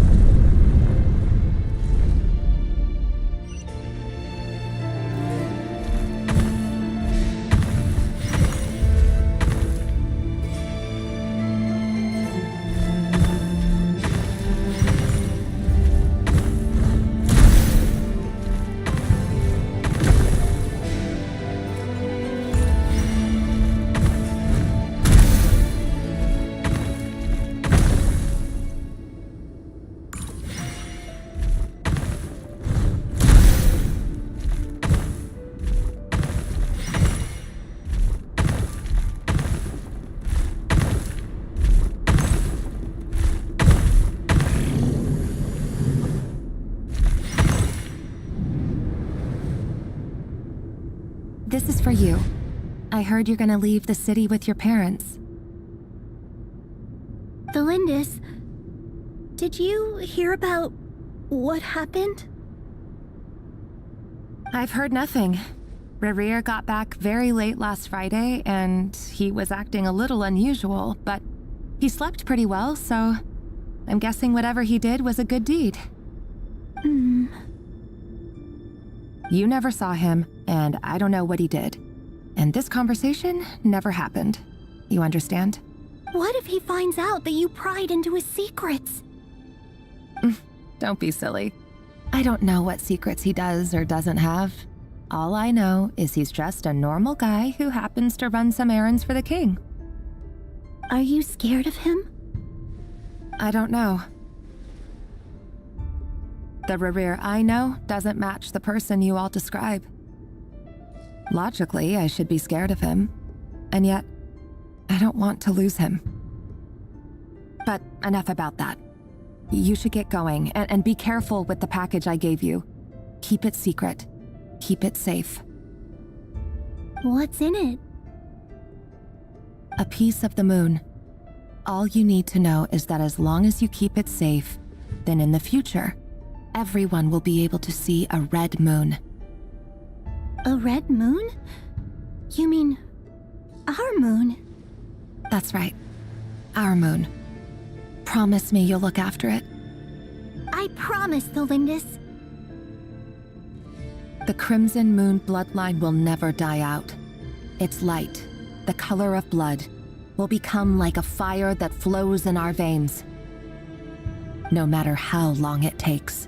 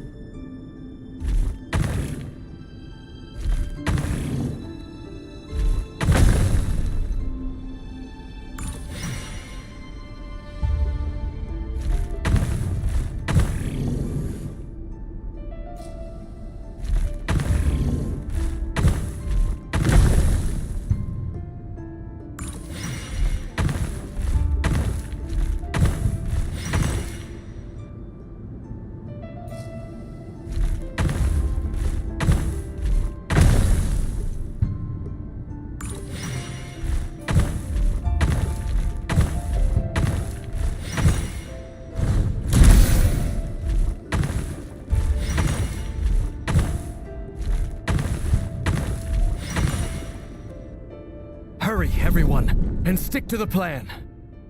Sir Dainsleif, what are you? Is this treason? You know what happens to those who betray the throne. Please, don't do this! It is the king himself who has betrayed the throne. He has betrayed all of Conria. If you have any love left for justice in your heart, you should join me. It's showtime. Dane and his group will handle the troops in the palace. Then Hraptatir and Rhindaughter will disarm the security measures. My job is to enter the prison and rescue Vedifalnir.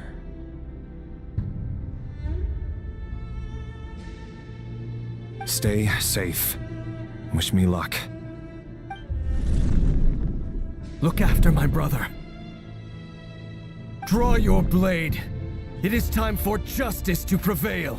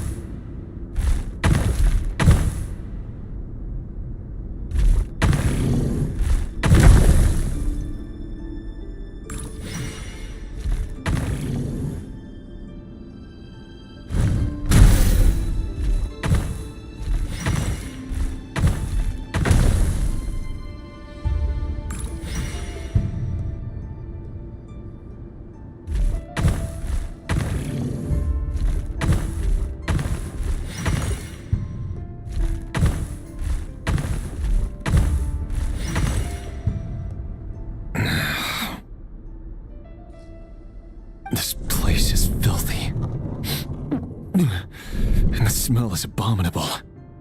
Clearly, the king doesn't allow his prisoners a single shred of dignity. This is dire.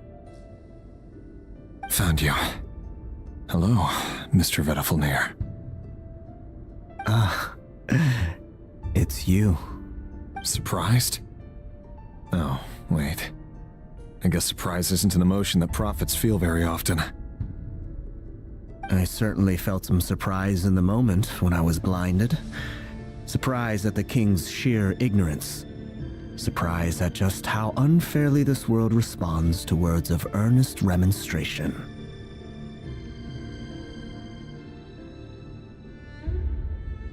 I'm curious. What did you prophesize this time?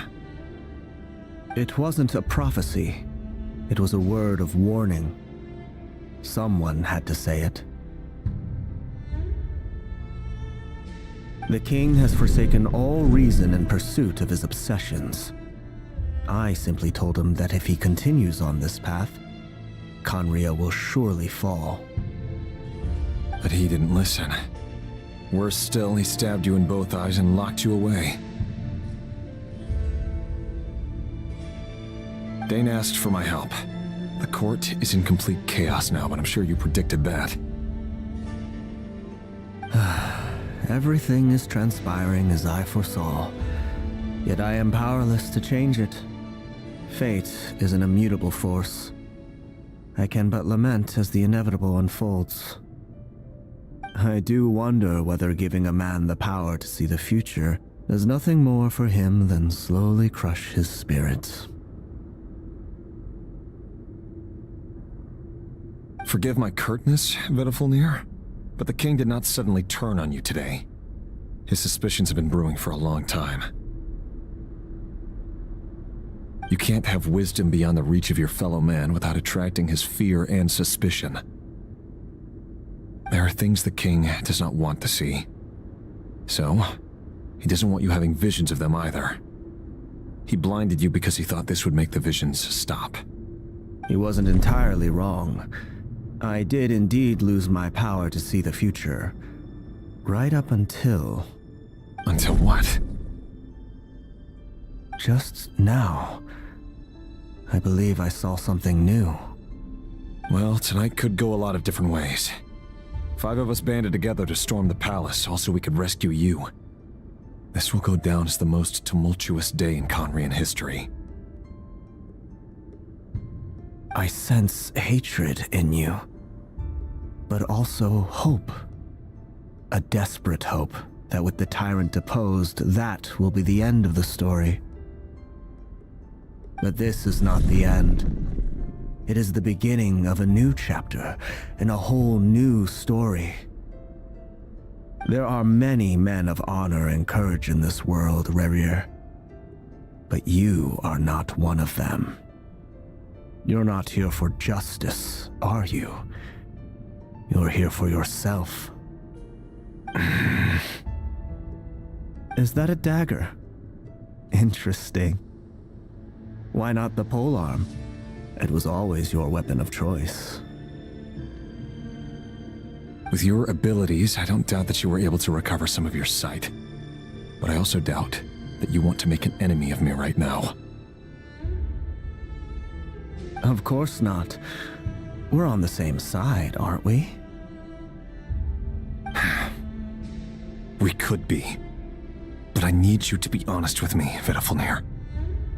At this point, you're my only hope. You mean your future?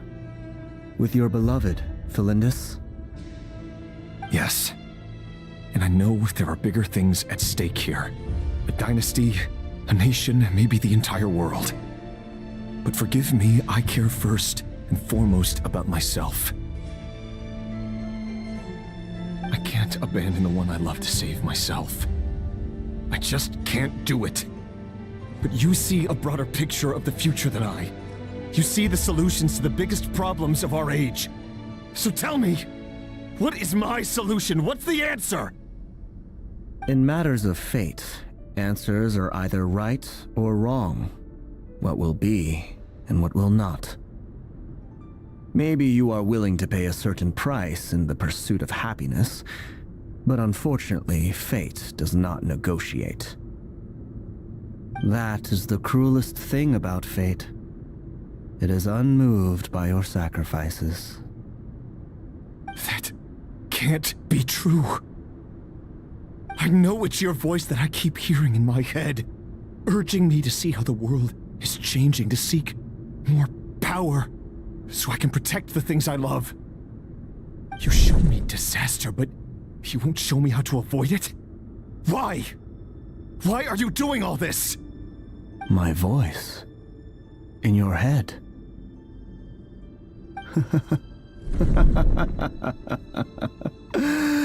So, you hear it too.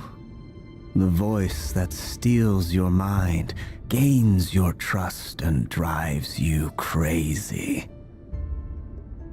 It turns out that we are not so different, you and I.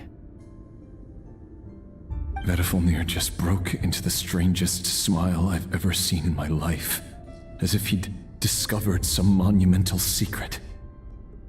But then he suddenly switched to looking extremely weary. Very well then.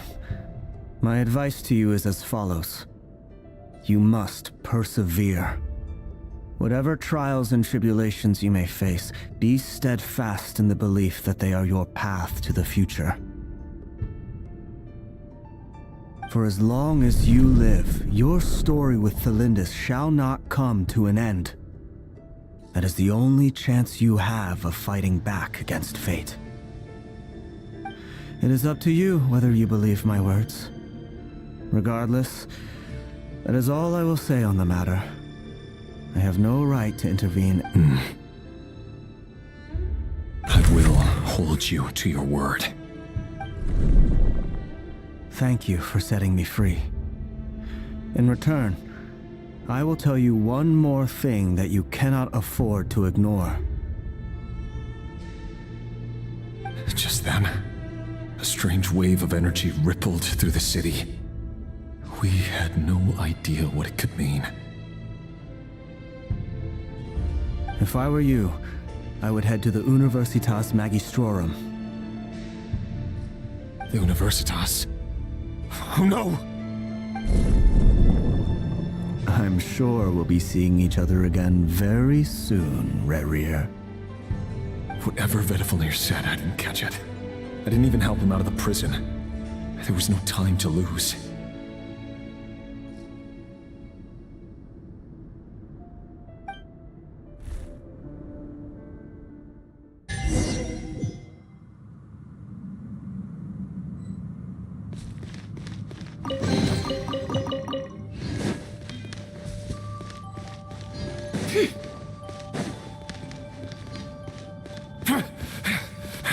Monsters? Is this Rheindarter's doing? With the Universitas Magistrorum? Out of my way!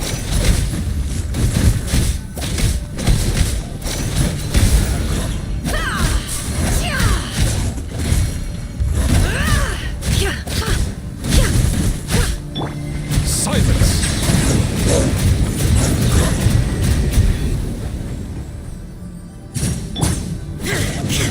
Inazuma shines eternal! Whirling snow!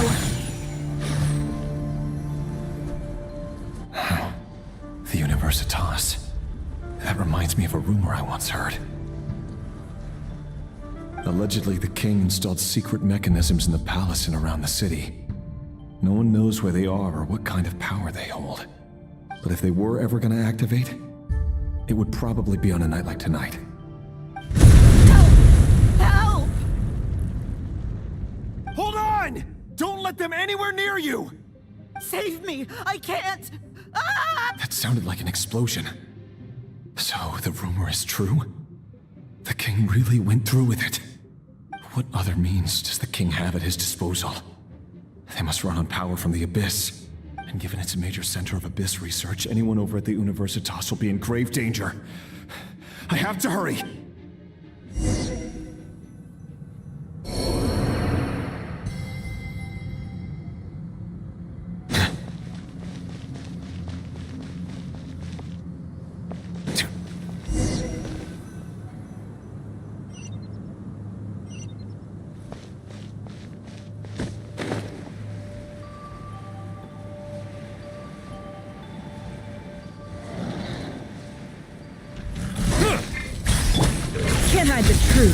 The mystery unravels.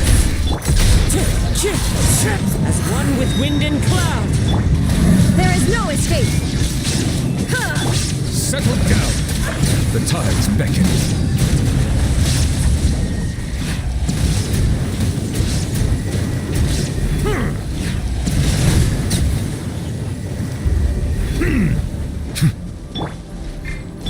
It all adds up. The mortal plane. A fleeting dream.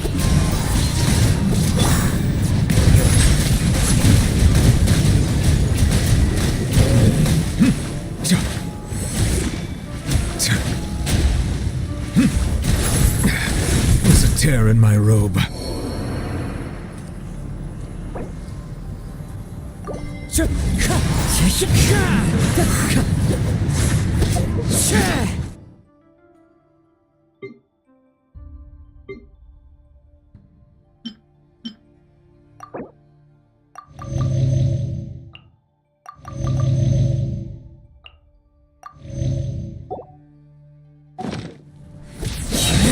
Wind strider. Clouds high. The bird. Settle down.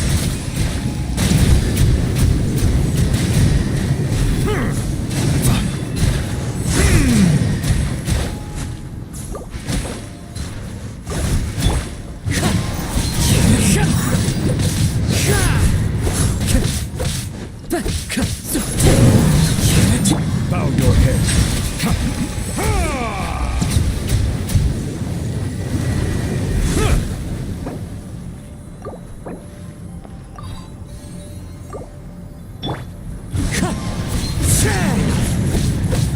Settle down.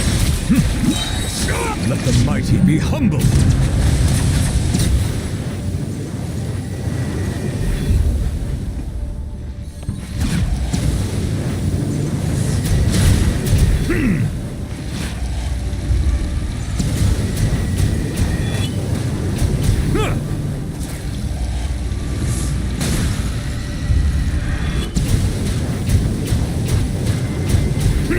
Silence!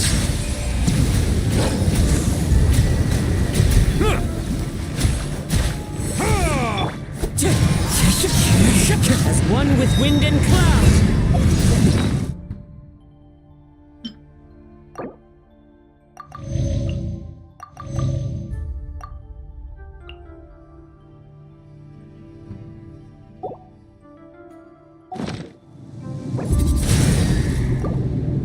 The wind knows me. Bow your head.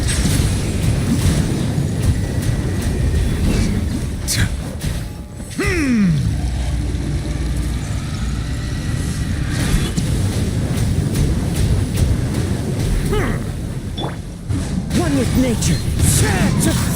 Settle down.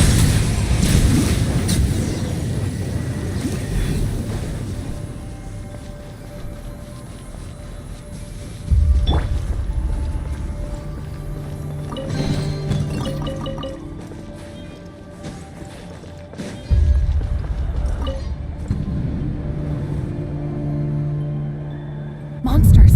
At the Universitas Magistrorum? Why now?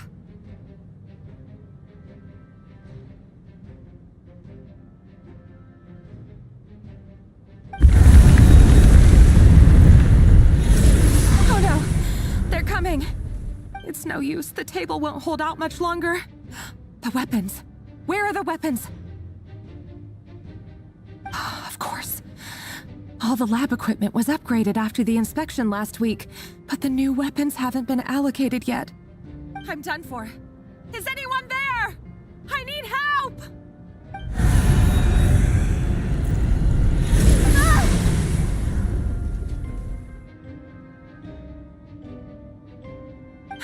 Stay back! Please stay back! Please!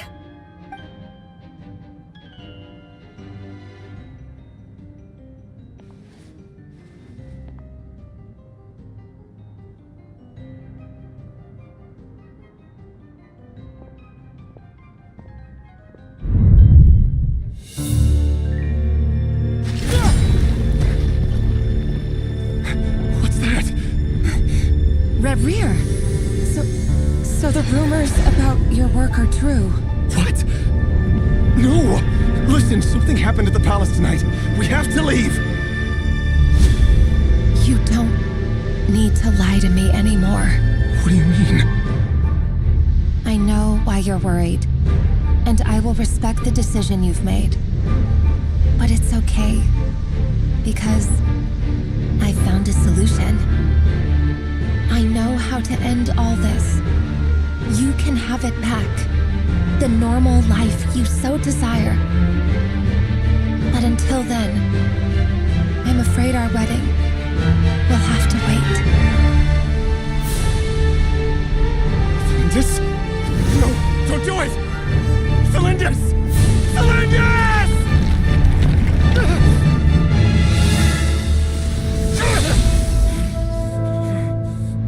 I told you, Rerir. Let her go.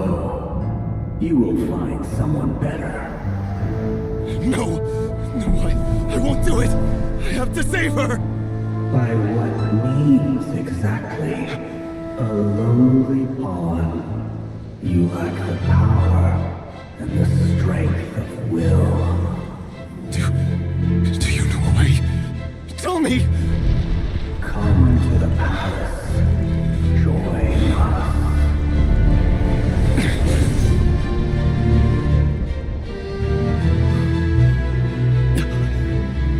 Rerir, thank goodness we... Step forth and take your share. You made it. Not you too.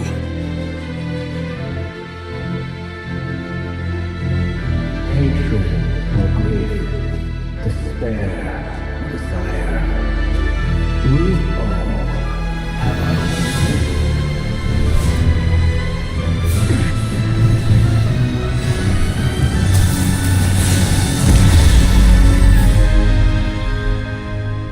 Rerir. Rerir. Cylindus? Were you daydreaming?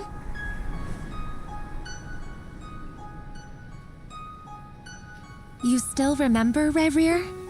That question you asked me a couple of weeks ago? Oh. You mean the proposal? Yeah.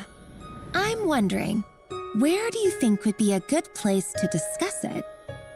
Maybe in the garden? Or were you thinking a fancy restaurant? It's your choice.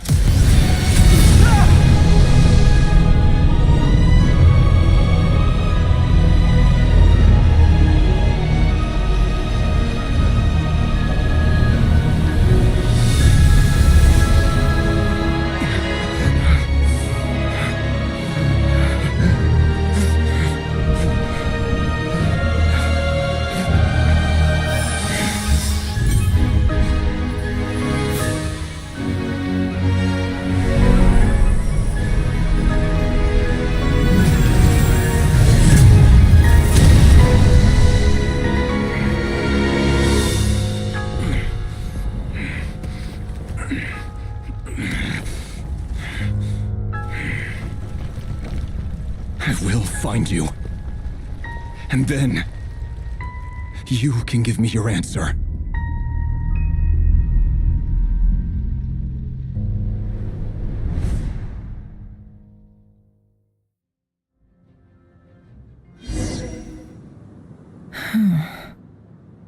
So that's how the Raker of Solnari was born. A monster created by circumstance is a monster all the same. Viewing other people's thoughts for too long can get uncomfortable. Right now, I'm feeling a strong sense of loathing.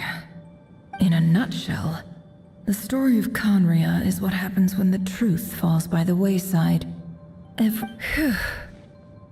Time to get back. His past is filled with sorrow. But the tale of any fallen civilization is one of endless tragedy. Cruel as it may be, that was Conria's fate.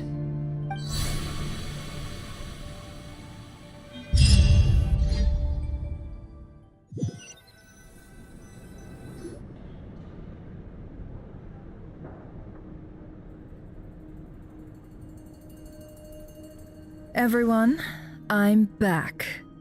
Can I get a standing ovation? Never! How are you holding up? Feeling okay? She's fine. Boss is a pro. Yes, I'm fine. You will have seen the events of Rerir's life through my thoughts. It's now clear that he is just a regular nobody, driven by personal tragedy, as he said himself. I mostly agree. There's only so much we can know about him from his memories alone, but they did give us a clear glimpse into his life in Conria. However, I would not consider Rerir to be a nobody. He was deeply involved in the events of that era. Yet, when the catastrophe of a generation strikes, nobody is safe. Sounds to me like you're speaking in riddles again. Is this you urging me not to abandon the people of Nod-Krai in their hour of need? That's not what I meant. Although I do hope you choose to remain a part of the plan. Without you, the mission ahead will be all but impossible. Then try to remember that I respond better to the carrot than the stick. And I don't appreciate being bossed around. Now, as for you, Missy, you were excellent. You stuck to the rules of the ceremony and kept your mouth shut the entire time. Bravo. Cool. So, can you fill me in on the deets now? Most of what I saw went right over my head. Patience. You'll hear the whole story, don't you worry. But let's meet up with the others first. It will save me narrating it twice. Yehoda? Yes, boss. Let me get that door for ya. That's more like it. For a moment there, I was worried you'd forgotten about the first clause of your employment contract. Forgive my curiosity, but what does the first clause say? It says I gotta do the annoying stuff that boss is too lazy to do for herself. Like opening the door, pouring the tea, yada yada. Is that right? If something is in the contract, it's because she willingly agreed to it. Rest assured that the curatorium abides by the very strictest of labor policies. You don't seriously think I'm cruel enough to treat her like my slave? In any case, I've hardly shied away from my share of the work today. Hope I don't catch Flintz and Varka lounging about in their chairs, enjoying a leisurely cup of tea.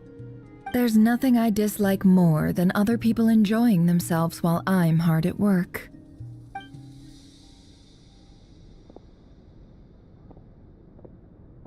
Oh no.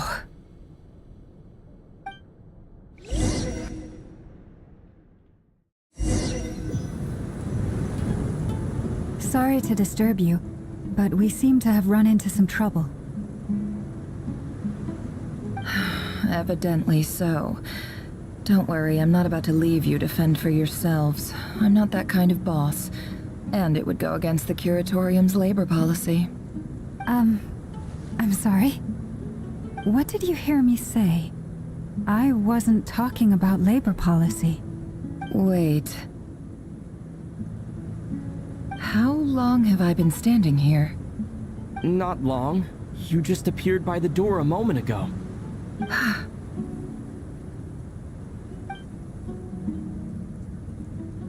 Boss, what's wrong? You look like you've seen a ghost. We've been tricked. We never left at all. Somehow I hallucinated that whole scene back inside the office. Hallucinated? But how? How indeed. This place should heed my will alone. All thoughts and actions that occur in here are just a result of pawns moving across the chessboard in a carefully calculated manner. And nobody has access to this chess set but me. So you control everything in here? More or less. But yes, it's a special technique of mine. Has anything like this ever happened before? Only once. It was the first time I used the chess set. Is there any similarity between what happened then and what's happening now? I suppose my thoughts are a little turbulent, which was also the case my first time. Is there anything I can do to help? The first clause of your contract clearly states that I only need your help with things that I'm too lazy to do myself. Meaning, you're not feeling lazy right now? Meaning, this is not something Yehoda can help with. The chess set is a personal treasure that I alone understand. I must be the one to find our way out of here. Boss, it's fine. Really. Let me do something useful. Oh, listen to you. Whatever would I do without you, Yehoda? What? Really? Yes, really. Where would I ever find another employee as obedient and servile as you? God forbid anything ever happens to you. Oh, okay. Well, anyway, I was thinking of fetching some water. There's gotta be a source around here somewhere. I suggest everyone finds someplace comfortable to take a rest. We gotta conserve our energy. Even though all this chess malarkey doesn't exist in a physical sense, mentally speaking, it's all real. And so is our tiredness and fatigue. You don't want to dismiss mental fatigue. Just because it isn't physical doesn't mean it's any less serious. But anyway, I got your backs, so don't worry about a thing. Don't I have the best employees? Jealous much? If we can find a suitable time, I'd love to borrow Yehoda for a day to help out at the Frost Moon Scions. Would you be amenable to that, Boss Nefer? Oh, Lauma. Have I ever told you just how pretty you are? Beauty runs from the tips of your antlers to the depths of your imagination. Time to rally, everyone. Follow me. As we continue our journey, the same rules will apply. That means stay focused and no talking no matter what we encounter. And don't disturb the chess pieces. You have my word that I will get us all out of here.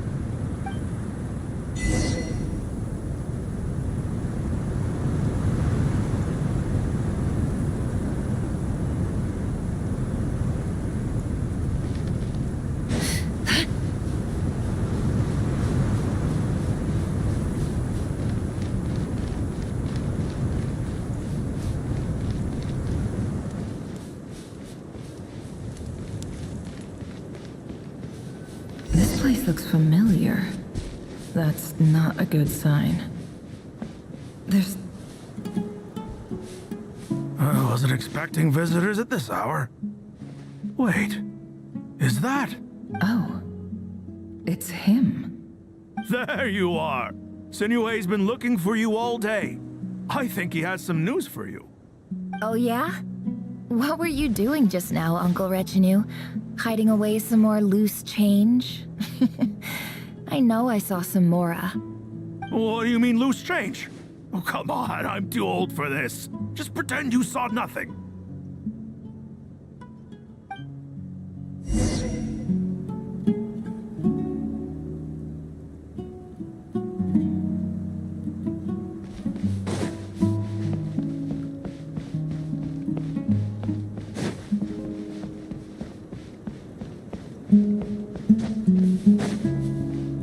Hey, kid. Mind telling me what Sinuhe's been up to recently?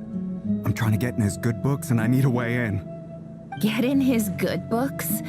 Why? What do you want with my dad, Uncle Apepi? I've written a new song. I was hoping to showcase it at the next festival, but I'll need his approval. A new song, huh?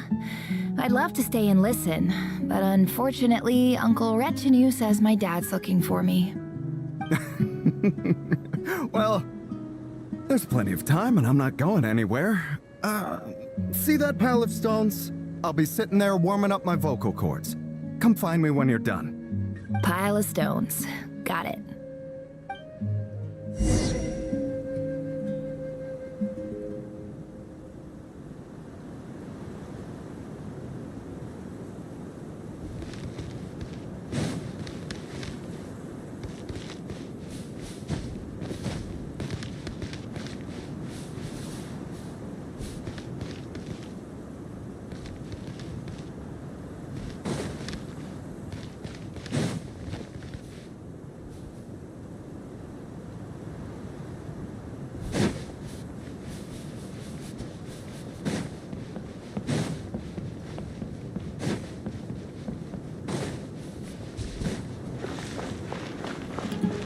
Hi, Dad.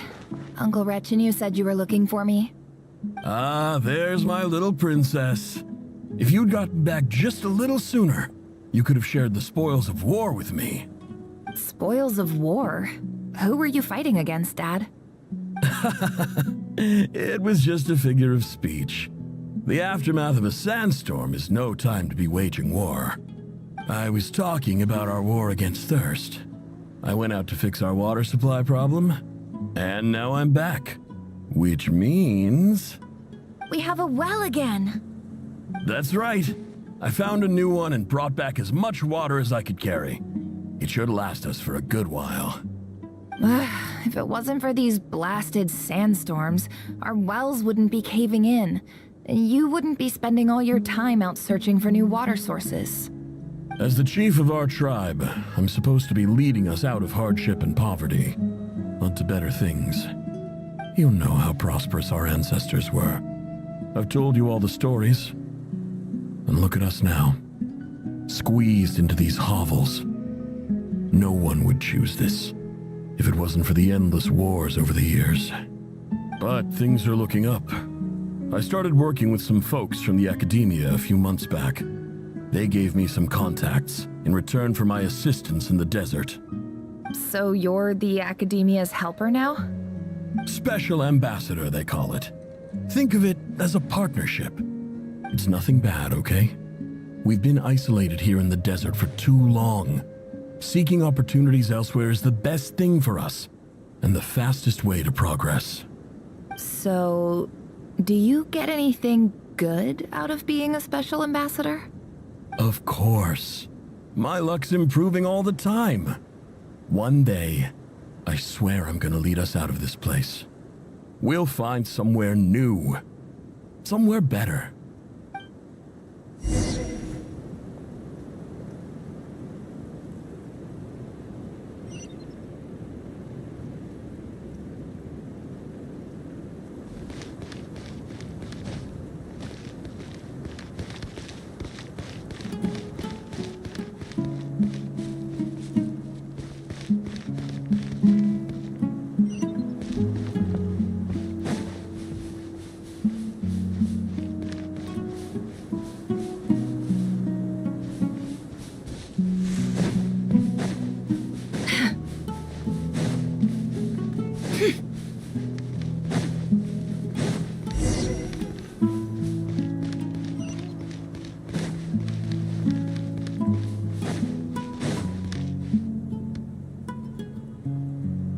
That's our well, and you know it.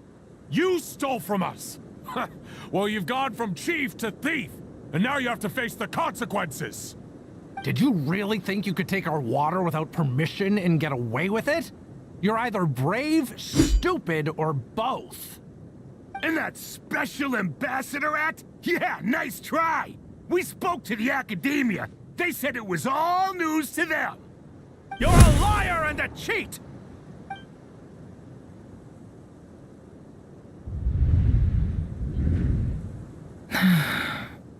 I heard Yehuda gasp, but I don't blame her. Most people are terrified by the sight of blood. Corpses strewn across the ground. The wounds are clearly from scimitars and daggers. The desert dwellers' weapons of choice.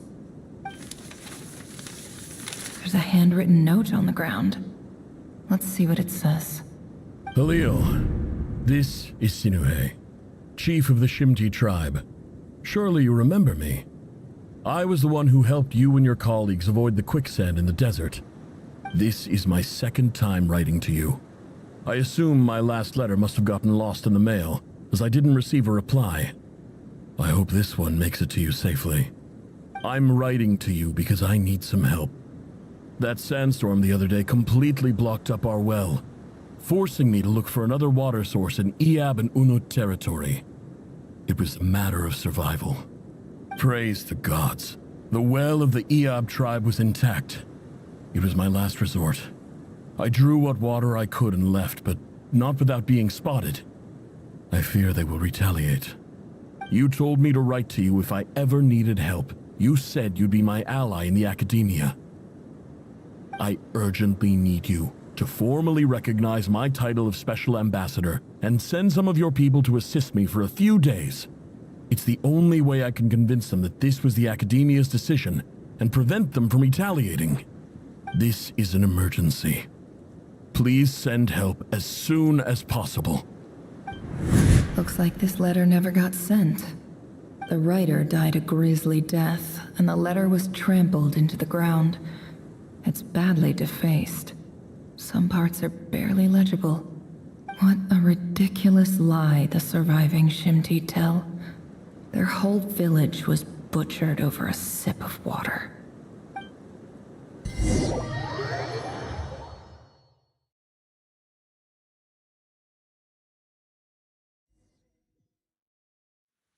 Ah, officer. Welcome. Welcome to our humble village. I thought you would at least have the courtesy to provide some respectable libations. This is the finest wine our village has to offer. I promise.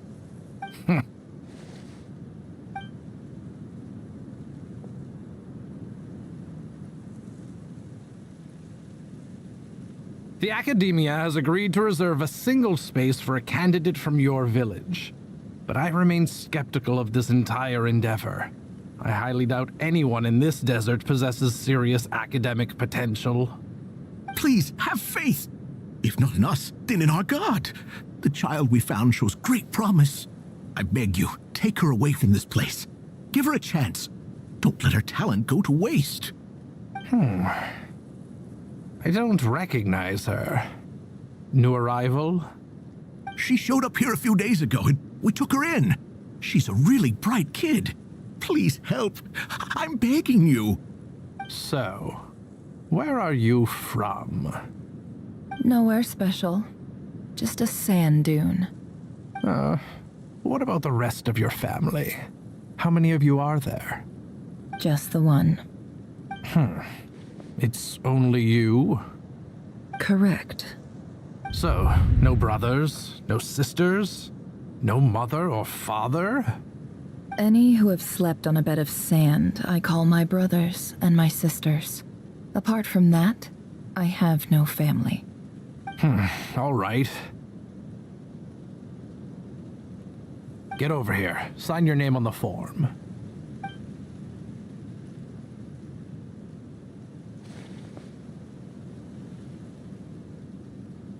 Never?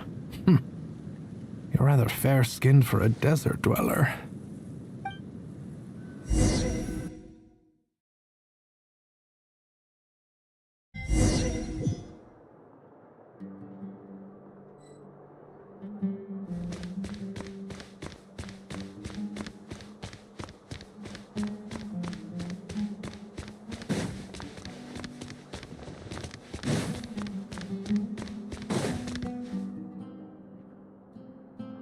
Nefer, this term's assignments have been issued already.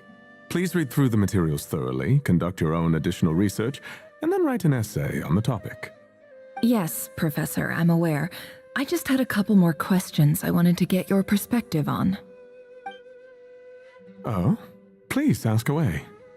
Well, I saw the other students' problem sheets, and I couldn't help but notice that my assignment is much easier than theirs. Do you really think I'm a weak student? A weak student? Goodness, no. Quite the opposite. You have a sharp mind, almost too sharp. I think what you're saying is, a weak student wouldn't have noticed the discrepancy. And if they did, they certainly wouldn't complain about the lighter workload. You see, sharp as they come. You see things the way they are, and I'm sure you know why they're like that. Because of where I come from. Because I'm different. I'm sorry, Nefer. I don't like it any more than you do. It's just... Anyway, you said you had a couple of questions. What's the other one? I wanted to check. If someone sent me a letter to the Academia, where do I go to collect it?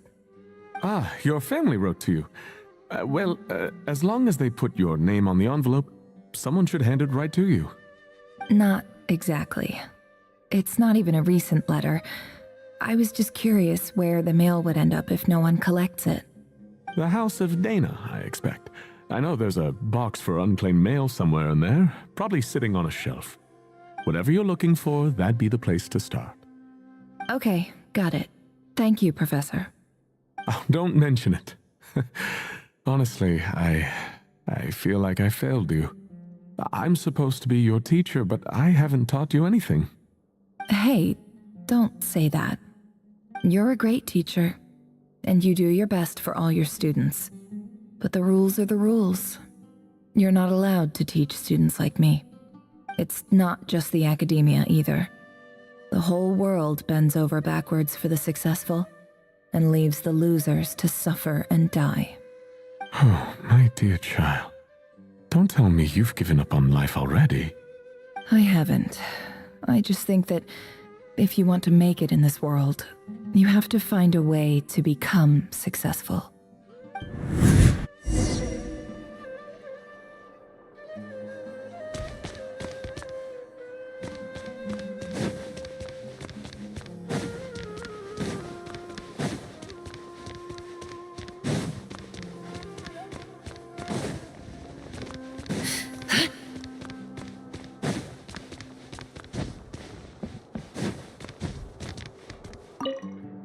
This must be it. A big cardboard box full of unclaimed mail. And probably some letters that ended up here by mistake, too.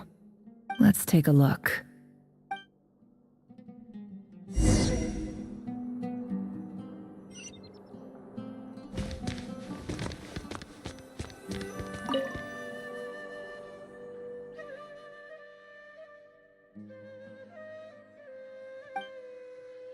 A dilapidation survey from Port Ormos.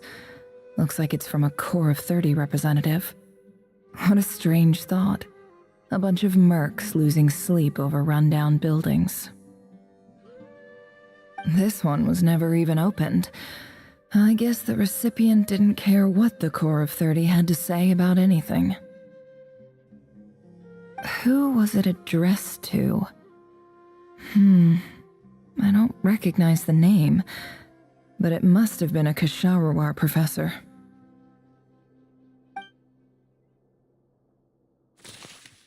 This one is addressed to the Immorta Sage. The title is Changes Observed in Satyavada Life Symptoms. Why do all these letters read like full-blown dissertations?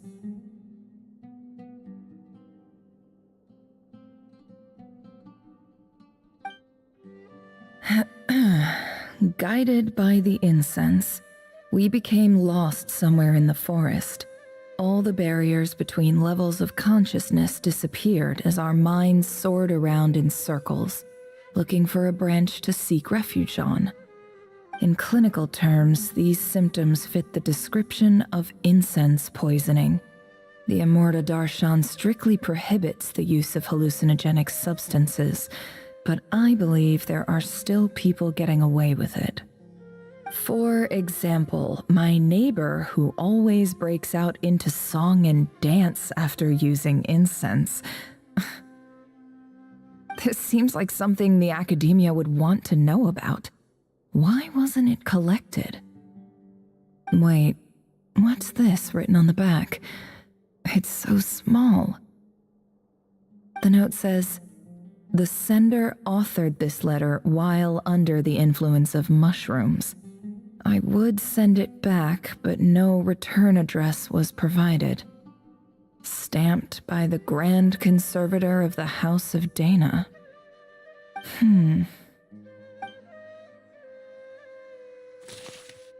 This next one is addressed to Grand Sage.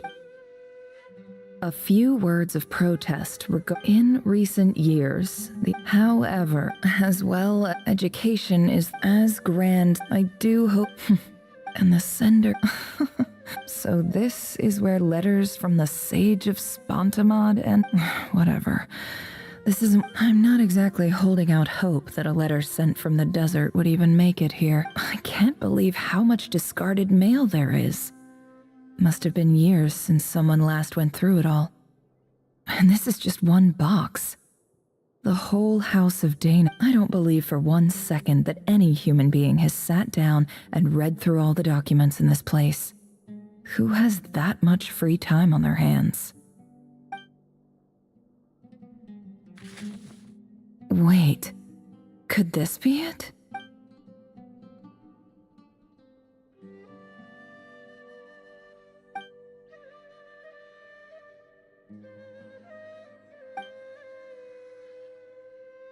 Greetings, Halil.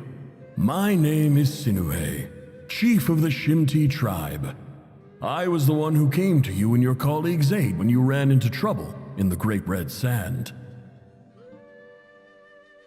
I don't know how well you remember it now, but I brought you to safety and gave you some water and other supplies. You seemed very pleased and told me your name. In my tribe, learning a person's true name is serious business, and I therefore see you all as friends. You were kind enough to leave your contact details, so we could stay in touch. The Shimti tribe lives a harsh, nomadic existence in the desert. You were sympathetic towards my plight, promising to make me a special ambassador of the academia and help us find a way to make a better living. This brings me to my reason for writing. Our tribe has fallen on particularly hard times, and I would like to ask for your assistance. There was a terrible sandstorm a few days ago, which blocked up the well in our land. To ensure my people's survival, I had no choice but to venture into Eob and Unut territory in search of an alternate water source. The Eob and Unut are descended from the Thamudians, while we trace our ancestry to Tulatala. We worship the Lord of Flowers and have had relatively good relations with our fellow tribes up until now. I found a well belonging to the Eob tribe. They declined to help us, but I really had no other option, so I took some water to keep me and my tribe alive. My actions are certain to incur their wrath. When we met, you assured me that you would be my ally in the academia.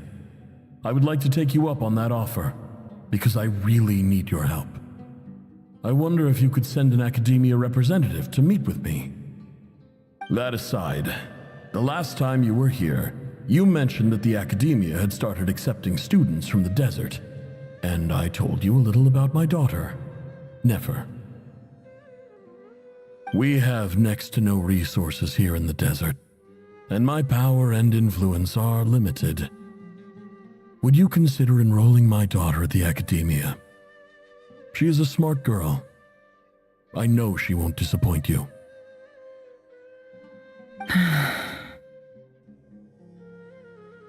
From the outset, the academia never took you seriously. Those things they promised were just empty words. I doubt they even remember the name Sinuhe. And you were so emphatic that your luck had finally changed for the better.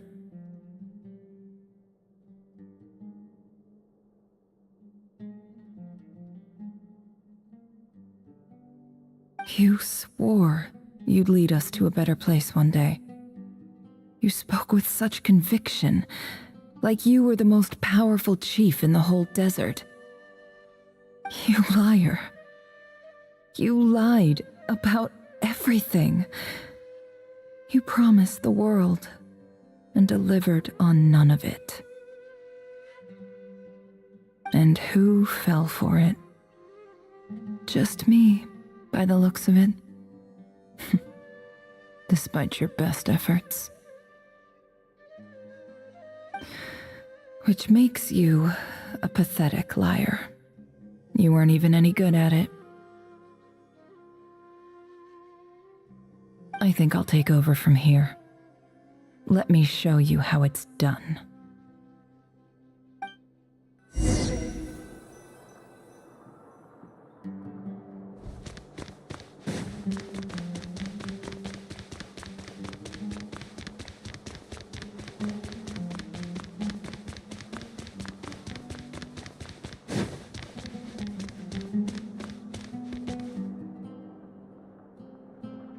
I just came to say goodbye.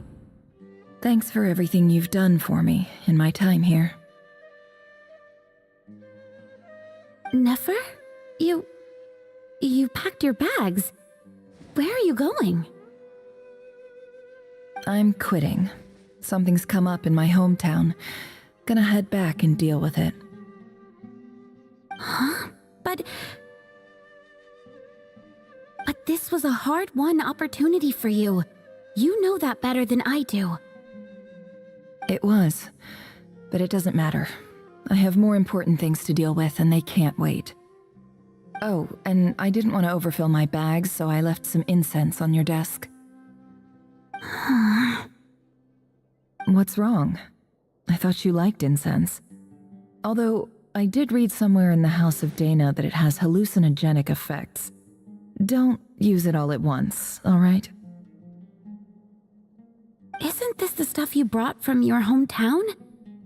You're just letting me have it? But you said it's a rare and valuable commodity.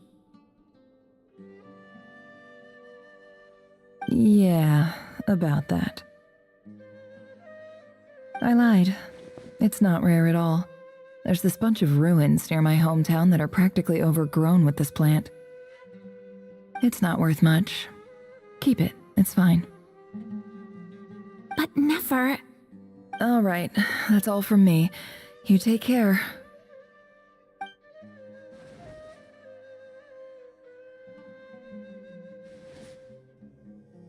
Don't forget me, okay? I mean, we're more than just classmates, right? We're friends. Yeah, I'll remember you. I lied again. That incense is worth a fortune, and it's a rare find even in those ruins. And as for remembering her, I have far too much to do when I get back. No time to reminisce. I'll be lucky if I even make it through this alive. But either way, I expect I'll forget you pretty quickly.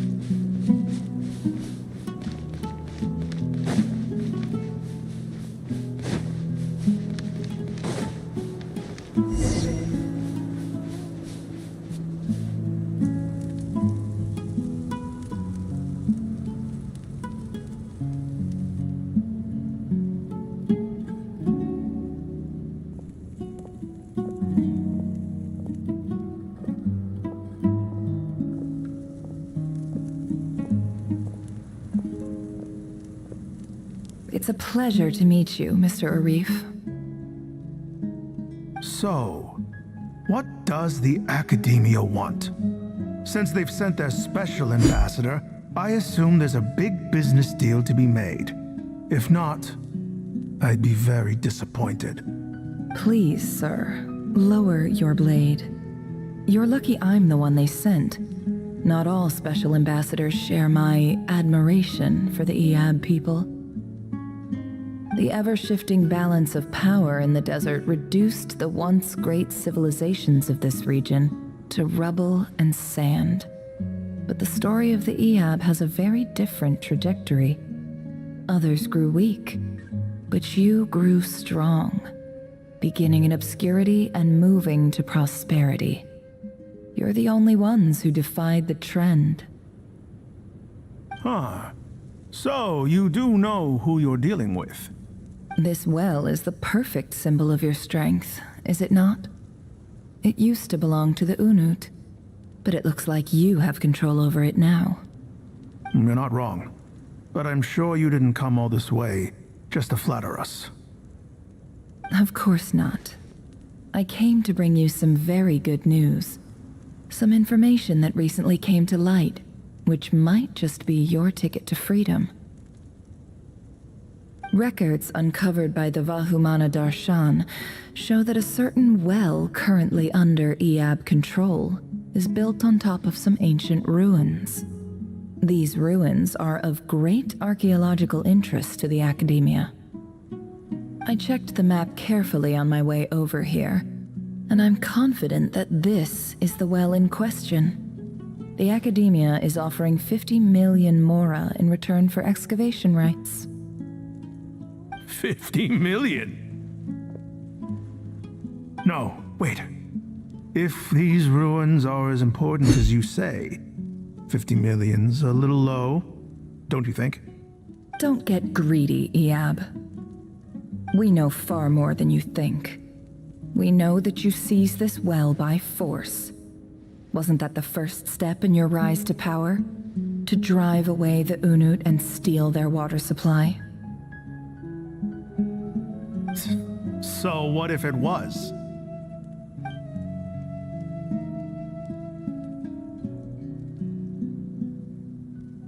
Don't worry. As unscrupulous as it was, it's something we're willing to overlook. The Academia is only interested in dealing with the de facto power holders in the region. I hope I am making myself clear. And I hope your words are the truth. If I find out the Academia is trying to play me, I'll hunt down every one of your people and make you watch as I cut their heads off one by one.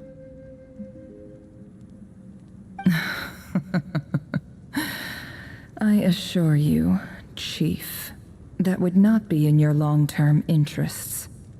You don't want to make an enemy of the Academia. You see how I'm dressed, don't you? I appreciate that you've never been to the rainforest, but surely even you recognize an ambassador's attire when you see it. And what does a barbarian like you have to lose anyway?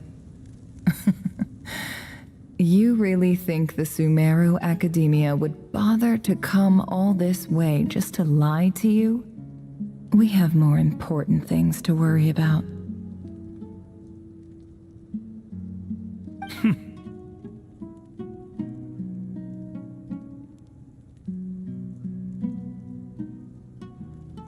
All right, I take your point. The Academia is the highest authority in the land. I'm sure you're trustworthy people. In that case, we have a deal. We will sell you the excavation rights. I'd like to thank you, Ambassador. This is good news indeed. Excellent news. In fact, it calls for a celebration. Would you do us the honor of staying a while and enjoying some Iab hospitality? Gladly. I am partial to wine myself, and I trust you are as well. So let's indulge in a few drinks together, in celebration of this momentous occasion.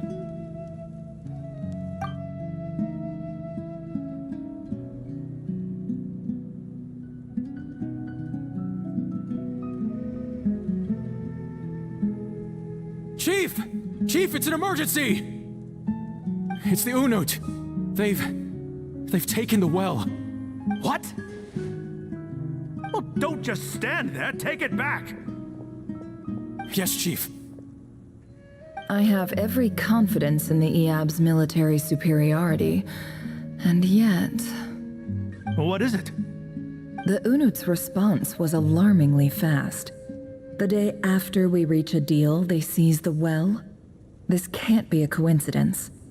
Perhaps there is a traitor in your midst.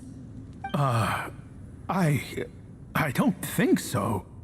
I am obliged to remind you, Chief, that the Academia will only deal with the de facto power holders. If you cannot regain control over the well, I'm afraid you won't see a single mora of that 50 million. No! Please, Ambassador, just give me some time. I swear the Unut will not get away with this.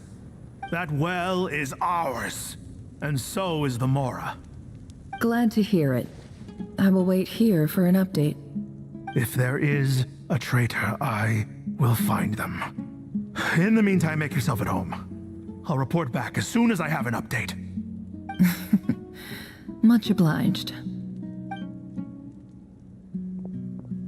Wow. All it took was a few words and I've got him wrapped around my finger. What an amazing feeling. So, in summary, Ambassador, the Academia would rather negotiate with our tribe instead of the EAB, yes? The EAB are ruthless murderers who don't listen to reason.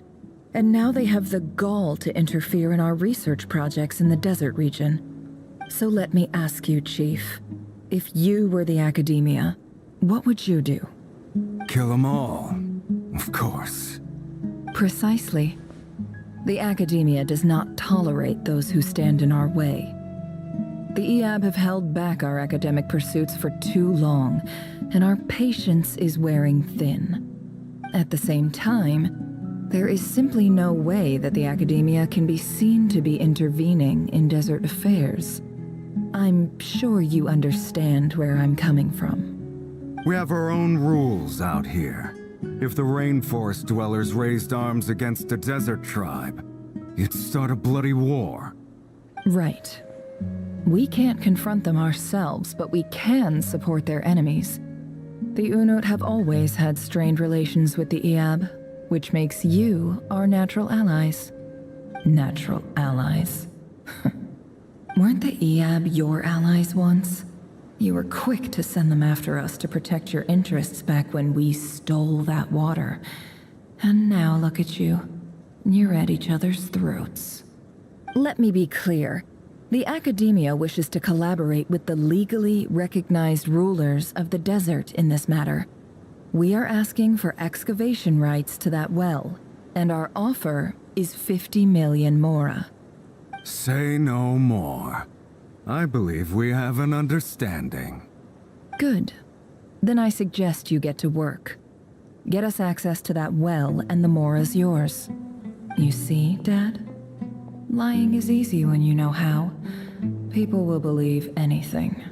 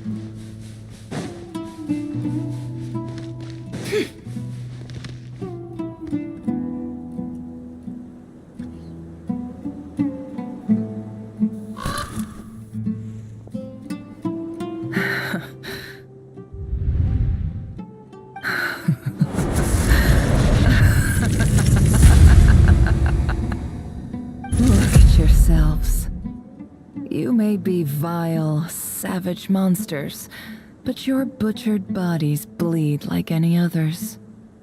You're no different. You're nothing special at all.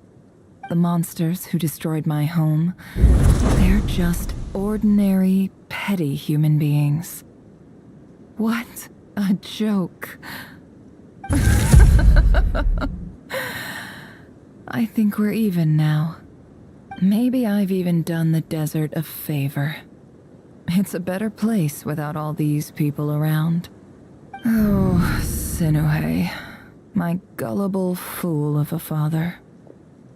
Perhaps if you'd been as ruthless as I was today, our tribespeople would still be alive. In this dog-eat-dog world, a chief needs to be tough to survive. But you couldn't do what had to be done. So I did it for you. Nefer, it's okay. All of this is in the past now. I believe I remember you promising to remain silent. Yeah, but even so... Yehoda, is there anything you can do to ease the tension? Alright, time for a sharp turn onto a completely different topic. So, anyway, that's enough of that. When are we getting out of this place? Feels like we've been walking forever. I'm getting pretty tired. Oh, Alma, you tired? Yes. If we can find somewhere to sit down, I could certainly do with a rest. It's not far now. There should be a temple just up ahead. Yes. Really? A temple? That's where this story ends? I guess that's how things go in the desert. Desert dwellers can never escape their destiny. Or so everyone says. I never wanted to believe it, but looking back now, I'm as desert as they come. You mentioned a temple. What's waiting for us there? My biggest trade secret of all. Ah. Then I'm guessing it's where you got your power from. The power to peer into other people's minds. I didn't know you were clued up on any other religions. I'm no expert in the history of Sumeru, but since you come from the desert, I would imagine it has something to do with King Deshret. Sounds impressive. Ah, I know who you mean. General Mahamatra Sino. The spirit of Hermanubis dwells within him. That's Boss Neff for ya. She knows everything. Sino's hardly a figure of obscurity, but I know about Sethos too. What about him? Is he a big deal or something? Well, he's not a small deal, let's put it that way. Please, this is the bare bone basics. Save the flattery. Thanks for your patience, everyone. I'm sure it's been a lot to take in. With any luck, that's our exit just up ahead.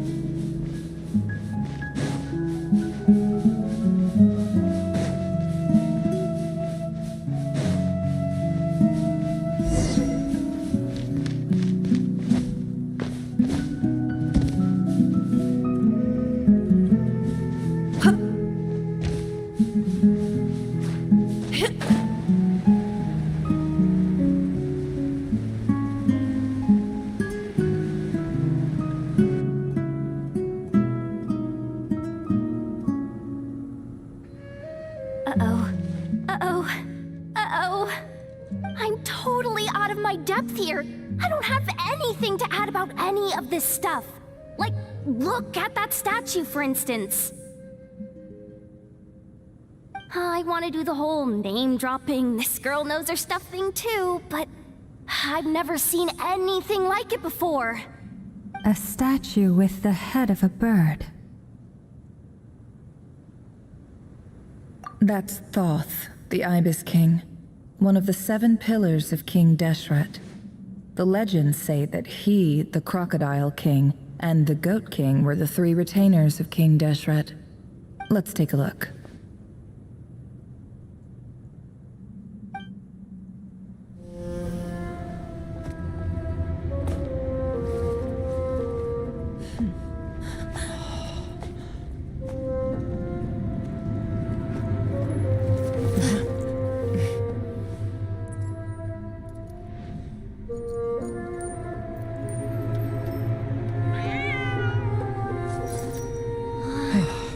It's just Ashru.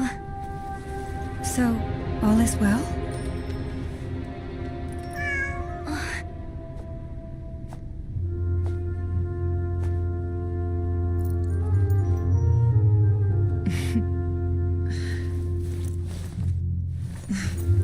Typically speaking, At this point, the world disintegrates. Then we find ourselves back in the outside world. Besides, these are my memories. There's nothing to fear. You're sure? Of course. It's almost over.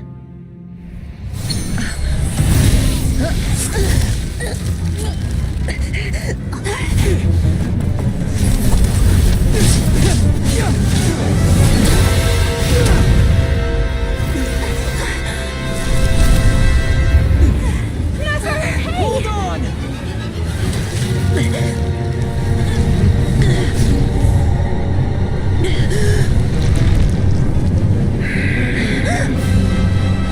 Knowing too much is always a death sentence.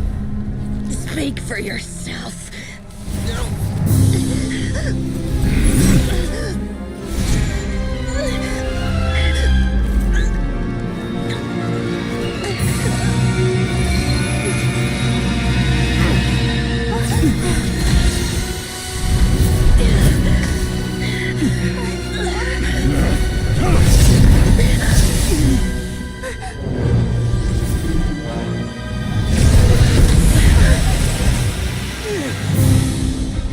How repulsive.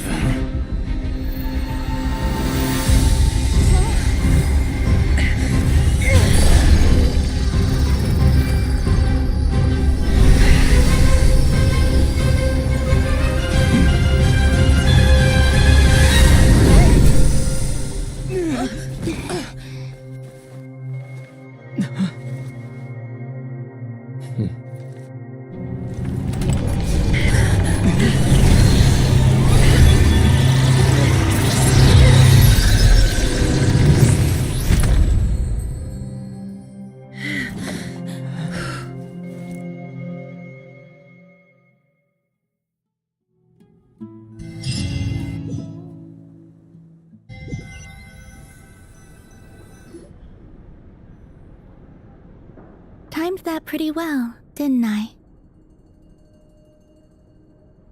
It's okay. I'm just glad no one was hurt. Paimon noticed you doing something too, Dainsleif. Were you helping get them out? Of course. When I asked Nefer to conduct this investigation, I was not naive to the dangers involved. I had a duty to ensure your safety. Good to know your sense of justice is still intact after all these years. I take that to mean that you saw the truth. That comes as a great relief. I certainly did. And thanks to your help, I also managed to trap Rerir inside the chess set. Whoa, really? How'd you manage that? Well, to be honest, I sensed that something was wrong long before we made it to the temple. By using this fragment to probe into Rerir's past, well, the monster formerly known as Rerir, it seems I alerted him. I was tracking him, then he caught on and started tracking me too. Can't say I'm surprised. But how did he track you through your thoughts alone? That shouldn't be possible. Rerir was a secret agent who reported directly to the Vinster King. He is an expert at finding a trail and hunting down his pursuers. No wonder. He infiltrated the chess set, read my thoughts, and built a new virtual chess set inside of it. That's why we weren't able to leave at first. Speaking of your chess set, it's quite a remarkable item. Would I be right in thinking you have some connection to King Deshret? You overestimate me. I only have a connection with one of his underlings, the Ibis King. You all saw how this came to be. A long time ago, the Iab massacred my tribe, the Shimti, in our home village. A few years later, I enrolled in the academia, where some new information came to light. The Unut and the Iab fought a bitter battle over the rights to a well, all for the sake of a non-existent 50 million Mora. The Iab ultimately won that confrontation, but their victory came at the cost of almost every warrior in the tribe. The final blow to the Iab came at the victory feast, when an Unut assassin beheaded their chief right before my eyes. The remaining Iab fled and have been scattered to the winds ever since. Having gotten my revenge, I returned to my hometown, where to my surprise, the nearby temple was still standing.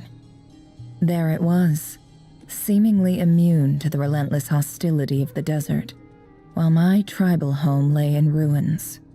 As I stood there gazing at the temple, I noticed a cat just outside. This cat, as it turned out, was home to the spirit of the Ibis King. He led me to a gate deep inside the temple, and there he made a deal with me. This chess set is my gift from the Ibis King. The chessboard within is made to the same specifications as the one in the mausoleum of King Deshret, and represents his power of piercing analysis. With this chessboard in its container, I gained a certain ability to perceive hidden secrets. Now, you could conclude that the Ibis King simply wanted to give the people of this world the power to seek the truth, but I don't believe that's the full story. Every god plays favorites. Their hearts are as fickle as any human's, full of secrets, perversions, egotistical tendencies. But precious few gods are willing to admit this. It is the same with all powerful forces, including fate itself. Their gaze falls preferentially upon a select few. As you rightly point out, this is an act of favoritism. If you're alluding to the Abyss, then yes, I agree. Gather the others. It's time to share everything I've learned.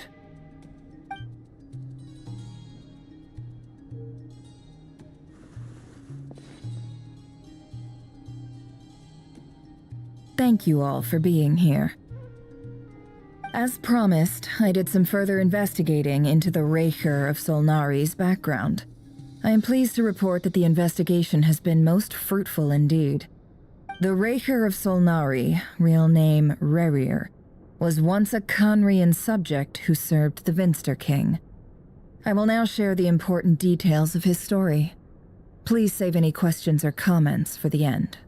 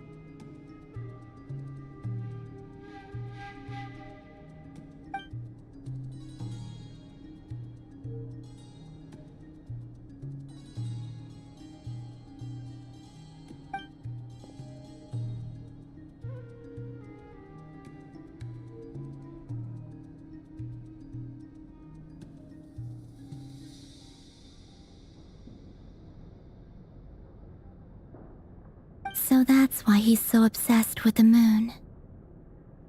A tragic tale, to be sure. But it does not excuse his many transgressions. No matter how much Rerir suffered in the past, the fact remains that he is what we know today as the Wild Hunt, wreaking havoc upon innocent lives in Nod-Krai. He becomes more dangerous with each passing day. If left unchecked, it is simply a matter of time before all of Teyvat suffers the consequences. This is a threat that the Knights of Favonius cannot ignore. A question for Miss Columbina. Forgive me if this is presumptuous, but have you ever seen the spatial gateway that appeared in Rerir's memory? Never. But I have heard stories of something called the Moon Gate, and this seems to fit the description. Miss Lauma, any thoughts on this? In the lore of the Frost Moon Scions, the moon is believed to hold many secrets. Some sources speak of ancient knowledge, others of a gateway to the unknown. The term Moongate is one I have heard before, but as is the case with all of our legends, there are no records of any first-hand witnesses. We cannot know whether it truly exists. Then back to Miss Columbina. As a moon goddess yourself, do you have some idea of where the Moongate leads to? Not at this stage, sorry. I do hold the power of the Frost Moon, and my strength is recovering well. I can sense that the gate would open at my command, but...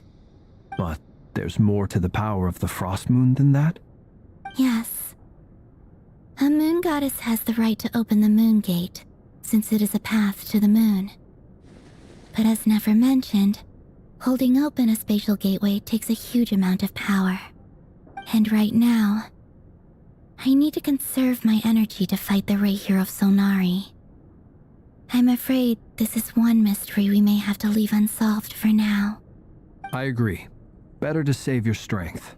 But if you'll humor me for a moment, I have a bold conjecture of my own regarding the world beyond the gateway. I highly suspect that neither Tholindis nor Rerir made it through unscathed. The evidence pointing to this is the fact that the Rerir of Solnari exists with the abyssal power he wields. No ordinary foe can touch him, let alone tear him to shreds. And yet, the wild hunt proliferates wherever his scattered fragments lie, drawing hordes of monsters to many different locations across the land. So your theory is that Rerir was physically torn to shreds by some powerful force? Hence, why the wild hunt is a distributed phenomenon, rather than a unified one? Makes sense to me. Explains why the wild hunt is so pervasive, and why he's been trying to piece himself back together. He was whole to begin with, and he wants to be whole again. Without the power of the Abyss on his side, he almost certainly would have perished the moment he was torn apart. But the Abyss, much like a curse, has kept him alive. I could not agree more. The power of the Abyss is most surely a curse. It is a compelling explanation, and one that accords with my present understanding of Abyss creatures. Whether the life form in question is primitive or advanced, if a curse has extended its lifespan unnaturally, it will continue to survive in spite of everything. This raises some interesting questions. I will run some experiments and see if there is any validity to my suspicions. That being said, regardless of whether my research bears fruit, I would like to thank Miss Nefer for conducting such a thorough investigation. Already, it has greatly enriched my understanding of the entity we face. My pleasure, Mr. Albedo. I too hope that the information I have shared today proves useful as we look to formulate the next stage of our plan. Hey! What is it, Dainsleif? You look really upset! It's just... when I think of the man I once knew as Rerir, I struggle to understand why things had to turn out like this. The two of you used to be friends, didn't you? I don't know if these words will bring any comfort, but my heart goes out to you. Mine too. We can never know all the hows and whys of the way things are. The moon and stars are full of untold secrets and lies, and the skies are host to many more mysteries than these alone. Yet, none of that can begin to compare with the complexity of human life. Those are the first comforting words I've heard in a long time. Thank you both. Well, I think this is a good place to end today's meeting. I'm sure Nefer needs some time to recover. She's been through an awful lot today. That's very thoughtful of you, Lama. Of course. Sounds good to me. Take some time to rest and digest before we reconvene to nail down a plan.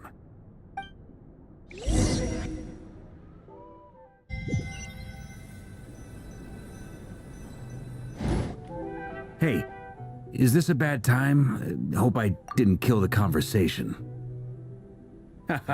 No need. Come on, let's talk outside.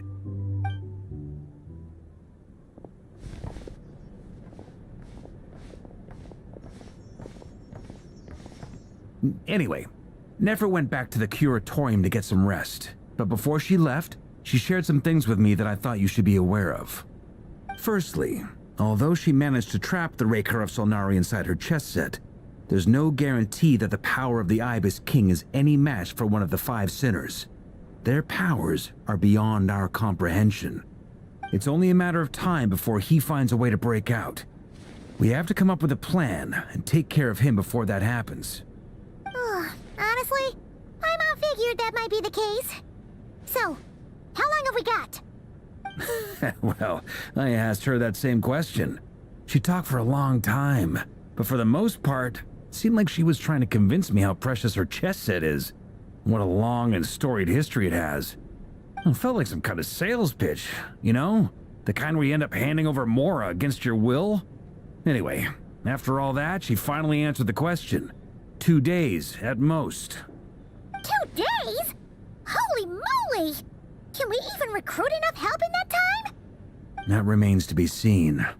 Which brings me to the second issue. Dainsleif is obviously conflicted about this whole thing. But given how little time we have, there's no way we can pull this off without his help. You have some history with him, right? Do you think maybe you could talk to him for us?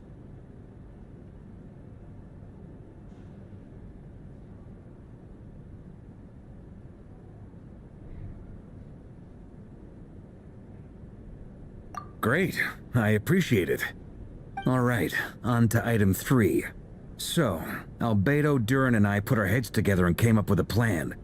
Can't promise it's gonna work yet, but at least it's a start. We figured we'd bounce the idea off you first. We'll explore it further once everyone's recovered.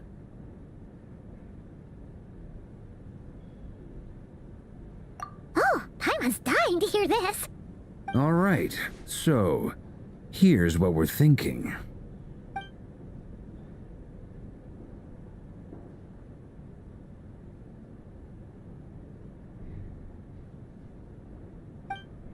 We felt a little uneasy about roping you into this. I mean, firstly, you're not locals, and secondly, none of us are your boss. You're well within your rights to refuse if you so choose. Roping us in? Why would you even say that? We know the stakes here. It's all of us against the Rerir of Solnari, or none of us stand a chance. I choose my words very intentionally, I'll have you know. I like to think there's an art to striking a down-to-earth tone even when the stakes are through the roof. Sir Varka, I have a few thoughts about this plan. I'm all ears. I think we can be more flexible with how the roles are allocated. In my view, the most sensible lineup would be like this.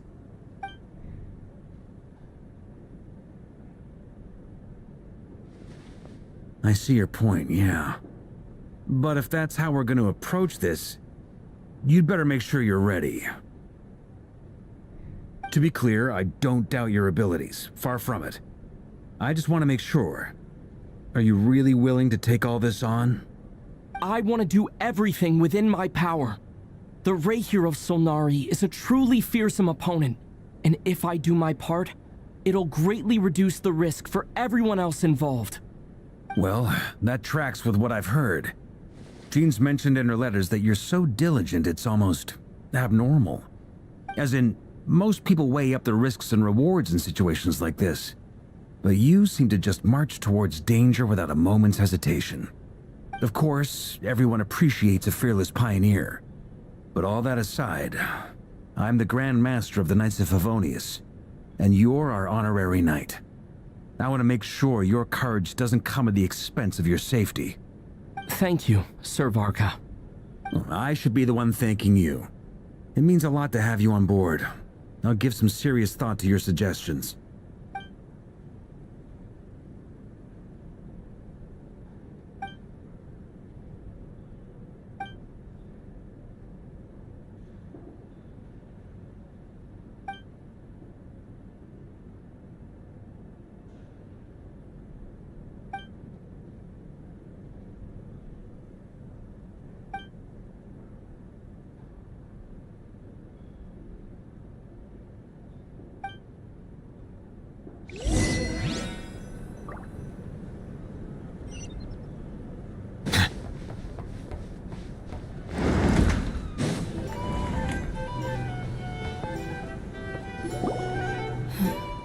This is a thorough plan, but I do have one last question before we take action. How can we be sure that our enemy won't leave the designated area? Great question. Albedo's been hard at work analyzing Rerir and the Wild Hunt's behavioral patterns. His conclusions are as follows. Firstly, from the earliest known confrontation until now, Rerir has never displayed any ability to manipulate the dimension of space. So it's unlikely he has any power in that domain. Secondly, he seems to have a particularly strong vendetta against our group. If we put him in a fight-or-flight situation, he'll choose to fight every time. Thirdly, finally, and most importantly, he is consumed by hatred, both for the moon and for his enemies. Turns out, we tick both of those boxes. We have a reincarnated moon in our ranks, and a spy who accessed his private memories without permission. He'll be baying for blood, not looking to escape. As someone who's had their fair share of interactions with the Wild Hunt, those all seem like valid observations to me. Understood. Then I will defer to the verdict of the group. Well, everyone, that's the plan in full detail. Albedo and Durin are carrying out their part as we speak. Plan approved. Scheduling. Okay, any firepower you need, I got you covered. Let's light this baby up. The Frost Moon Scions are behind you as well. And the rest of you?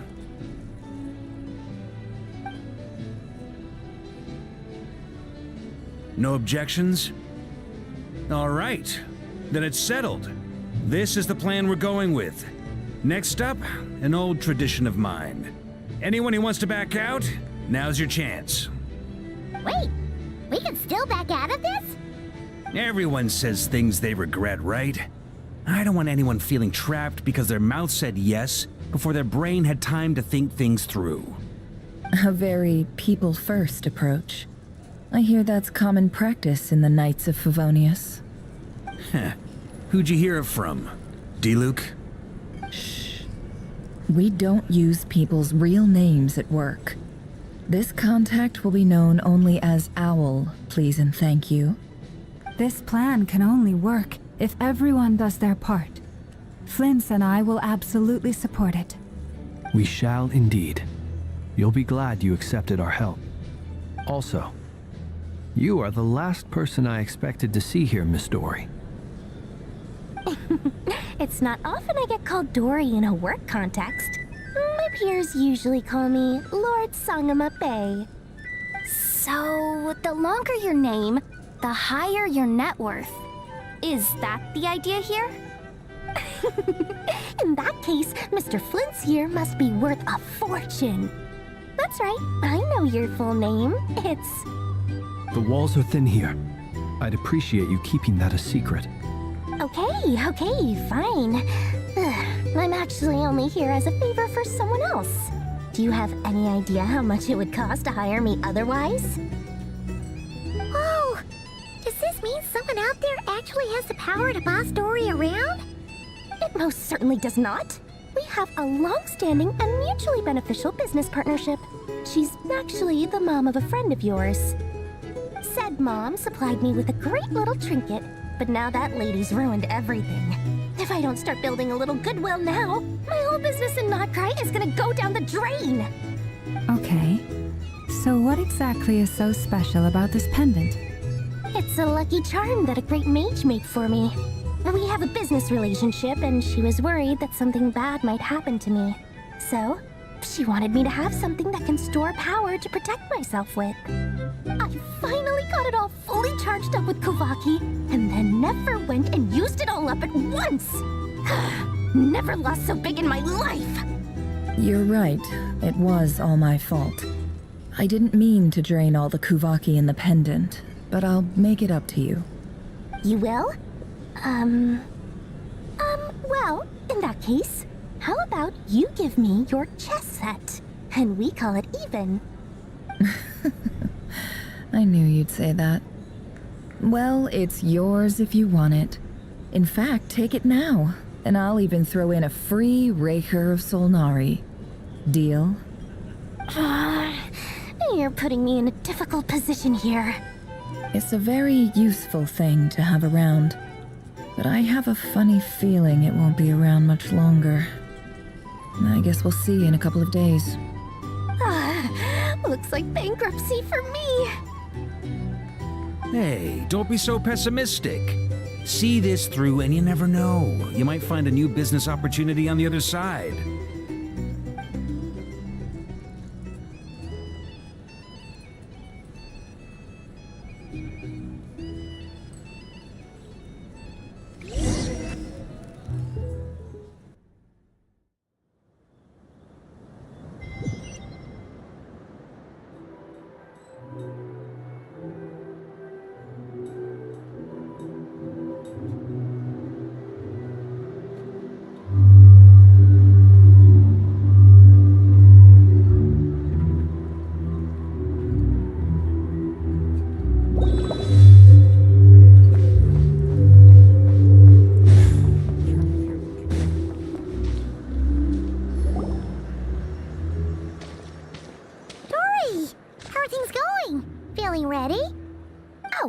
Was born ready.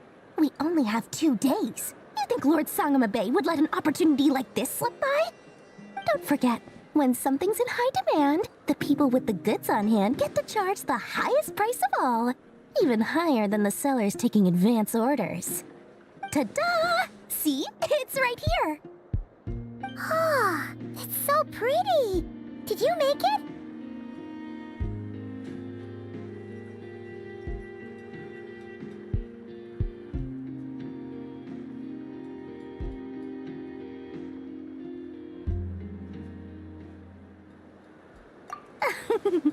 No, I have a supplier. We go way back, so he made me a very attractive offer. Aha!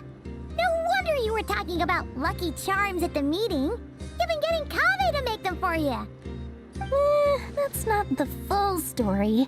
It actually started a while back as a project between me and the Dendro Archon. Mage Alice once warned me that this world won't stay safe forever. There may come a day when everyone faces a great crisis. I passed this on to the Dendro Archon, and she secretly brought together a research team made up of Sumeru's top scholars to invent a technology that could keep people safe. I won't go into the details because it's all very complicated, but if you want to know more, you can ask the Dendro Archon about it sometime. Anyway, point being, it was the Dendro Archon who asked Kaveh to build this little contraption. As one of the top Kashara War talents, he was the obvious choice. Took him long enough. He stressed over it for ages. Must have gone through at least a dozen designs before producing a final product. But that's Kaveh for you. Marak delivered it to me a couple of days ago, along with a letter from Kaveh. Could I ask why I'm sending this technology to you? What's your proposed use case? Has it been approved by the relevant authorities? So nosy. My fault for sending him the research permit to begin with. Surely Nahida must have told him you were involved in this project. He was probably just nervous because you're always so secretive about your business. Could be, could be. Anyway, I just replied, let's hope there never has to be a use case, because it would involve grave danger. Fair enough. But it sounds like he was just being cautious. He probably felt responsible as the one who made it. Or maybe he was asking as a favor for his housemate. He's done that before. Not sure why, though. His housemate doesn't seem to really care that much about this kind of stuff. Either way, all's well that ends well. I'm just glad to finally have my hands on the product. I wouldn't want to be without it, given the potential dangers that lie ahead. Huh? What does that look mean?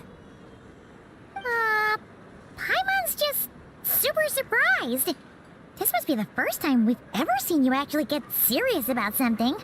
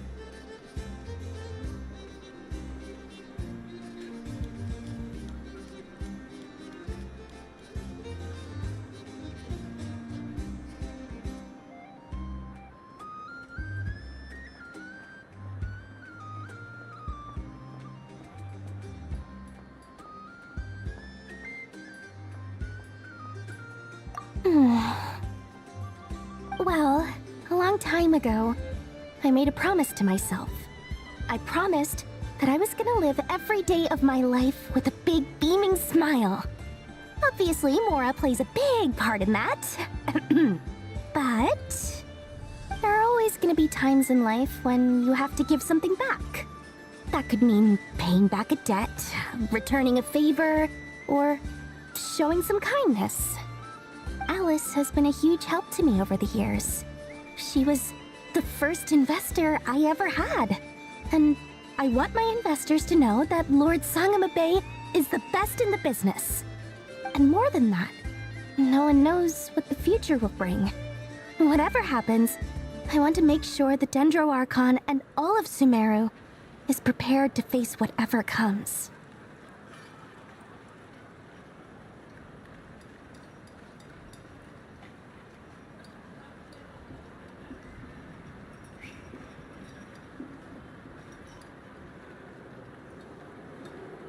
Oh, that? I was just making sure Nefer and I are square.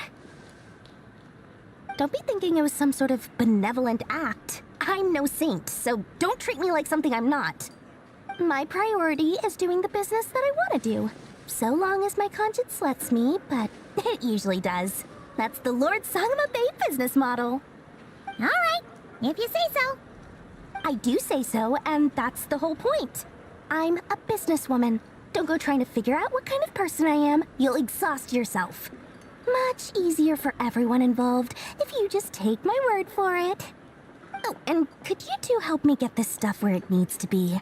Thanks so much. You're my favorite assistants.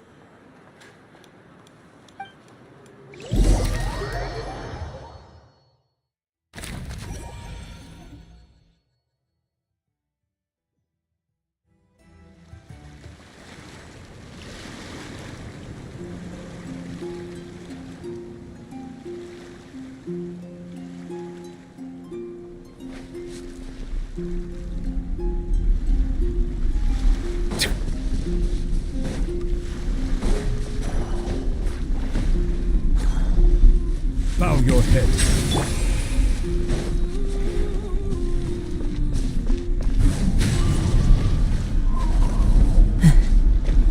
Follow the wind.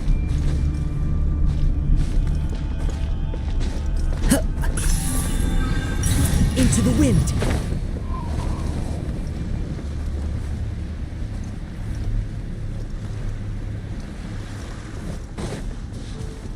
One with nature.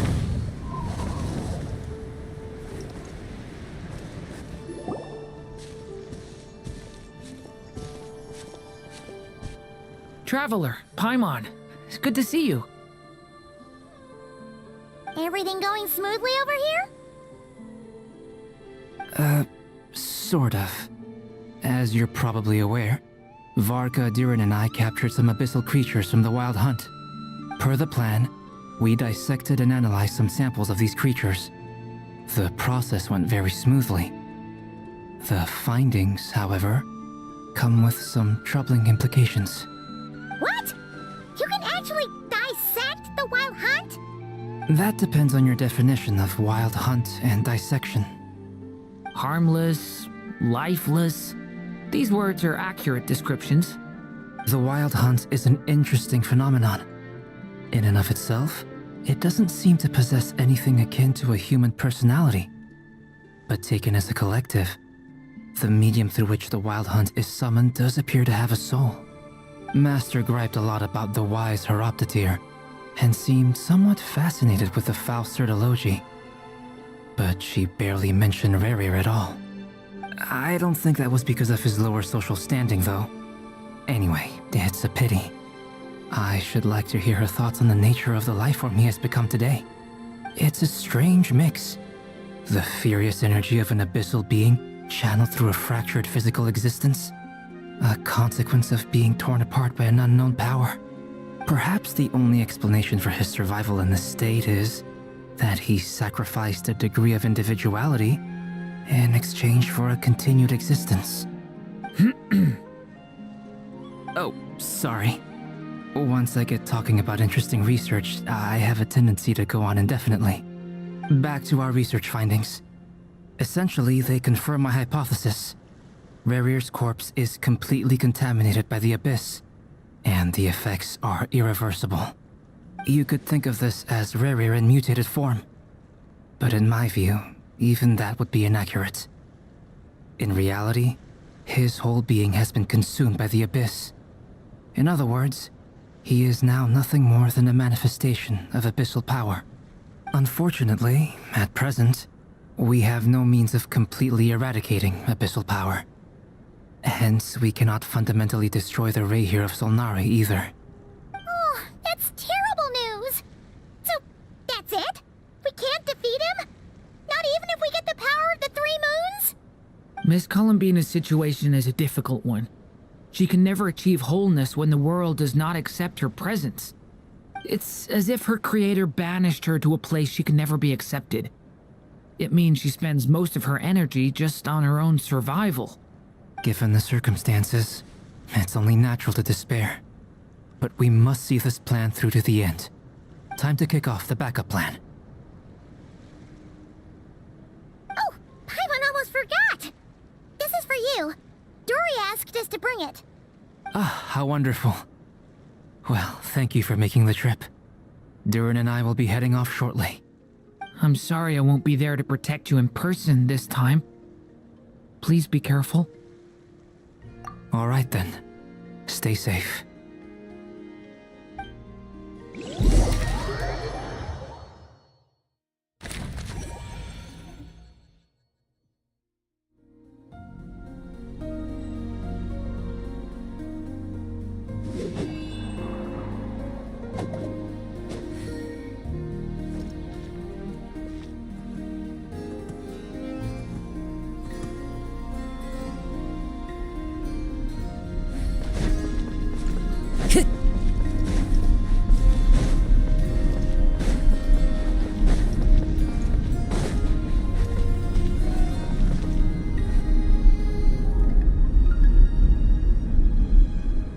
Miss Lauma, is everyone here?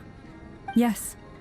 The fate of my flock is in your hands, Grandmaster Varka. Please keep them safe. My lady, what are you saying? Within the next 24 hours, we will face the biggest crisis the world has ever seen. This is not a burden that we deserve to bear, but I believe that we reap what we sow in this life. So I intend to act. I must do what I think is right. For me, that means fighting for the future of Nod-Krai. This gentleman is the Grand Master of the Knights of Favonius, Varka, Knight of Boreas. In my absence, please follow his lead. Hey, everyone. Guess I should introduce myself. Well, to start with, I know my way around a battlefield. Biggest strengths are honesty and hard-workingness. Anyway, point is, I don't intend to let Lauma down. I'm gonna do everything in my power to keep every last one of you safe and sound.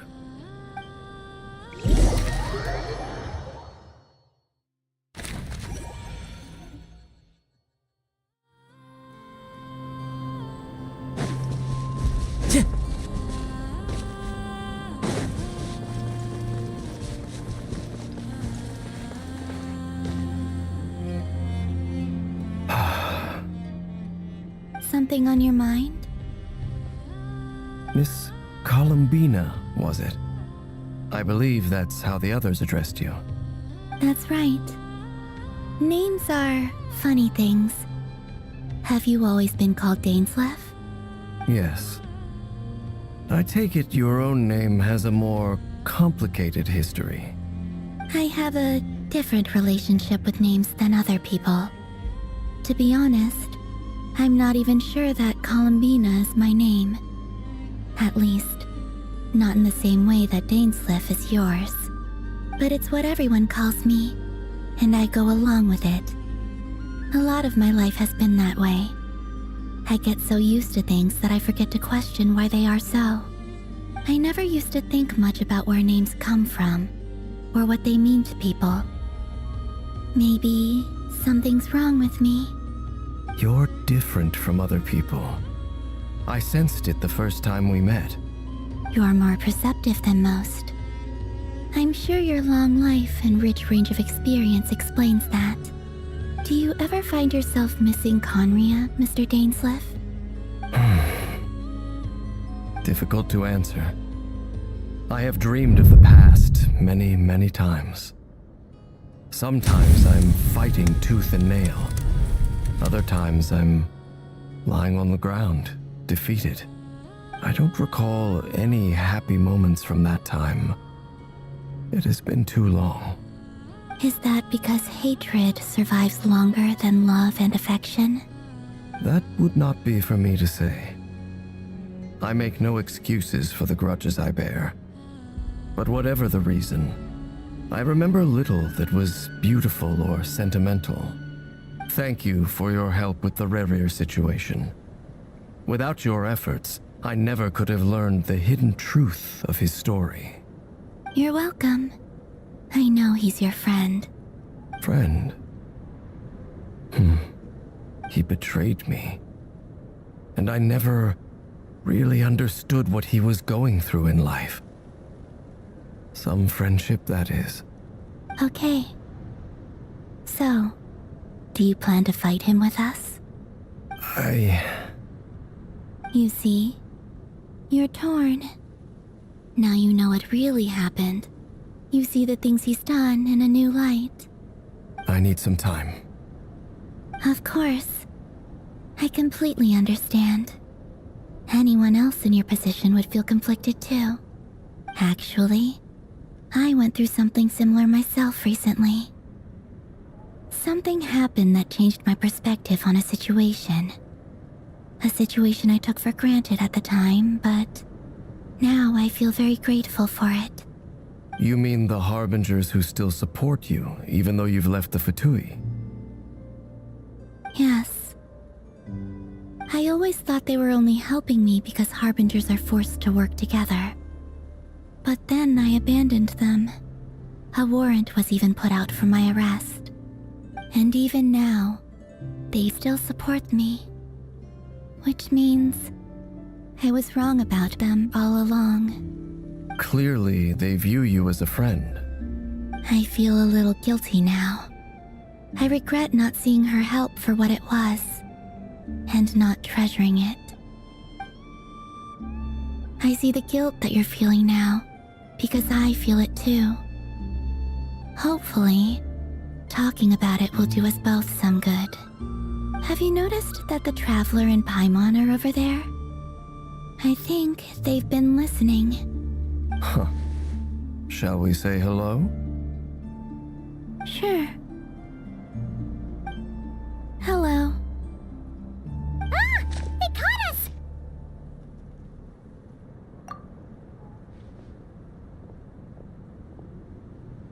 I apologize for making you worry.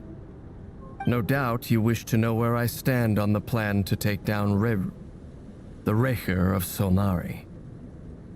I'm afraid I need a little time, but I will seriously consider joining you. You will? Oh, thank you so much! Everyone will be so grateful to hear that!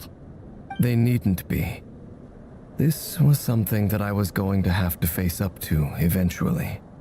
That doesn't matter to them. They're grateful to you regardless. You can't control their gratitude, so just accept it. And then, have a think about whether you're willing to join us.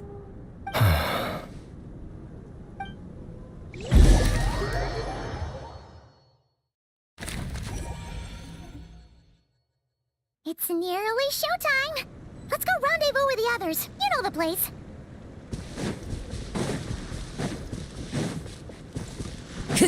Time to go.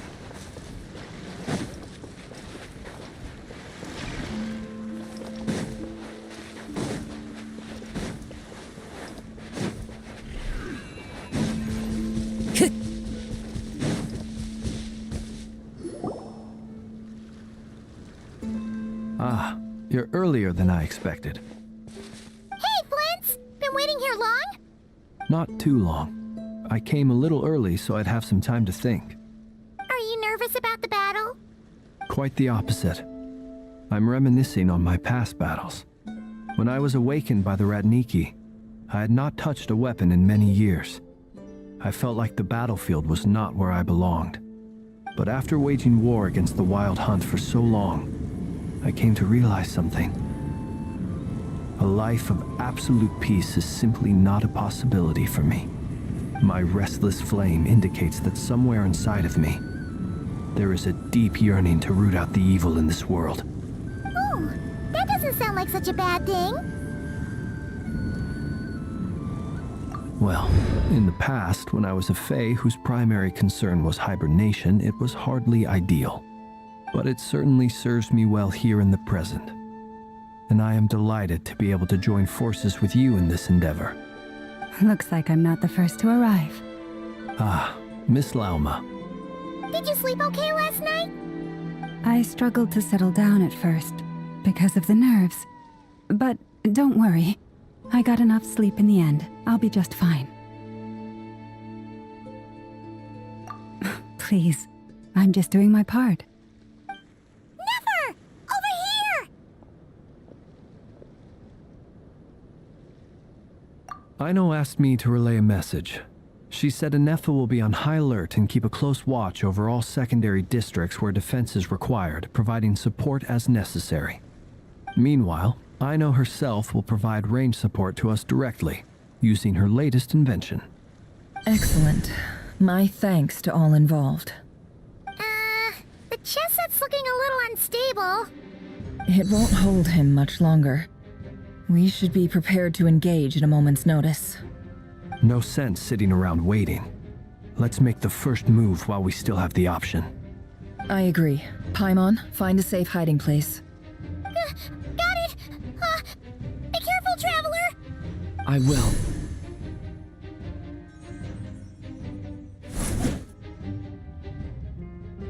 Everyone, take your positions as soon as the battle starts. Every ounce of strength we have in our bones, let us bring to this fight. Ready? Let's go. I've seen all your futile ploys before. You have become the authors of your own demise. I wouldn't be so sure about that. You are merely a moment of sport before I tear down the moon.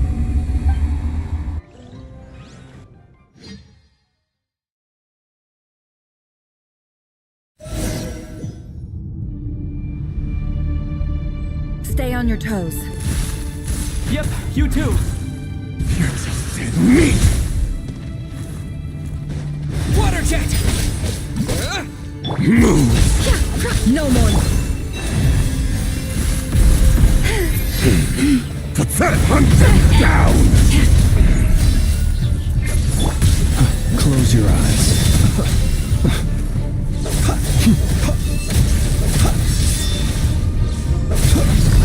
Are you quite finished? Be silent. Let me help you guys.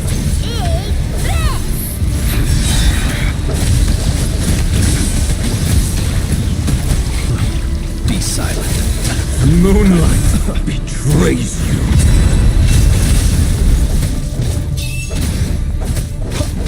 Move. The moonlight betrays you. The deception ends here. With one heart, we pray. Close your eyes.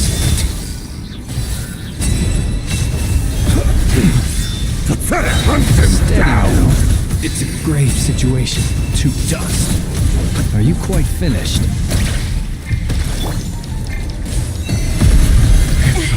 Futile! Hunt them down! Water jet!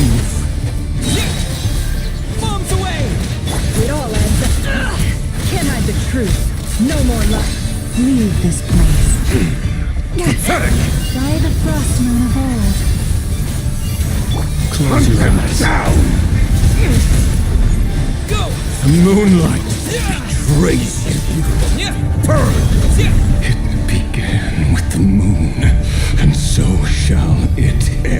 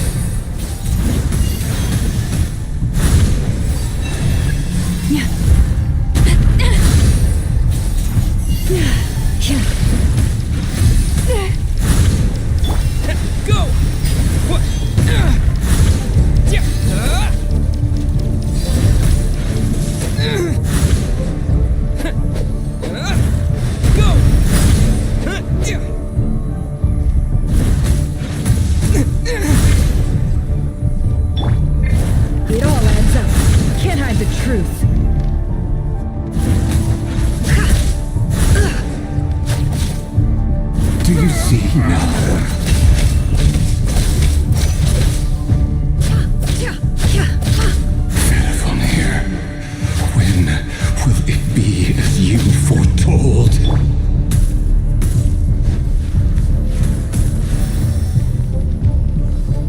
Forest, protect us. The moonlight betrays you. The ebb and flow.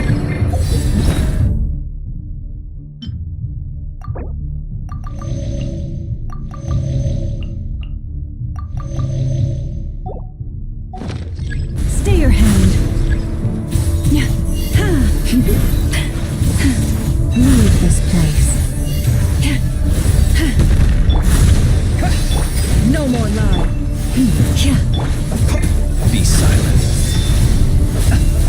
You're not welcome here.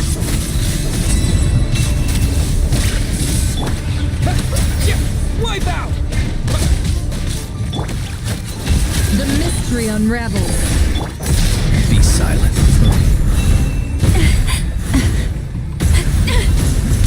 With one heart, we... It's all futile. Move the moonlight. Water jet! Pathetic. It all adds up. Can't hide the truth. No more lies. Forest, protect us. Be silent. Close your eyes.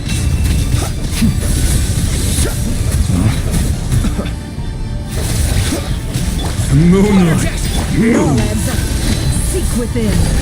The moonlight. Leave this Great. for the everlasting. Hunt them down.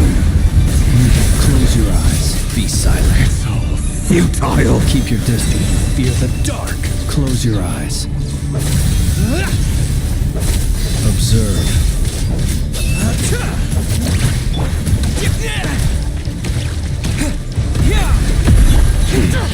Pathetic. Can't hide the truth. It all adds up.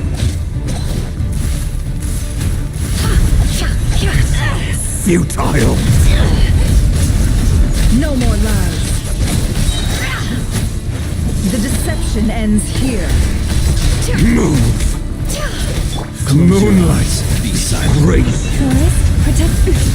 By the frostman of old. Move. The night cometh.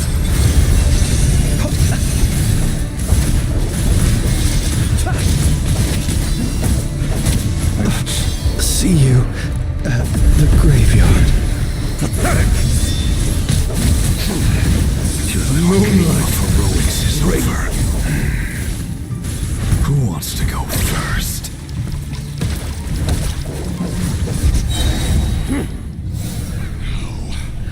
Get out of my sight! No, we've been separated! Grasp! You okay? Never! Where are the others? Stuck outside the barrier. I guess he really doesn't like us. I told you before, knowing too much is always a death sentence. Be careful what you wish for.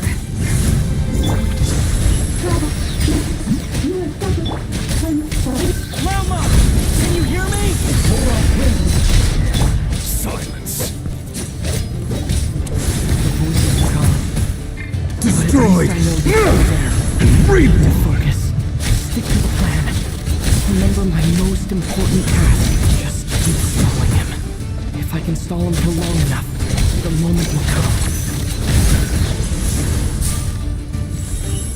Time to conclude. Absurd. Can't hide the truth. The deception ends here. The sands of time got me.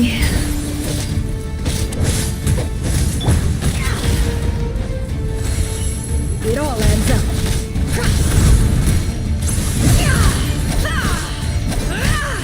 No more lies.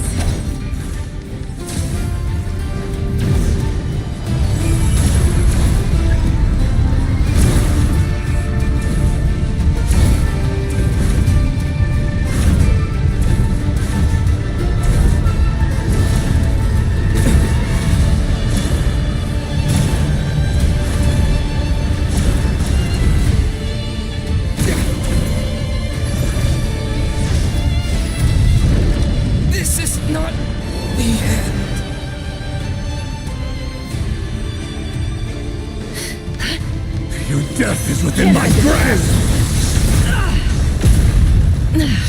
Seek within.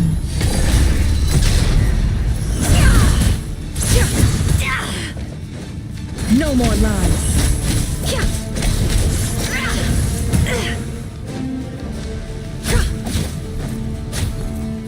It all adds up.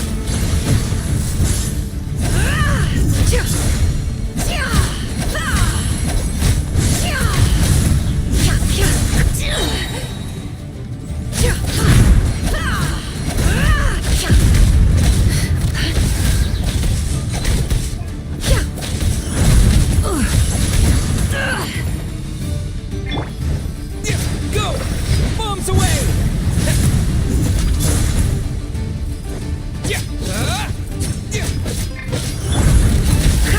The deception ends here.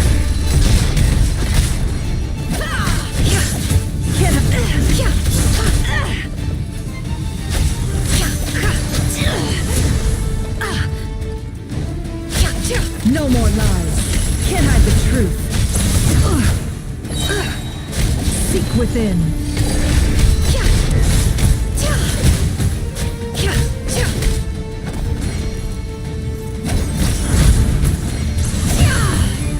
I saw this coming.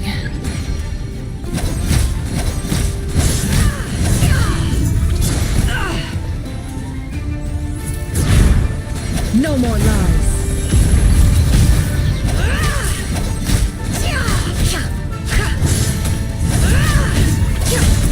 It all adds up. The mystery unravels.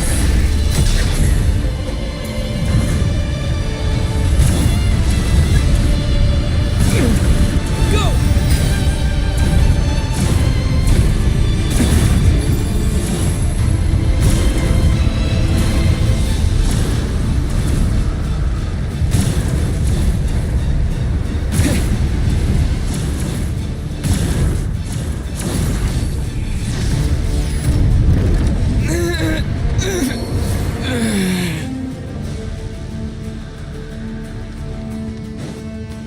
Your death is within my grasp! No more lies. The deception ends here. Water jet!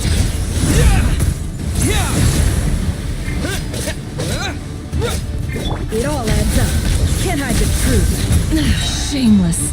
The mystery unravels.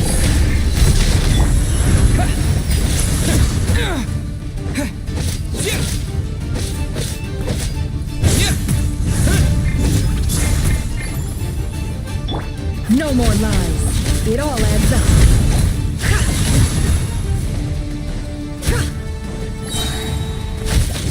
The deception ends here. No more lies.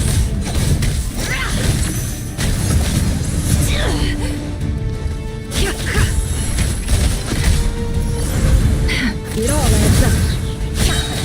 The mystery unravels. Destroyed! And reborn! Absurd.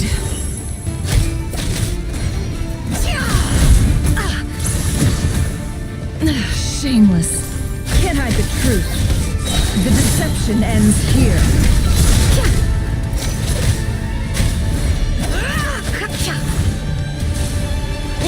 Water jet!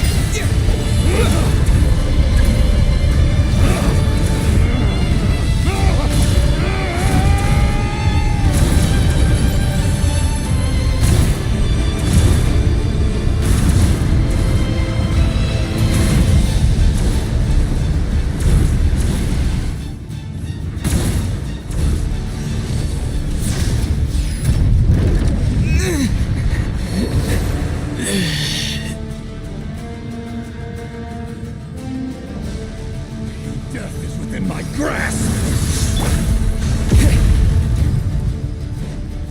Bombs away!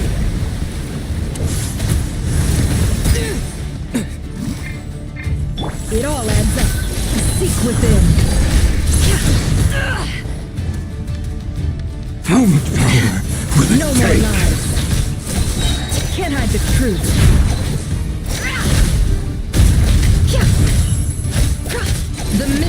unravels.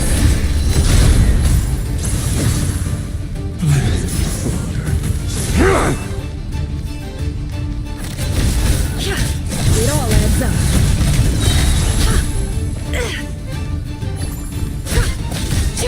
Seek within. No more lies.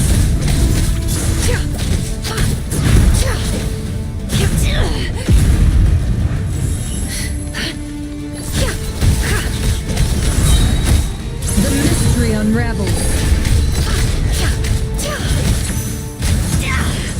Can't hide the truth.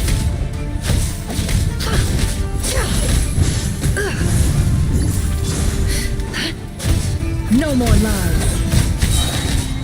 Seek within.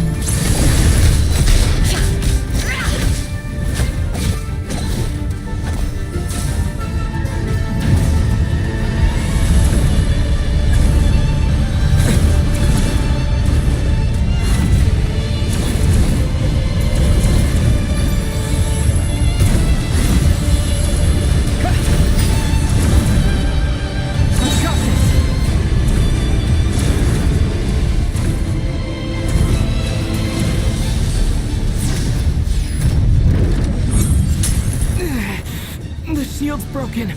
I can't keep this up. Don't push your luck. It all adds up.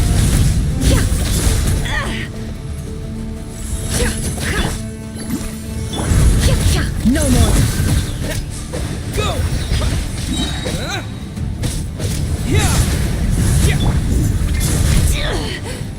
Can't hide the truth.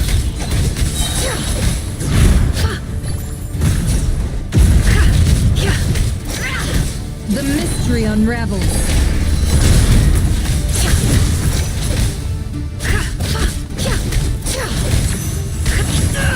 It all adds up.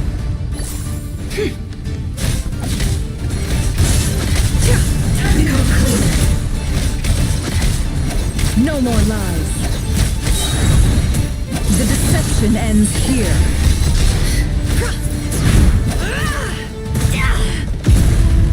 How unfortunate. Can't hide the truth. No more lies. Seek within.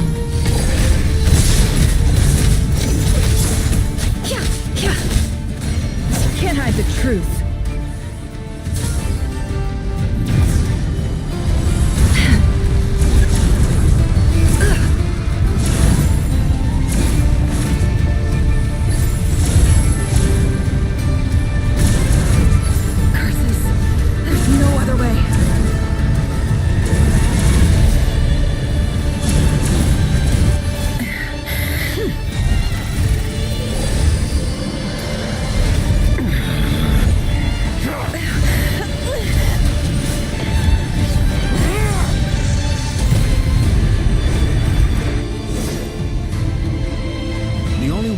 Rerir is to borrow his own power. That means Columbina will have to disappear while you two bear the brunt of his attacks. You have to hold on. Find a way to keep him focused on killing the two of you.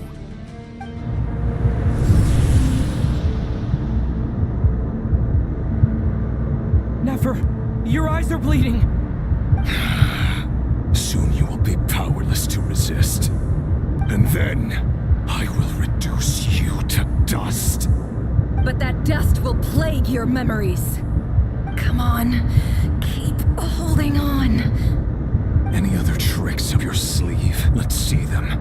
As entertaining as they are. You've backed yourself into a corner.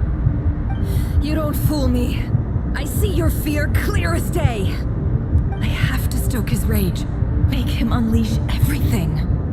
You fear what you could never defeat. You fear the thought of never being able to save your beloved. You cannot win the fight against fate, Rerir. Is that what you think? Well, now it's your turn to feel afraid.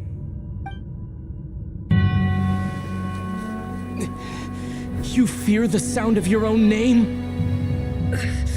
Is it us you hate? Or is it what you've become? Let's see what becomes of you!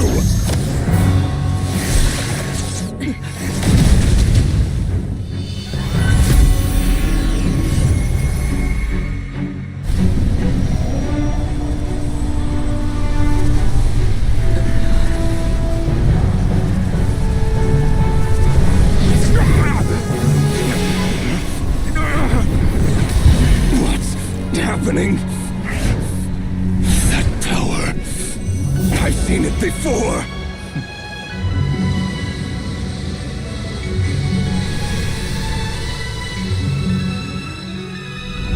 His power is on another level. We'll need to use an alchemical array to convert his power into a usable form. Then quickly channel it into Columbina, rendering her powerful enough to compete with him. I'll join you. I can help. If I release enough abyssal energy into a confined space, it'll create a potential difference, allowing us to extract a huge amount of elemental energy. Next, I'll synchronize with everyone's minds using Pyro, then give you temporary access to their abilities and fields of view. But it won't last long. Can you see? Well enough. So, we have a student of Gold Rheindotter in our midst! How about that?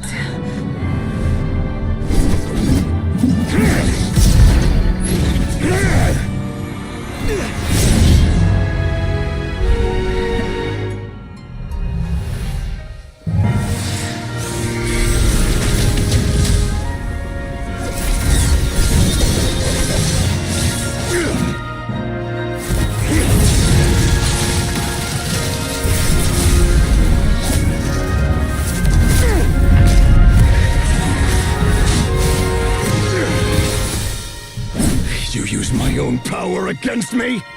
Just like how you stole Kuvaki. Look familiar?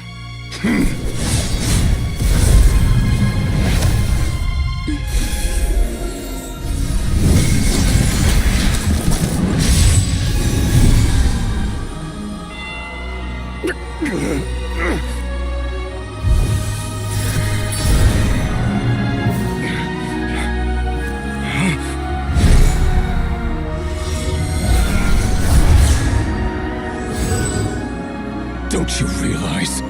You don't have the power to hold that gate open! I don't, but someone else does.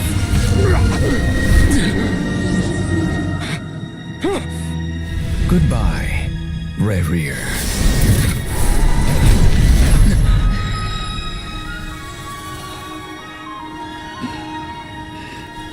We won.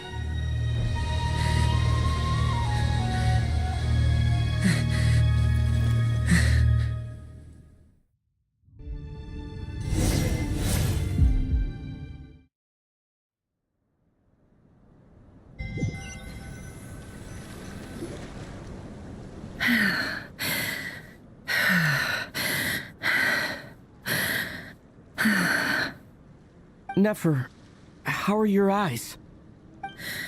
They're fine. Apart from the blindness, of course. It's not too late. Let me handle it.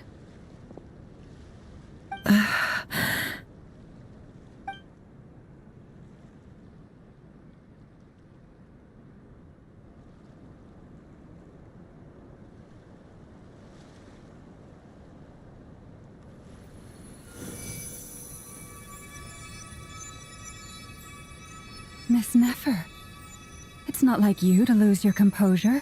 That was the most reckless thing I've ever seen you do. Reckless how? The situation was critical. Our lives were at stake. We had to do something. Even so. Okay. I guess you're right. Under the circumstances, it was a wise decision. You traded your eyes for an incredible victory. In business terms, I suppose that's a huge return on investment. I'd be hard-pressed to argue otherwise. Still, I don't like this outcome, and I don't want you to lose your sight for good. People suffer when they make sacrifices they shouldn't have to make, whether that means faith, strength, or in this case, your ability to even see. I had hoped you could win without sacrificing so much as a single hair on your head. Thank you. Really. All done. Don't try and open your eyes just yet. We'll see how you're doing in a couple of days. Until then, please follow your recovery plan to the letter. I'll send full details through Yehoda. For now, just get yourself home, relax, and rest. My dear friends, we have fought bravely and achieved a spectacular victory. A dark cloud has been lifted from the skies of Nod-Krai. All in this land will be grateful for what you have done. The moon will remember this day. Thank you both.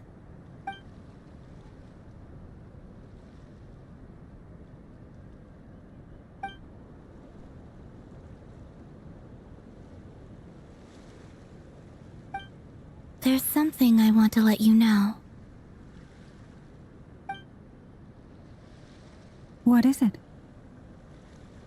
When Durin connected everyone's minds so I could access their powers, I also felt everything they felt. And since Nefer's eyes were injured, my eyes are hurting now too.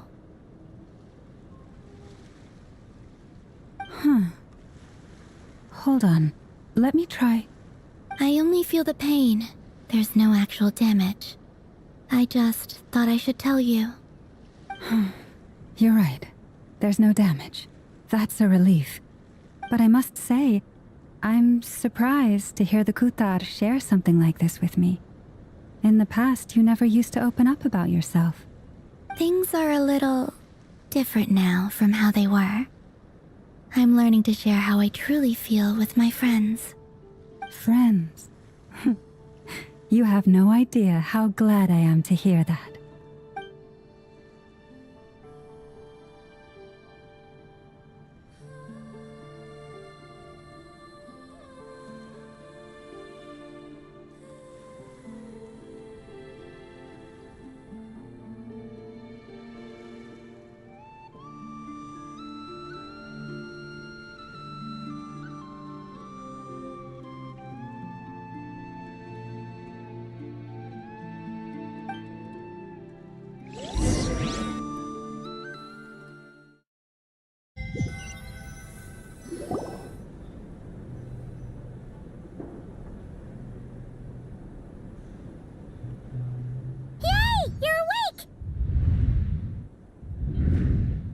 How are you feeling? Any aches and pains? Did you sleep well? I'm doing all right, Paimon. No need to worry about me. Phew! Well, that's good. Paimon's been sitting on the edge of the bed worrying about you for ages. You slept a whole day and night. Poor Paimon had to eat all by her lonesome. Glad to hear you didn't starve. How was the food? Well, it wasn't the same without you there to share it. Honestly, Paimon just can't relax when you're not your usual self. She couldn't enjoy the food and settle down to sleep. Well, I'm back to normal now. Oh yeah, and Albedo swung by earlier. He said to tell you to head to the tavern when you woke up. Varka and the others are organizing a victory feast and they want to celebrate with you. He also dropped off some medical supplies, but you seem fit as a fiddle, so guess you won't be needing those. If you're feeling up to it, let's head over now. Wouldn't want to keep them waiting.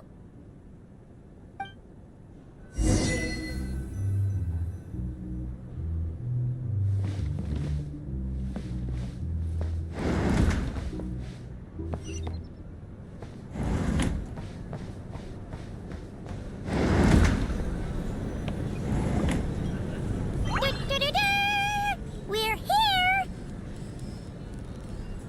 Traveler and Paimon!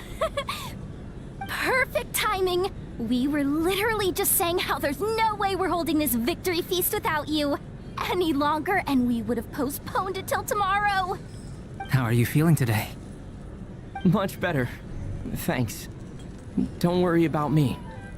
Relieved to hear it. If that changes, just let me know. Happy to check you over at any time. Yep, we're here for you. Anything you need, just let us know. Oh wait, where's Nefer? How are her eyes doing? Nefer's right over there. I'm sure she'd love to catch up with you.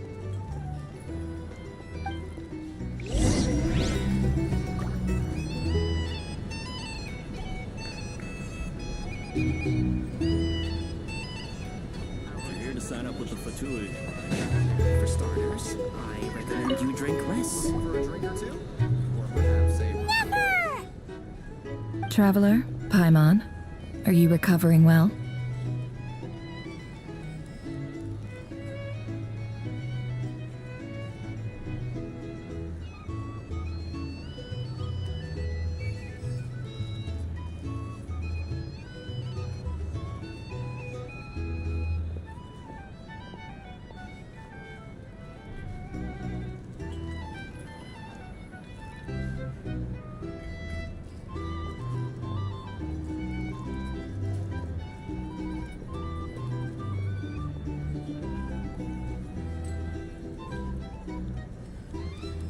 Turns out that moon chanter has some real talent after all.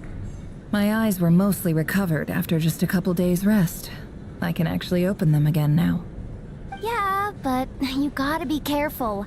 Lauma says not to strain your eyes while they're still healing. Yes, thank you. I'm well aware. Yehoda, could I borrow you for a moment? I could do with an extra pair of hands. Oh, sure. Coming. Did you hear that? I gotta go help Lauma for a second. You guys chat among yourselves. I'll grab us some drinks on the way back. Paimon, you still like 'em sweet? You bet! Make it extra sweet, cause Paimon's earned it! Sure thing!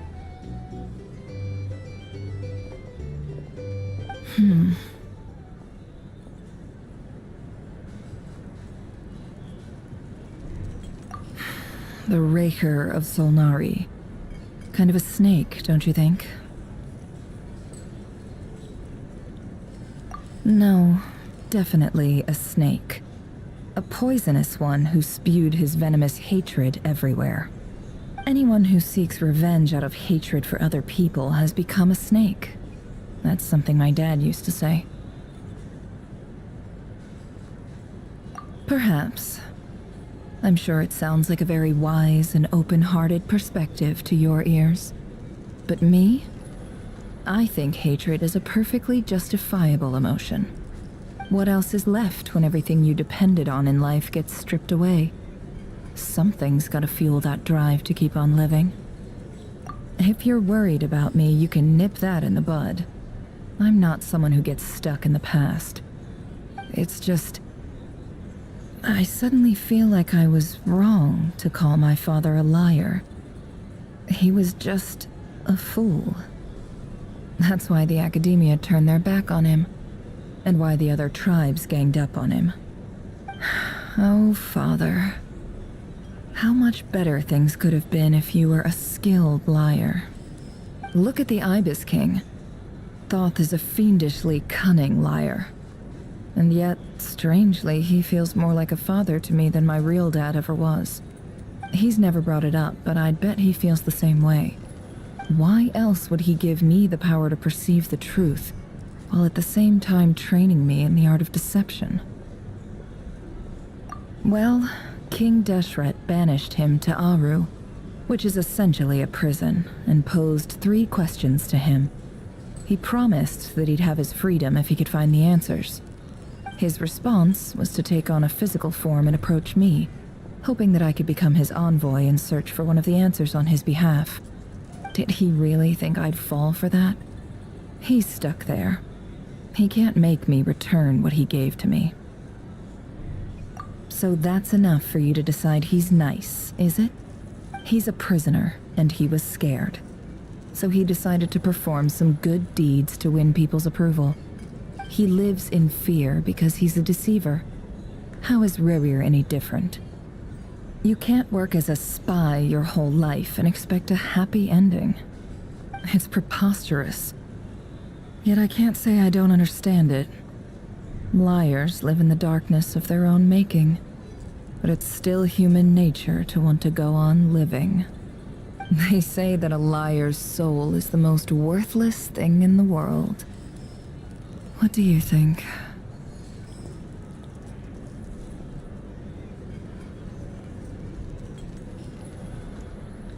Good. If you understand that, it means you're smart, and you see things objectively. If you ask me, the soul of a liar really is worth nothing, because all they care about is themselves. For example, when something good falls into my lap, I don't go sharing the news around. Stops other people trying to steal it from me.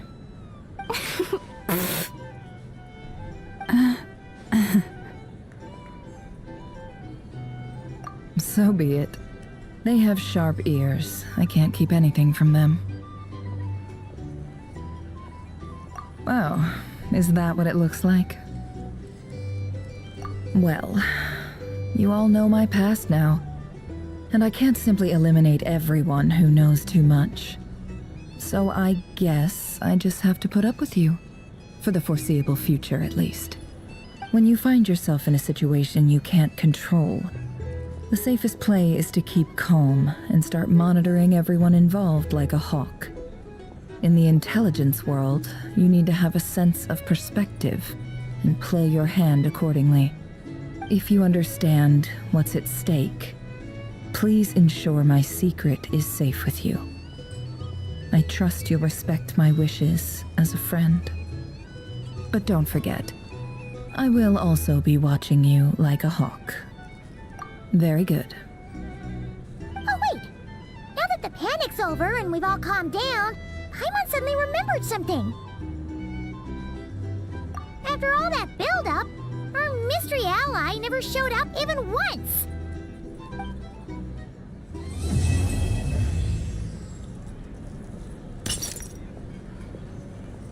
Huh? Am I imagining things?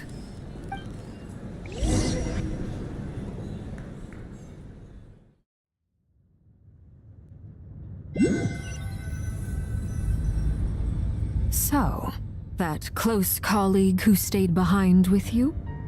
What's he been up to recently? Don't know, don't care. I get more normal human interaction from hanging out with Bosco too than him. Although, now you mention it, he hasn't bothered me in a while. I wonder if... If he's disappeared without a trace, it's the biggest gift he ever gave to the world. But I somehow doubt that's what's going on. He won't lie low forever, so we'd better stay on guard.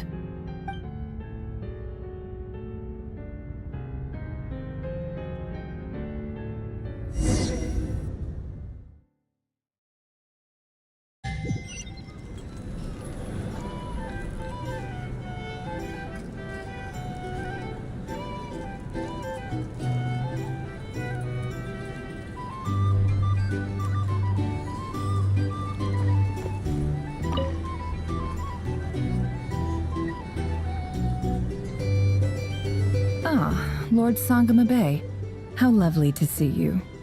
I must thank you for the device you provided. It was an enormous help. Would I be right in thinking that it was developed by the Academia? Why come and ask me when you clearly know already? I mostly came to thank you. That's more like it. A little gratitude goes a long way with Lord Sangama Bay. Play your cards right, and you might even stand a chance of becoming my long-term supplier. The chance to work with such a kind and charitable investor as yourself would be a great honor for the Curatorium. Huh? Charitable? Who said anything about charity? First I'm hearing about it. Let's see. The first plot of land you purchased in Nod-Krai, your desert interests, and... Stop! What do you think you're doing? Exposing my investment history! It's nothing to hide from. They're all perfectly legitimate investments. And some of the land you purchased was with the intent of building a sanctuary? Yes, I heard about that too. How did you... You're a curious case, Lord Sangama Bay. You don't like people finding out about your good deeds, do you? But I'm afraid no matter how hard you try to keep things under wraps, where there's a will, there's a way. You did it for Sumeru, didn't you? It was empty land that was gonna go to waste otherwise. I figured if I built something there, it might at least get some use in an emergency. Disasters are capricious things. They strike without any warning. I've lost family to a disaster before, and I don't want to lose any friends or business partners if I can help it. My elder sister used to dream of finding a sanctuary. Somewhere with plenty of food, water, and medicine. Where everyone could live happy lives. It was something I looked into, but after discussing things with the Dendro Archon, I decided on a more effective strategy. The tech people handled the tech, and Moneybags provided the Mora. It just made the most sense. It's a pity that so few people know the truth about you. Everyone says that you view everything in terms of Mora, and all you care about is growing your own wealth. So, what's the problem with that? Everyone wants to be rich, it's human nature. So yes, I love Mora, and it's nothing to be ashamed of. But surely you have dreams of your own, beyond just making Mora. You don't get it, do you? My dream is to invest in other people's dreams. And, you know, make a nice little slice for myself along the way. Just thinking about it makes me happy. That sweet, sweet sound of Mora. Thank you. For the device? And the pendant. Oh, that. I was just returning a favor. Don't worry about it. Seems like we've both been away from home for a very long time. Yeah. So long that I barely remember what my family even looked like. That would be your mother, father, and sister? Yeah, though it's been years since my sister passed away. It's not like I want to forget them, obviously, but memory can be even more ruthless than the most calculating business person. Beyond a certain point, if something isn't helping you, it just gets rid of it. My sister can't help me now. Slowly but surely, her face is fading from my mind's eye. It's become a vague impression. Not everything will fade. When loved ones pass away, the beautiful memories are the ones that last the longest. Yeah, that's true. If you ask me, that's the one silver lining in all of it. Well, that, plus, I'm sure that life is much better now than it was back then. Oh, absolutely. I have tons of Mora, a big beautiful house, business is booming, and I'm as happy as can be. You've got a lot going for you too. Boss of the Curatorium of Secrets? I'm sure there's plenty of Mora to be made in that line of work. I appreciate the vote of confidence.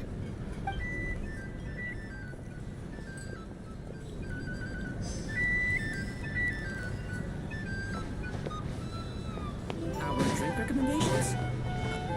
For starters, I recommend you drink less. How have you been holding up? Any adverse reactions? If you start to take a turn for the worse, make sure you tell me right away. You don't need to worry about me, Grandmaster. I'm fine. I mean, I barely did anything, so... What? You're too humble, young man. You played an indispensable role in the battle for Nod-Krai. We can't thank you enough for your support. Sometimes, when people praise you, it's because you deserve it. The best thing is to accept it calmly and with grace. It's important to learn how to respond to words of admiration. Let's do a quick demonstration. Albedo, that was an incredible feat of alchemy. The pressure was on, but you worked flawlessly at lightning speed to get the job done. Thank you. I can't take all the credit, though. Durin played a big part in forming the alchemical array. See? Did you catch that? A masterclass in how to take a compliment. Okay, yeah. I did work pretty hard to help prepare for the battle. No point denying that. Hey, you guys! Hey, look who's bounced back. Looking good, traveler. Seems like you've recovered. You won't need to take any more medication. Can I get you a drink? Huh? You know how to order at a bar now? You've sure learned a lot recently. Handling a drinks order is ridiculously simple compared to alchemy. Don't worry, I'll blend into society yet. Paimon believes it! You're clearly a fast learner, just like your brother. To be totally honest though, Paimon didn't quite follow all the details when you first explained the plan to us. Don't worry, that's completely understandable. Unless you're a student of alchemy, it's hard to grasp the principle and how the process works. To put it in the simplest terms, we saw how our enemy stole the power of Kuvaki. And that gave us the idea of stealing his power to turn it against him. When facing an enemy you have no hope of defeating, it's best not to engage them in battle. So, instead of looking for a way to overpower him, we decided to help Columbina get strong enough to at least stand up to him in a fight. For this to work, we had to analyze his modes of attack, confirm who his main target was, and make sure that he wouldn't go beyond the range of the alchemical array. For added security, we prepared a total of 4 arrays. But to mitigate the impact of the battle, we identified one location in particular as the ideal spot, which is where the confrontation took place. The alchemical array absorbed his abyssal power. Then Durin processed it to render it usable by Columbina. That power enabled her to do what would otherwise have been nigh on impossible. What surprised me was that Dainsleif actually agreed to join us. Given his history with Rerir, he had every right to sit this one out. But we're extremely grateful for the decision he made. It must have been a painful choice to make. But I'm sure that making a decision was far better for him than staying in limbo. Absolutely. He was torn between 2 paths, but in the end, he made his choice and stuck to it resolutely. He doesn't strike me as the sort of person who'd stay trapped in limbo for long. Anyway, however you cut it, everyone gave a stellar performance. And now, it's time to kick back and celebrate.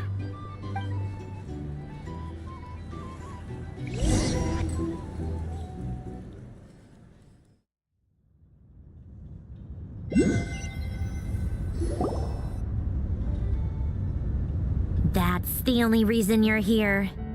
Yes. I've thought a lot about it, and I've realized that you, me, and Arlecchino should be friends. I think this is very important, so I felt I had to come and tell you. Well, this is a new one. I'm so moved. I can't even hold my teacup. If that's all, you can leave now. Do you not want to be friends with me?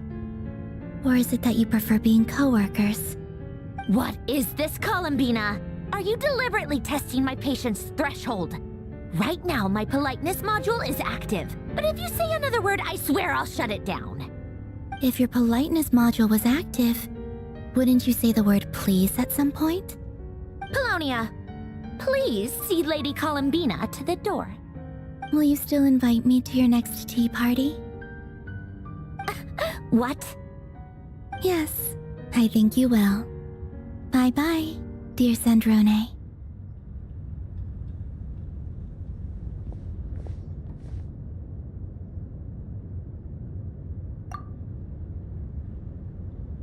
Last time, the Wild Hunt escorted you out.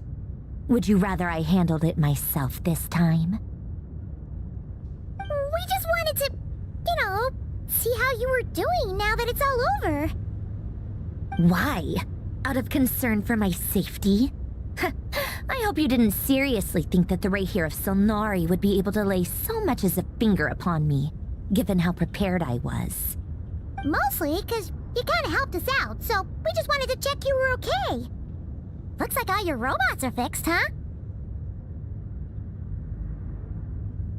Oh, don't you worry about that. Tea time is already a write-off. The visitor before you managed to kill my appetite. If you're in the mood for tea, go ahead and help yourself. Otherwise, it's going to waste. My coasters are still missing in action, though. Use this notebook instead. Whoa! Pretty hefty notebook. Look at all those calculations. You can ignore those. They're just dumb scribblings. I doodle and write in my free time. Sometimes I remember the distant dreamlike past. Sometimes I imagine the far-flung future. And other times, I grit my teeth and note down all the crazy nonsense going on in the present. Some people do the crosswords in the newspaper. This is my equivalent of that. Trying to predict the future is like daydreaming, and writing about the present just makes me furious. The past is my favorite. If nothing else, it's already set in stone, so I don't have to rack my brains trying to figure it all out. Huh. Although, having said that, the only vaguely interesting memory in my past is probably that guy they call Lord Artificer. Who else? Pretty much all the mecha and Fontaine are his personal handiwork. Wait, are you saying you know him? Like, personally? As a friend? I mean, I guess we were friendly enough. Yep. In fact, I'm probably the only normal person left who knew him at all. We used to chat occasionally back when he was still around. Before he passed away, he asked me to destroy all his manuscripts. I honored his request, but I did read through everything first before destroying them. I mean, I couldn't let the genius of Lord Artificer Alain Guillotin disappear like that. Would have been such a waste. So, that's where the formulas in your notebook are from? I just told you, those are my equivalent of crossword puzzles. They're just dumb formulas that I solve for fun when I'm bored. Alain's work was like epic poetry. The formulas in my notebook are just silly little riddles in comparison. Not that there's anything bad about them. I mean, at least, solving those riddles isn't going to hurt anyone. Except me, 'cause I lose a few brain cells in the process. Anyway, while we're on the topic, I might as well tell you about what happened to him and his friends. Alain Guillotin had two close buddies, Renee and Jacob. They spent their childhood years together in the Narzissenkreuz Institute. They were all quite competitive, so there was some rivalry between them, but it was a friendly rivalry. But beneath the friendship and the rivalry ran something deeper, a sense of nostalgia for the past. Unfortunately, childhood would end. The prophecy would come true, the apocalypse would arrive, and the future would never be. A mad dream that would normally only capture the minds of lunatics began to take root in their hearts. A dream of saving the world. And if Renee and Alain had been people of lesser wits, that dream would probably have ended up as something for them to joke about in their older years. But alas, they were some of the sharpest minds around. They nurtured that dream with the full power of their intellect, and it grew into something that ate away at their souls. The first of them to fall under its spell was Renee. Against Alain's wishes, he persisted in experimenting on a mutual friend of theirs to try and save their life. Alain did not approve and parted ways with Renee. It's complicated. Alain wanted to believe that Renee only did what he did for the sake of their friendship. But when he told me about what happened, I could tell he still had some suspicions about Renee's motives. Perhaps the seed that would grow into a nightmare had already sprouted in Renee's mind. Even then, the next time they met, Renee's soul had been completely engulfed by the dream of salvation. His futile attempt to change the tide of fate only resulted in a wave that swallowed up the world, even before the apocalypse came. And although that wave died down eventually, I hear that it just recently came back with a vengeance. As I understand, Renee wanted to live out his dream of salvation once more. But I'm told that the attempted resurgence finally died out for good. At long last, Renee awoke from his deluded dream. Though of course by then it was far too late. What do you think of Renee? Do you admire his transcendent genius? His view that any price was worth paying to achieve the lofty goal of saving the world? Or do you despise him? Dismiss him as an evil madman who wrought havoc on the lives of everyone around him as he pursued his delusional dream. Same difference, really. Just a matter of perspective. What a cop-out. But I suspect you'd have a more incisive and insightful answer if we dug into it further. I don't like fanatics who give up their whole lives for their ideology. Nor do I like fools who let their delusions take control. Maybe I could understand if René had just been an ordinary person. But he had a sage-like intellect. And still managed to get himself lost in the labyrinth of his own desires. Anyway, that's enough about René. Now, moving on to Alain Guillotin, the Lord Artificer. He managed to put a stop to the first storm whipped up by René. But after that, Alain lost his friends and family. To his credit, I suppose, the loss of his family and friends was purely a tragic accident. It's not like Alain sacrificed them for his cause or anything. After that, the only thing supporting his work was the same dream that had dragged his closest friend down to the abyss. But although the desire to save Fontaine drove him to found the Fontaine Research Institute, Alain continued to reject any form of transcendental knowledge or power. He was suspicious and fearful of it. I think that yet Alain's, once he realized he quit working on his formula, he told me that the director of the I think that all he, at the very end, many years after that. And that is the story of two people from the Nazism. One went all in on his the other sought even the grandest tree starts as a tiny seed.